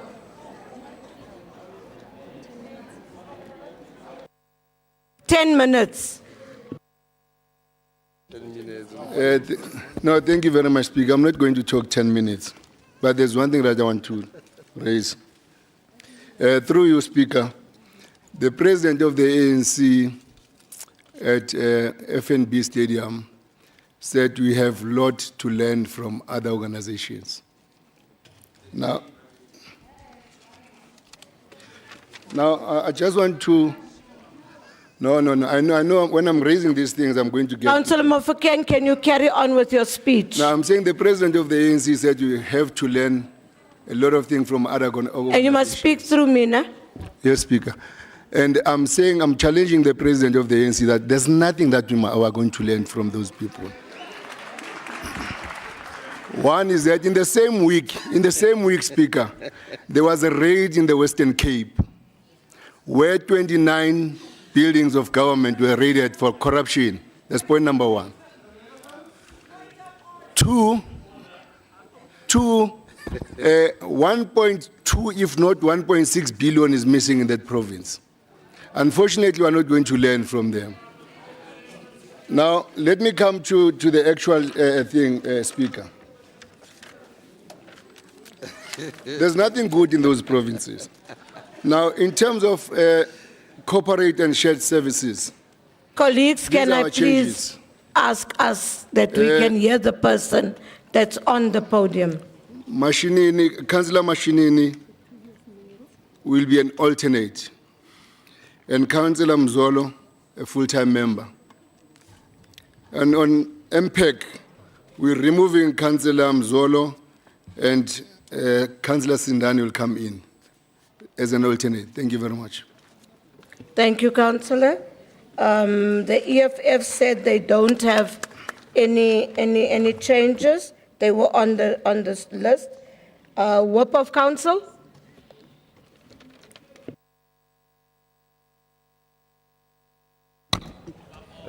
Greetings again, Speaker, with the Executive Mayor in absentia and also MMCs. WOP, can you speak into the mic, please?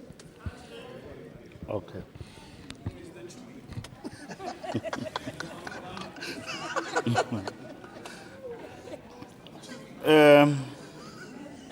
Greetings, Speaker, and also greeting all the MMCs and the Executive Mayor on his absentia. We just noting this to be noted in this council. We thank you.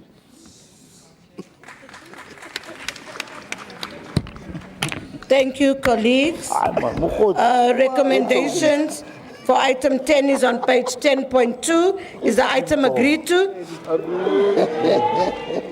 Thank you. Colleagues, please, Councillors,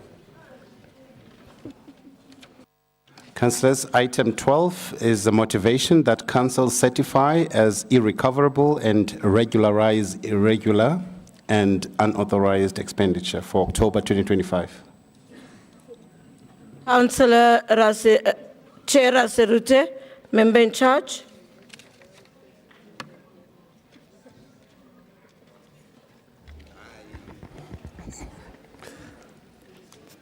Thank you very much, Speaker. Speaker, I rise to table the motivations by Section 79 Municipal Public Accounts Committee for Council to certify as irrecoverable and regularize irregular and unauthorized expenditures. According to Section 32, subsection 2 of the MFMA, a municipality must recover unauthorized, irregular, or fruitless and wasteful expenditure from the person liable for that expenditure, unless the expenditure, after investigation by a council committee, is certified by the council as irrecoverable and written off by the council. Further, Speaker, according to Regulation 74, subsection 1D, of the Municipal Budget and Reporting Regulations of 2009. Once a council committee has investigated the recoverability of UIFW expenditure, the committee must submit a motivation to council explaining its recommendation regarding the recoverability of the expenditure. Speaker, noting these pieces of legislation, on 28th of October 2025, the committee agreed to recommend to council that UIF expenditures be certified as irrecoverable and regularized. These expenditures covers various core departments. The expenditures range from 2013-14 to 24-25 financial years. Madam Speaker, as the committee, we are encouraged that some of these matters will be referred to disciplinary board for further investigations where the elements of financial misconduct were identified. In conclusion, Madam Speaker, the committee recommends that council approves recommendations to certify as irrecoverable and regularize the expenditures as listed in the report and its annexures. Thank you very much, Madam Speaker. Thank you so much, member in charge. Councillor Maduka Nene from Action SA. It's Councillor Maduka Nene, Speaker. Thank you. Madam Speaker, the Executive Mayor in absentia, the Action SA caucus, fellow councillors, residents of our beloved city, guests in the gallery, ladies and gentlemen, Dumelang. Action SA rises to speak on this important MPEC item dealing with the regularization of unauthorized and irregular expenditure amounting to over 2.5 billion rands. This is not a small administrative matter. It is a serious indictment on the system controls and leadership of this city.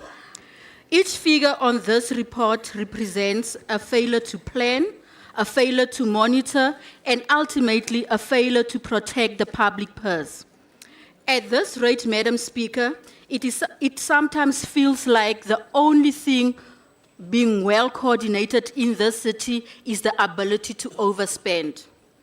Madam Speaker, as members of the Municipal Public Accounts Committee, we understand our solemn duty in terms of Section 32 of the MFMA. We do not take lightly the recommendation to certify expenditures as irrecoverable. The committee has applied itself rigorously, considering the investigative reports, assessing recoverability, and ensuring that the appropriate corrective actions are recommended. However, our duty does not end with the adoption of this report. Oversight is not a seasonal exercise, it is a continuous responsibility. Action SA therefore expects the city manager to table within 30 days, as resolved, a comprehensive report on the implementation of controls and the outcomes of the required skills audit. Without this, we risk repeating the same mistakes year after year. What troubles us, Madam Speaker, is the recurrence of unauthorized expenditure, particularly under the very administration that claims to have restored stability. Overspending in departments such as group finance, human settlements, and even the office of the executive mayor cannot be dismissed as mere technicalities. It reflects weak planning, poor financial discipline, and a lack of respect for the approved budget process. Madam Speaker, what we are witnessing is not merely administrative weakness, it is a lack of political will. When leadership loses focus on the fundamentals of governance, financial discipline becomes the first casualty. No municipality can claim to serve its residents while consistently overspending, underperforming, and normalizing irregular expenditure. True stability will only be achieved when accountability becomes the daily practice of this administration, not just its talking point. It's as if the city has mastered the art of spending money it doesn't have on things residents never asked for and calling it progress. Action SA calls on the accounting officers to ensure that the disciplinary board functions effectively. This council must move beyond treating MPEC reports as procedural formalities. Every recommendation adopted here must translate into tangible improvement, strengthen controls, credible reporting, and reduced audit findings. The integrity of this city's finances depends on it.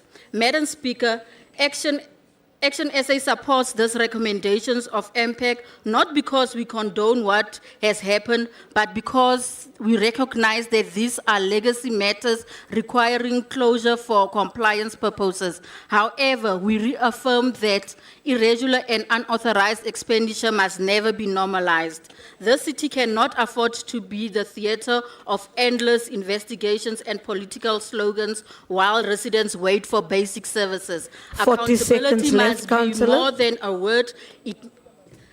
Accountability must be more than a word. It must be a standard. And I thank you, Speaker. Thank you, Councillor Moduka Nene. What? Councillor Sudabai. Yeah, no, it was a long time.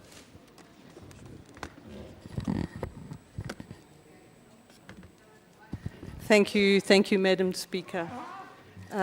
Just for the sake of correctness, it's Sadabi. Councillor Sadabi. Thank you, Madam Speaker. All protocol observed. I rise to speak on item 12, the motivation that MPAC recommends Council to certify as irrecoverable and regularize irregular and unauthorized expenditure for October 2025. Cognitive dissonance, where what we say and what we do are not aligned.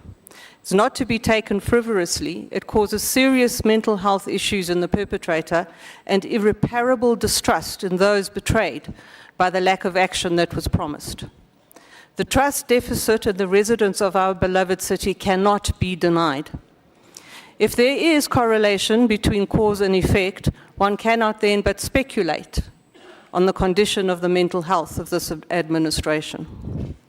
We have a reduction of UIFW policy, and yet our UIFW register increases exponentially year on year.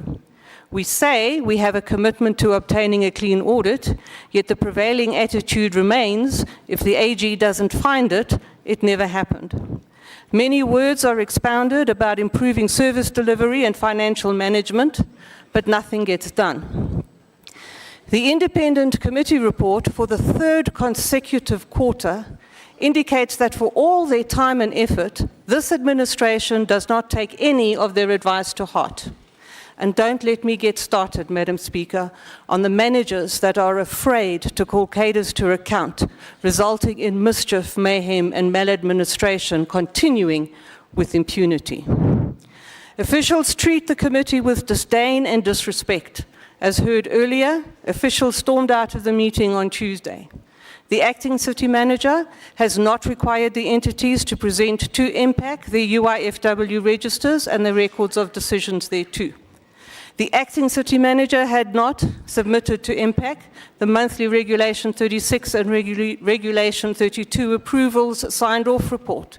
I can only hope that the new appointed city manager will prove to be committed to improving the financial management of our city. Residents do not trust this administration. I urge the members of the Yamagluglug executive and administration to closely monitor their mental health. Madam Speaker, the unauthorized expenditure investigated for this report weighs in at a staggering 2.2 billion rand. The main culprits of unauthorized expenditure in the city of Johannesburg are overspend triggered by unforeseen expenses not dealt with according to Section 29 of the MFMA, and adjustment budgets that often immediately trigger budget overspend. Not complying with Section 29 of the MFMA and allowing an adjustment budget to immediately trigger overspend is both gross financial misconduct and dereliction of fiduciary duty. The residents of our city can be very assured that every avenue that is available to the committee will be vigorously pursued to hold to account every individual responsible for financial mismanagement and dereliction of fiduciary duty. Included in this unauthorized expenditure regularization is an amount of 1.3 billion rand apportioned to the Group Finance Department, which comes from insufficient budget to cover legal costs, impairment of current receivables, and loan-related funding to the entities. That revenue impairment is understated is evidence that budgets bear minimal relation to the lived experience of the city. A budget should be a sober estimation of the expected actual performance of the organization. This administration continues to budget with zero acknowledgement of its reality, and then, to add insult to injury, it doubles down to spend that budget simply because it exists, not because it makes business sense. This administration continues to underestimate the residents' resolve to not be bullied, hence the overspend on legal costs, mostly related to incorrect billing and illegal disconnection issues, which cases the city continually loses. A culture change is required for this administration to become realistic about its prospects and to double down rather in efforts to rectify all its mistakes. On to 363 million for entity loans and 154 million for sweeping interest, Madam Speaker. The Group CFO is but one of the CFOs at the CFO Forum. That includes all the entity CFOs. The entities do their own thing. If the Group CFO must, in fact, report on, take questions in the Section 79 committees, explain the financial performance, and carries the UIFW responsibility of the entities, then the Group CFO must also have the authority to direct the financial management of those entities. You cannot hold someone accountable for a thing over which they have no responsibility, no authority. Our city deserves an administration that does what it says it will do, thereby improving the mental health of its employees and increasing its residents' trust. As is proven, that happens in every DA-governed municipality in the entire country. Yes, things go awry, because where there is much money, the temptation to misbehave is real. But a DA government has systems to catch them quickly. And in those issues earlier noted, it was the DA government that requested the investigations to take place.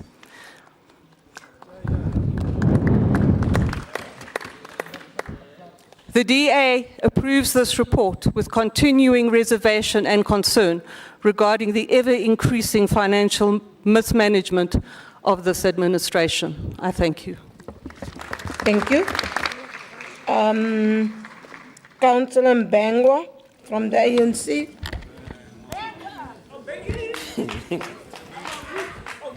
Okay, Madam Speaker, greetings. I appreciate it. I also represent the community. Madam Speaker, Ndimasiari, allow me to just first pass a very important message. Tomorrow at 10 o'clock, at 9 o'clock, in the High Court of Johannesburg, a black child who has been always accused. When we are in power, we are always accused, we are not doing these things right, we are not ruling properly. It's appearing. I mean, this camera is doing unfair with me. Speaker,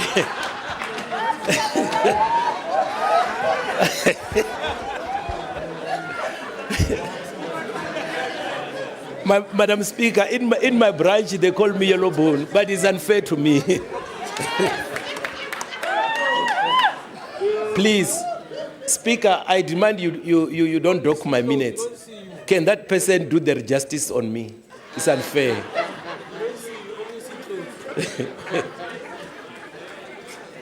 I'm trying to put my smile so that I'm seeable. IT, can you please give Councillor Mbengwa color, please?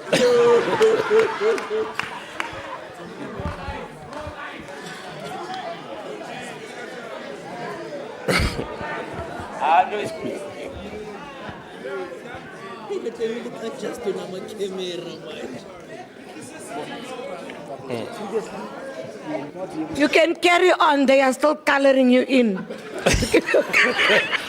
Speaker, I want. NgesiZulu musuku ngenza umhlekiso ezizweni ngiyacela. Carry on, they're fixing it. I'm going, hold my minutes, I'm going to start when the camera is doing the proper things. I can't. Chef. No, man. No, thank you very much, Speaker. I stood to request that he be given an opportunity to do or make his speech in the podium there. Yeah, come to the front. Maybe you will look brighter.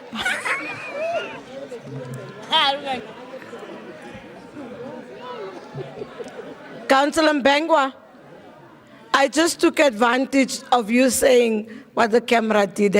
It's not personal when I said they're coloring you in. Okay, thank you to stand to this podium.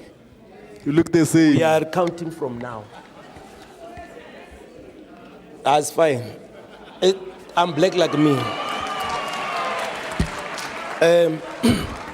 Madam Speaker, I rise here to speak in item number 12. Despite Councillors, can we listen to Councillor? Yeah, I stand here to talk on item number 12 on the UIF, despite the camera discrimination that it was doing. Madam Speaker, I want to urge the citizens of Johannesburg to come in numbers tomorrow at 9 o'clock at the High Court in Johannesburg, where the mayor, a black child, is accused and told not to do the right things while he's doing his work. We understand that this is the imperialism agenda that wants to make sure that our gains of democracy, where the city of Johannesburg, where Tina Abantu Bantundu are staying, that this council will be led by the African National Congress and by a black child. Madam Speaker, allow me to take a little detour and visit Pretoria, the same way that Mzwake Mbuli in one of his poems says, Indaba isepitoli. The Ningvakahlelele Madlanga Commission. When Minister Mkhunu stood up, he said, Ngizelana, because nginuka umkhwanas. Indeed, when we are looking at the statement that Minister Mkhunu has said, the report that we have, inuka usbiya. Who is Sibiya? Sibiya is the then so-called illegal appointed GFIS head, who was illegally appointed by the DA administration. Now, when I started, I said, tomorrow, a black child is appearing. Why is he doing his work? And we are inviting you. Now, the other opposition thinkers, they think that all the people that are appointed in this council based on merit, they owe an explanation to an independent. And the question is, when we hire everybody, we hire them on competency. And why must we then go and look for independent audit to audit the skills? When we apply, unfortunately, Biko has already warned us to say, black child, you are on your own. Now, Madam Speaker, the ANC has been consistent to say we want an open and a clean government. Madanga Commission is on the enforcement of making sure that everybody accounts. And everybody that's wrong must face music. Now, when the GFIS was established, was to make sure that the officials are accounting, and where wrong is done must be followed, investigated. Unfortunately, in that era, allow me to take a biblical tour. Jesus Christ said unto Peter, when you have repented, strengthen the brother. The ACDP will assist us. Now, the black like me child saw a wrong things. Kulomcimbi bebambizile laphaya laba bephesheya waphenduka waphuma kubo. So he's going to assist us to make sure that he testify on what went wrong and what was done wrongly. We want everybody to account. Like I said, that the ANC is making sure that everybody is accounting. If I was writing a report in soccer, I would say the ANC is on song. I left reporting to come and then stand for my people. Now, the money that we are talking of, yes, it's indeed counting in billions. It is easy to destroy and hard, takes long to build. The GLU government is building on the legacy which was created by the fact that when a black person is in charge, is not trusted. That's why GFIS, when it was there, it was a tool to endorse a certain Stellenbosch agenda of Loma Gogo. Unfortunately, akona gogo zobuya zobusa la igoli. Siphethe. The African National Congress, with the accountability that it wants, at saying, when we come in, all the committee must function from the financial accountability, whereby we make sure that those committee that deals with the accountability in finance are on board and is working, which was rendered redundant in the time of the multi-party. Even post-Mashaba, when we had the mayor Mpopalat. Now, with all the monies there, we are saying at the African National Congress, numerous and big as it is, we are going to recover. And we will make sure that we recover them. And we are going to make sure that the financial consequences must be applied without looking on the color of the person, without looking on the allegiance. Speaker, can you protect me from the caucus leader of DA? Councillor, can you continue with your speech? I'm not sure what, I didn't see what. You see what she's doing? Do you want to speak, Councillor Belinda? Thank you.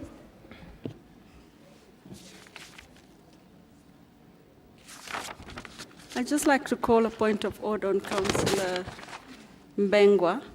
He has missed about 4 mayors that was that were serving over that period. Thank you. Councillor Mbengwa, can you carry on with your speech? Thank you, because this is my minutes and I can do with what I want to do with what I have. Councillor, your minutes are going. Can I continue? Can you finish? Okay. So, in making sure that we are going to win, in making sure that we make everybody accountable, we, as the African National Congress, we are regularizing this UIFW, and we are going to make sure that everybody who is found on the wrong is accountable and doing the right thing. Tomorrow, come there, we are going to deal with the imperial agenda that you also know that you are part of, because you are anti-black. Black person, you are on your own. Steve Biko. Councillor Mbengwa, thank you. Chair Raserute.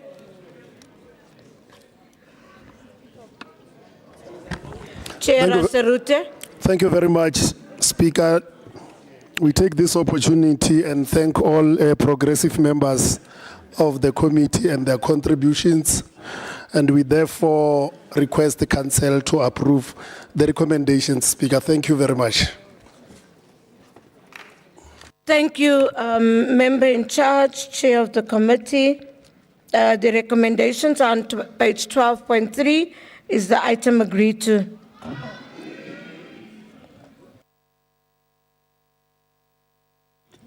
Councillors, item 7 is motions. Councillors, there are no motions. And item 8 would be the announcements.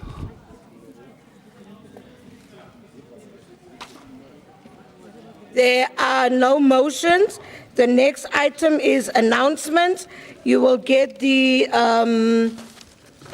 notice of the next council sitting.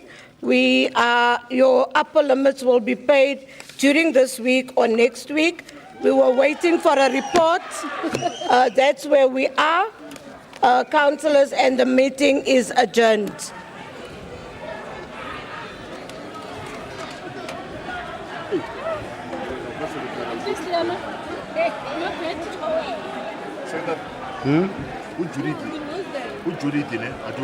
Hi, stranger. How are you? And you guys don't know me. You don't even give me a small tinkle to say hello. How are you? Especially. No. That's why. When I still talk to me.